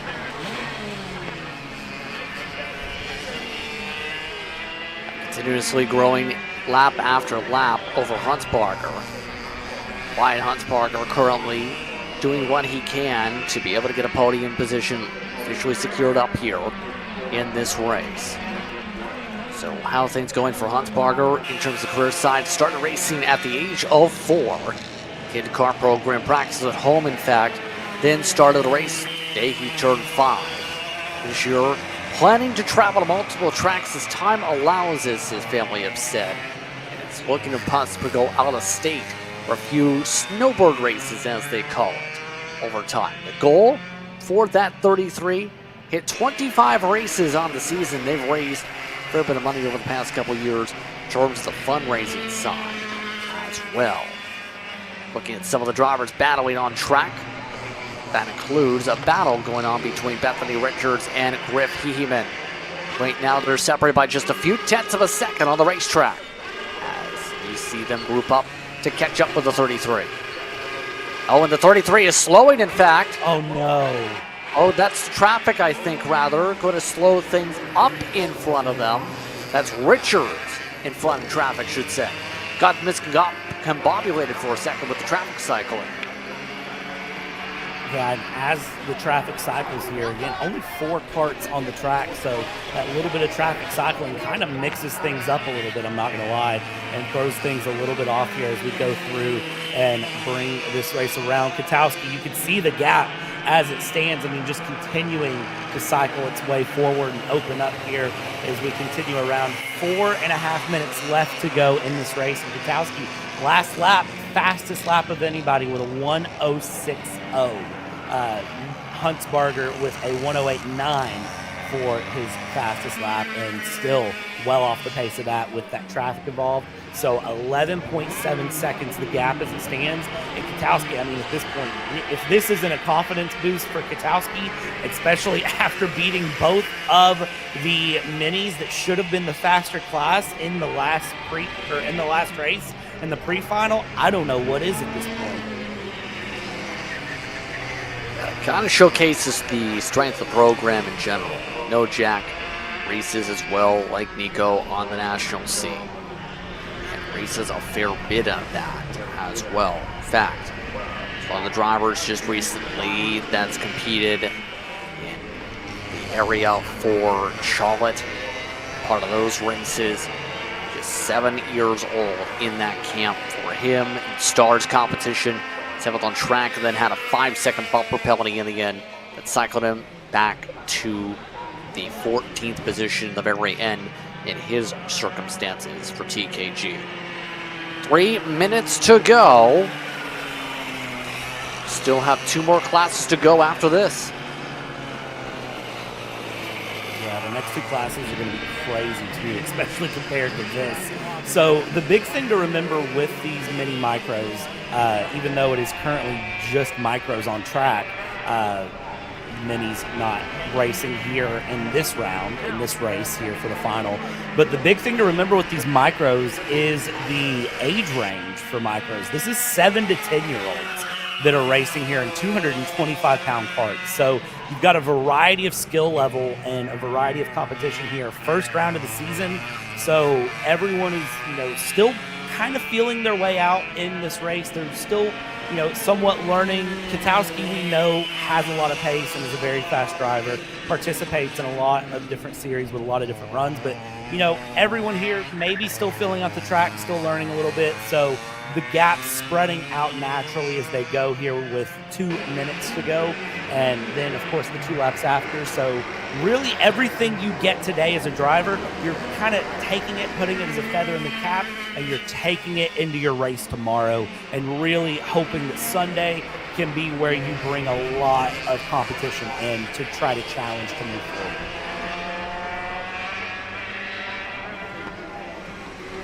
Challenge is going to be on for some of these drivers tomorrow. Hey, they're going to have some fun tonight. You have to think about the Fiesta.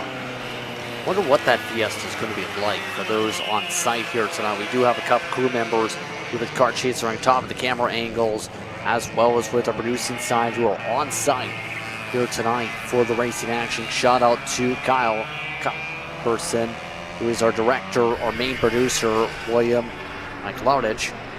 First time pronouncing that out loud with Will's case. We also have Isabella and Jayla, who are on the cameras around the racetrack here today. Less than a minute to work with as Heeman has gotten himself comfortably now third spot with all things considered. Homer, I'm not sure what he's looking at right now. He's looking at something to the left there for a moment. Yeah, I'm not sure. I'm trying to tell if he's looking at like a tire or what that might be. Looking through is, oh, that was maybe a little more aggressive from Katowski than it needed to be up the inside, going around that number 5 of Heeman as he's going through. But yeah, Heeman, 1, the kart seems a little bit slower than I'd expect, and 2, there's something with it that he doesn't seem happy with. I can't tell if that's just exhaust coming off the kart or if there's something maybe stuck, what it is, because he's still looking down to the left there. Hopefully there's not some sort of an issue with that part right now. Yeah, something going up there, but the race is almost done. That's the bright side at least. 2 to go.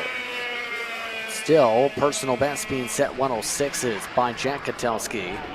Pace he's putting up on the racetrack. So, just have to be able to keep it on the track. That's the bright side with a lead like this. 20 plus seconds last time by at the scoring loops. Pretty sizable advantage with all things considered. It's up to 26 seconds. 6 seconds gain last time by. Yeah, and that is a big game they're going through. You can tell that this race is really shaping up. Everyone's just getting their karts to the end again, getting that experience through. Katowski has been so quick coming through. And again, that bump right after you crest the hill coming down. I keep seeing some drivers are swerving around it. Some are hitting it there. And Katowski just absolutely running the kart through it. Just getting absolutely kind of bonked there for less lack of a better word to use in that situation, and dropping through, continuing to watch around. White flag should be out this time for Katowski. It is. So he's got 1 lap to just nail the marks, nail the apex, and then whatever the celebrations are tonight, whatever that entails, will definitely taste a little bit sweeter there for Katowski when it's all said and done. Final lap right now as he looks to just drive it on home. Jack Katowski on his lonesome in dominating fashion up at the very point of the pack. Huntsbarger comfortably in second spot as all things finish up. Even is rounding up the top 3. The top 2 have lapped the rest of the field on raw pace in this race. But it's Jack Katowski that comes through the final turns to close up his day with victory in sight. Give the micro win to Jack Katowski. He gets it done here on Kart Chaser at MCC Cincinnati. Such a great run there from Katowski going through. Huntsbarger 30 seconds back there, but still having a great run himself going through. The pace was there in the kart in the end, and consistent laps, which I think really, if you're running mini micro, the goal I think really coming out for round 1, round 2 is just to be consistent, be smooth, and just get to know your kart, be comfortable here. on the first run of the season, but such a great run there from every driver in this micro category to get through to the end as we wait for the karts to cycle through and go through. And then, well, we're going to completely shift cycles after this. You go from mini micro to, well, shifter karts, which are a whole nother ballgame. Yes, indeed. The Pro Shifter is going to put on a shifting show. This is going to be interesting what's going to happen there for those drivers. The rest of the field just trying to pull their way off the racetrack now and be able to clear things up for next drivers. Looks like we're just waiting on Richards to finish up their cool-down lap here as they just finished the race right then and there. So an interesting day continues on here on Kart Chaser, getting set to go to the gears coming up in a moment. Just going to be a fun time here for the shifters, and it's going to be interesting. Charlie Stein's going to lead things off for that field. You have Ocasio, you have Lowry. 3 big names starting in the top 3 spots here, Brad. Yeah, and you have those big 3 names there in the top 3 spots that are going to just be heavy hitters when it's all said and done. They're going to completely challenge all the way through. It's going to be so exciting to really see how it plays because they're just not going to let go. They're going to continue to battle. They're going to continue to push. And we know that all of them here in shifter have pace. At the end of the day, the big question is just really who has the little bit of best luck when it's all said and done. That's going to be the big thing here in a moment's time as these drivers get set to go. It's these competitors that come up next on the circuit. Just waiting as we get the last of those drivers off before they get the ready racing command. Looks like they're about to get that going here in a moment based on the visuals here in this one. 12 competitors ready to go. There's the ready racing light. The green light to be able to secure them onto the racetrack. Charlie Steins will start on the pole for this field. Donovan Ocasio and Mitchell Lowry next. Nikolai Dukov in the top 4. Sebet Hacknick the third, followed by Doug Hoff and Jeff Lyda, Aiden Moll and Asher Ferris. Right at the top 10 is Jeff Carroll. Ethan Langley at the back with Fred Robertson in the 12th spot. Amongst the drivers who are going to be in this field here amongst your shifter class. Remember your junior shifters that are going to be in here on the 9, the 25, and the 4. And the highest running of those drivers is Layden Moll in terms of the running order. Looks like some of the fans, they're ready for the Fiesta later based on the Hano Fair as they heat up these tires and get themselves ready to go.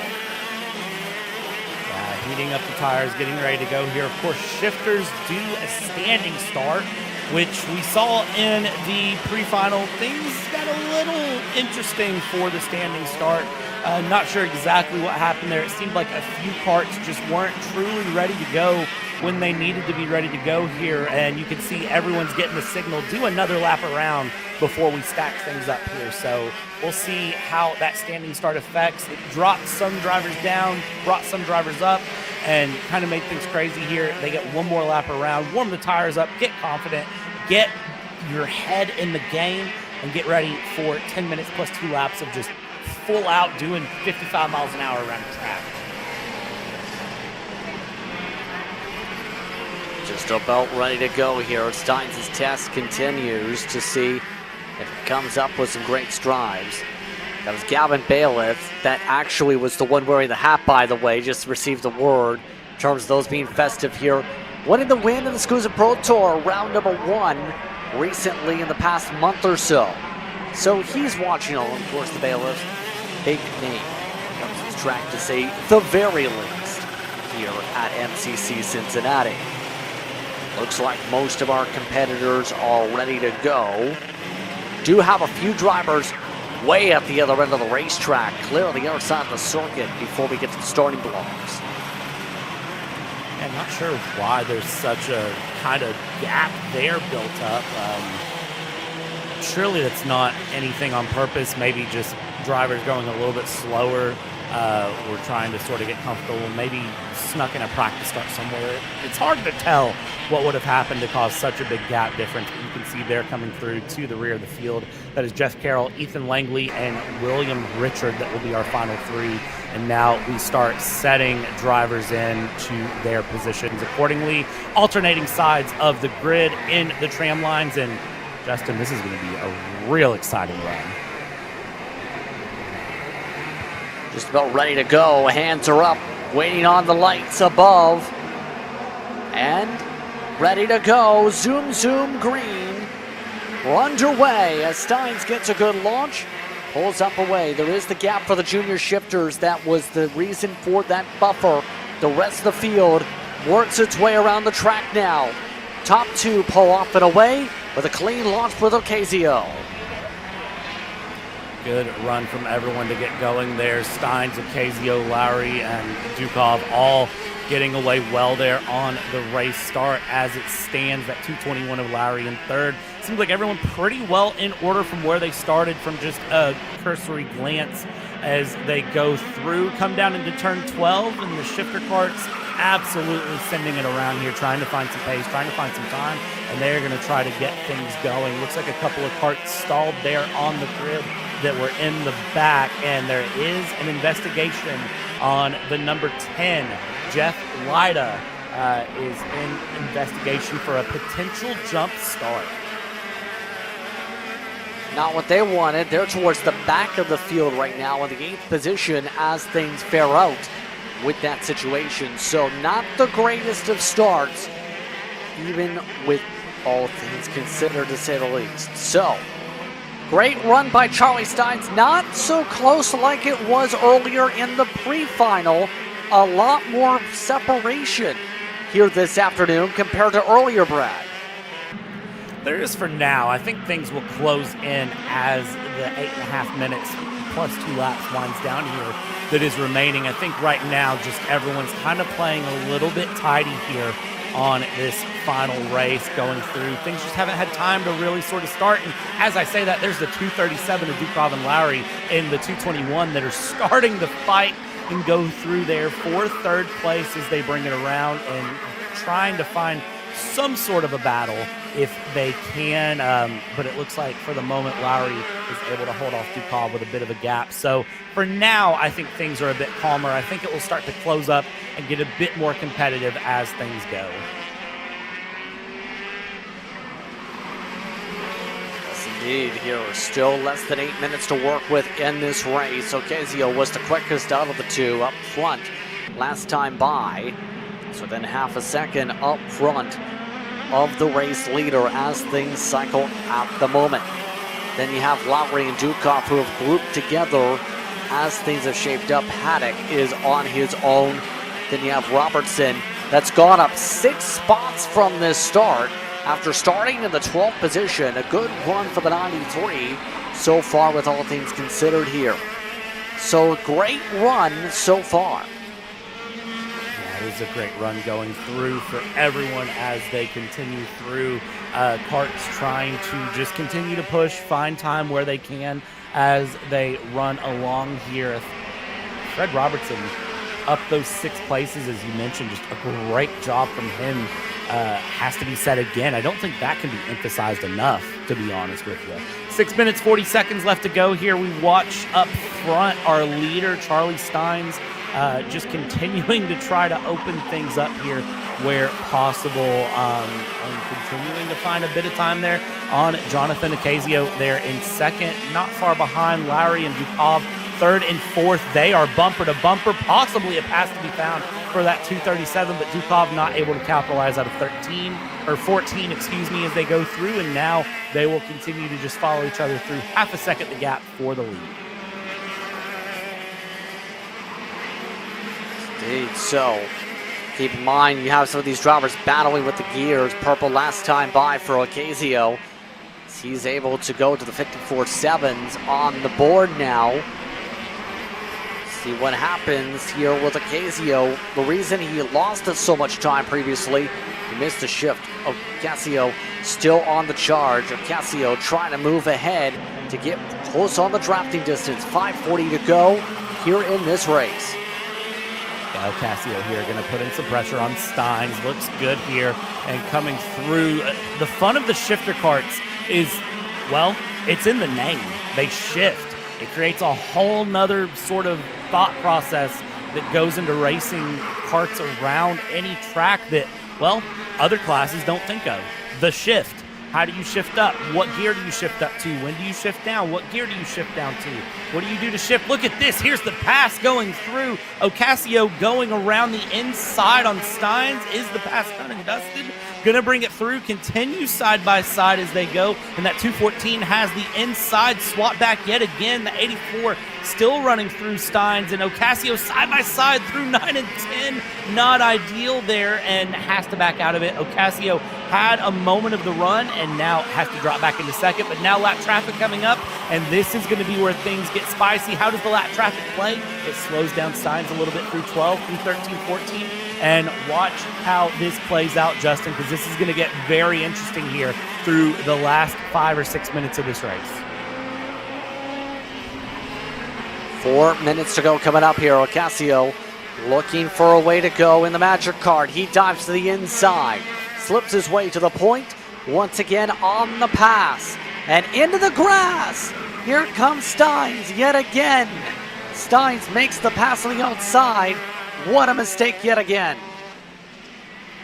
Unfortunate to see that happen there, and now Ocasio will have to try to hold on as much as possible here onto Steins, but Steins is going to take advantage of that, and look at the gap that's already built. It's been crazy to see how that goes through, because they're going to continue to just build up a gap as they go, but now it closes again. That's the thing with Ocasio.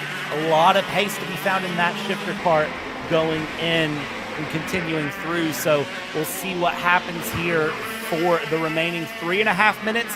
Now had the gap built up, and the gap's closed all the way right back down.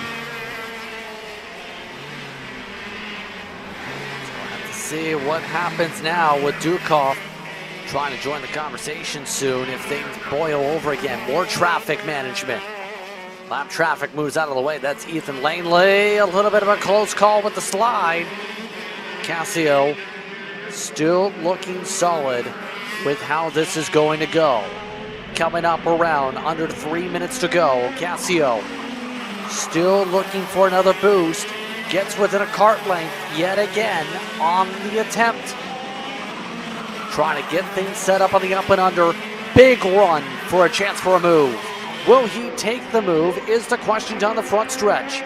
Here he goes. Slips and slides to the left. Ocasio gets crossed over again by Steins. Shuts the door. Takes the lead. Very, very clean pass that time for Ocasio against Steins. Much different than the last pass attempt he tried, where he got the pass and then had to fight back and then fought forward and fought back.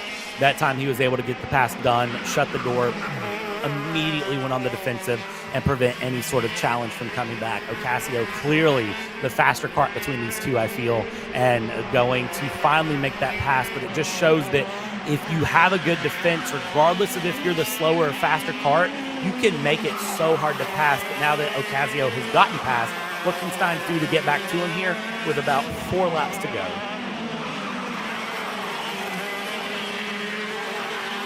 Indeed, right now, running out of time on the board. Steins looking, trying to find a way in front again in this fight. Ocasio still maintains the point. Ocasio seems to have some great speed at the moment. The question is going to be, will there be a bounce back? Steins, last time by, lost 2/10. Bit of a wiggle. Going to lose even more time. Not ideal there for Steins going through. For Ocasio, I mean, this is picture perfect for him as they go through. You see the check over the shoulder. We'll see the gap behind. Probably won't feel as confident as he could here with under a minute left to go on this race, but we'll definitely know that there is a little bit of a gap behind to be kind of afforded and feel good about here as they go through. Continue this battle, continue to push. continue to run, and just keep in mind the cart behind as you go. And the speed of these carts continues to absolutely shock me, honestly, because it's just, I mean, wow. There's so much pace to be found in these shifter carts as they continue to battle.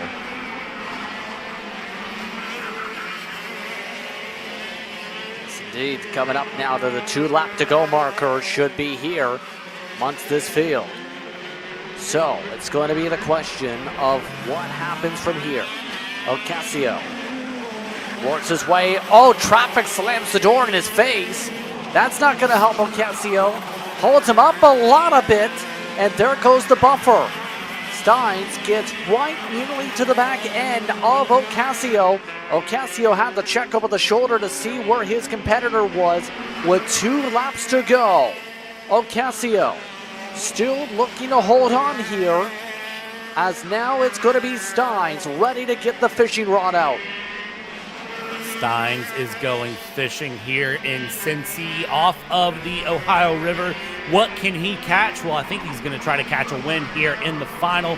4 shifter coming through. Look at this 84 of Charlie Steins looking very confident behind Ocasio. That lap traffic has played the taketh away part for Ocasio. Ocasio now coming over the hill. Now looks behind. The gap is nothing. Coming into 12.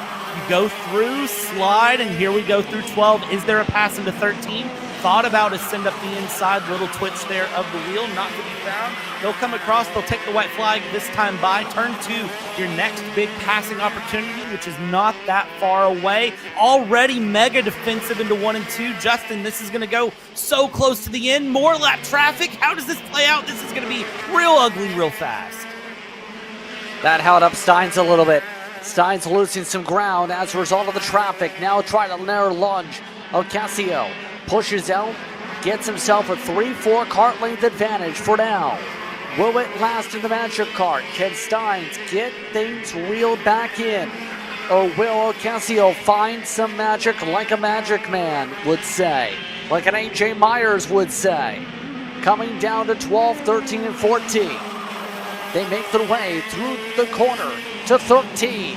Going to require a deep lunge. Steins not close enough for any lunge. Ocasio comes out of the corner, has the buffer, will keep the buffer. Checker flag waves. Ocasio celebrates the victory over Steins.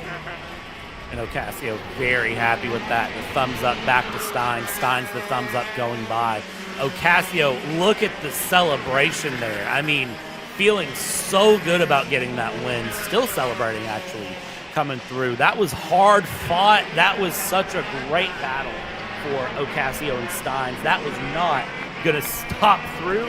And then in the end was just able to find it, keep it together, and just picture perfect. Look at that. You can tell how much the win means there for this round 1 final, because Ocasio is still celebrating, still pumping the fist, still shaking the head, and just, you can tell that that means so much. What a run, to say the very least, in this one. What a finish. So again, it's Ocasio who gets the win and the celebration as he celebrates to everybody. The far side of the track down to the measure. Charlie Steins in second. Mitchell Lowry finished off in 3rd spot. Nikolai Dukov in 4th. Haddock the 3rd in 5th. Robertson up 6-2-6. Duff, Lyda, Ferris, Langley, Mull, Carroll, and Richard were the way they were all organized at the end of this race. An interesting one, to say the very least, as they go off into the pit lane. One more race left to go, Brad. Then it's closed up before we go fiestaing. Is that a word, fiestaing? I don't know if it is, but you know what, Justin? I like it, so we're going to keep it. And yeah, we're going to go fiestaing tonight. It's going to be fun here. I mean, it's going to be a great atmosphere, of course, around this MCC Kartplex going through. And I do want to point out the sun has now come out, and I think it's going to stay for, drum roll please, for this MCC Cincinnati Pro-Am Karting Championship. It's the KA100 Pro-Ams rounding things out here on the night. This is going to be a hard-fought race to the end. Our last grouping of drivers ready to hit the track for KA100 Pro-Am. The seniors ready to battle it out. It's Will Steele up at the front of the field over Carter Thompson. It's Ryan Miller and Addison Iannello. Jacob Petticord and Rush Gary, the top 6. Tower Presto and Isaac Gardner. Then it's Shane Hambrick alongside James Geist. Marcus Batchoon will start alongside Seth Lucas. Ben Lida starts 13th alongside Michael Maker. Braden Haber will finish things off in the running order in 15th position. Keep an eye on Heber in particular. He's going to have an opportunity to move up if he gets the chance to from the tail of the field. Who is your pick real quickly to try to win this one? I feel like I'm gonna have to say, I'm gonna say Braden Heber. Just had tons of pace in the pre-final and just happened to lose it out on a pass. I think this is gonna be one that Braden Heber can come back on and bring it through, because I don't know, I could be wrong on that. Just about ready to go. Steele and Thompson, the front row. Told to keep things calm for the tram lines as a couple drivers cradle the lines. A few more so. Green flag is out. They will get the launch as Steele gets clear. A lot of squabbling for about 4th on back as the rest of the field makes its way out of turn 3. And as they go through, you can see that 960 Carter Thompson there in second place, already trying to look for a pass on Will Steele, who was very quick to cover off there on the start and go through. For the most part, everyone else kind of tidy through. Big wiggle there from the 975 of Will Steele going through. The 960 taking advantage, getting right on the rear bumper, running through, trying to find a way through. Down turn 11, up the hill, down the hill we go, and single file running will start out. 10 minutes plus 2 laps to end things off on this Saturday, and the challenge is already there for the lead. Ready, putting up the challenge, absolutely here. How long will the challenge last is the huge thing. With a minute turned off the clock this time around, trying to get aerodynamic. Some squabbling for third. That involves Miller and Petticord going back and forth, it looks like. Heber is already to 7th, by the way.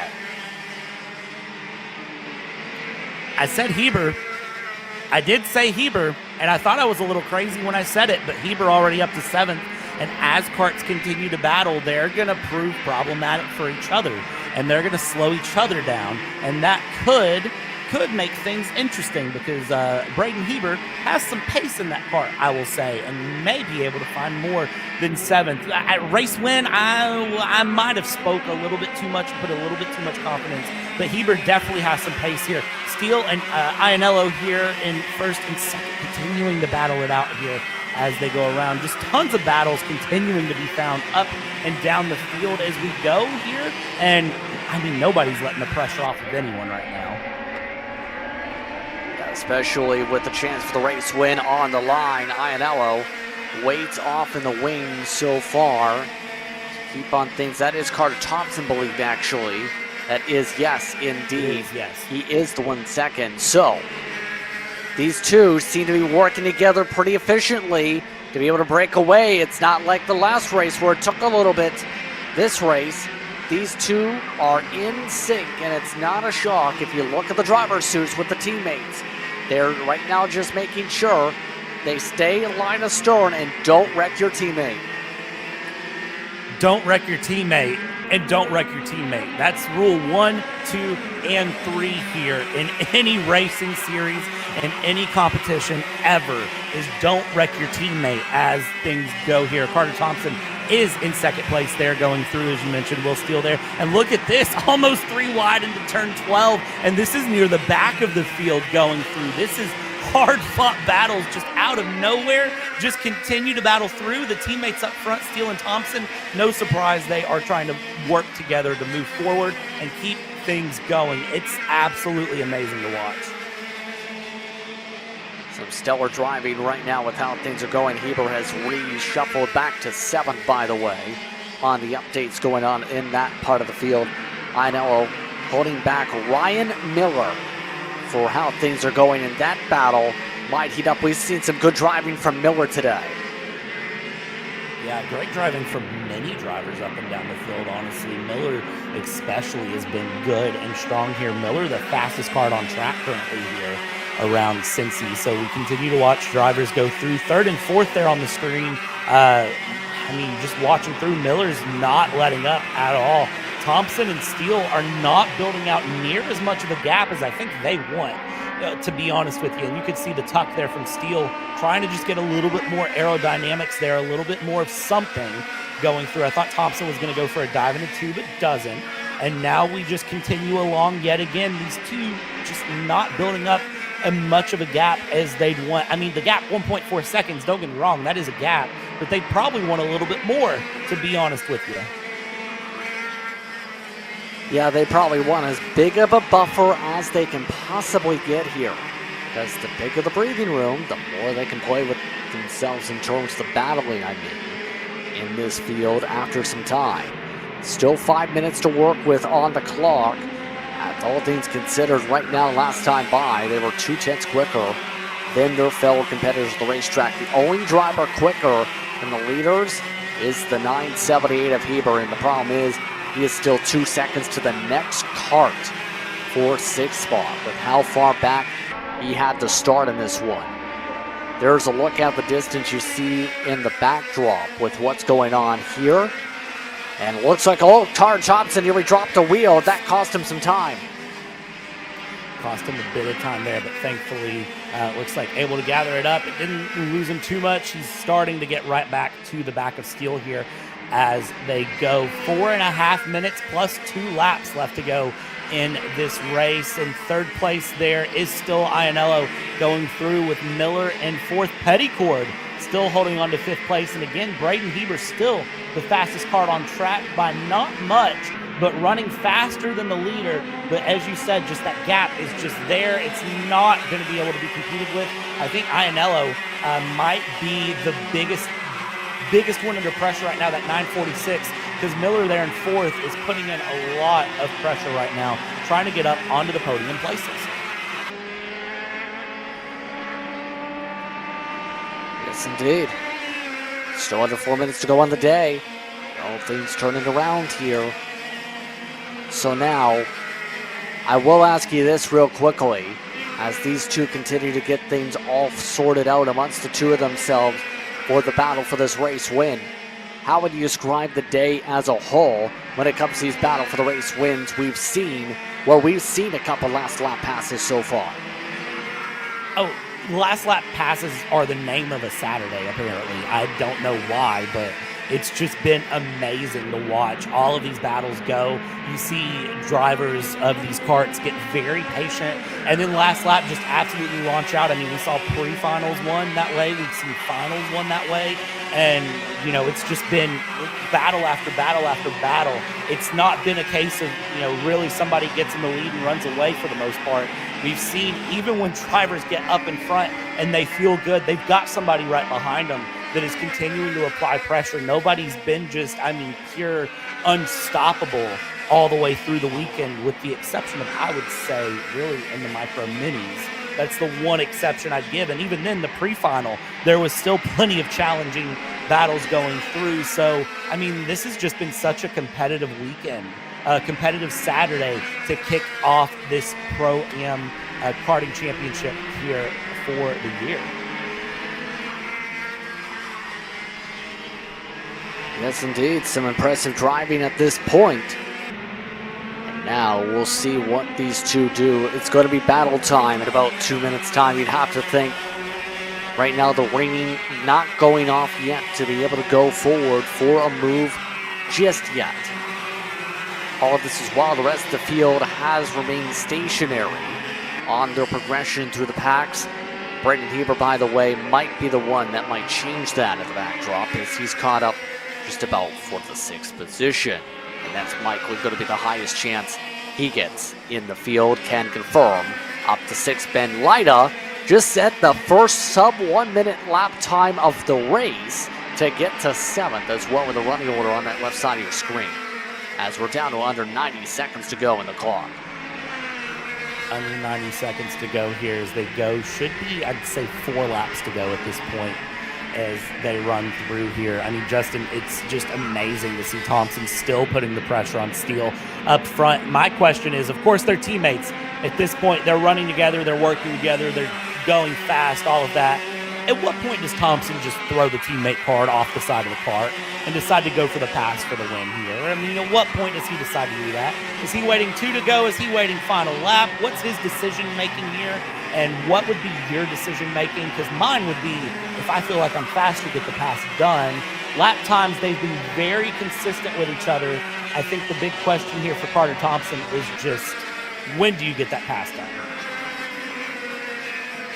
Not only when you get it done, but how you get it done. Because if you do it at the wrong spot, goes to my mind, you end up losing a lot of time, you end up losing your opportunity, you lose that upper hand of unpredictability in your competitor's mind. They know what's coming next, potentially for your mindset.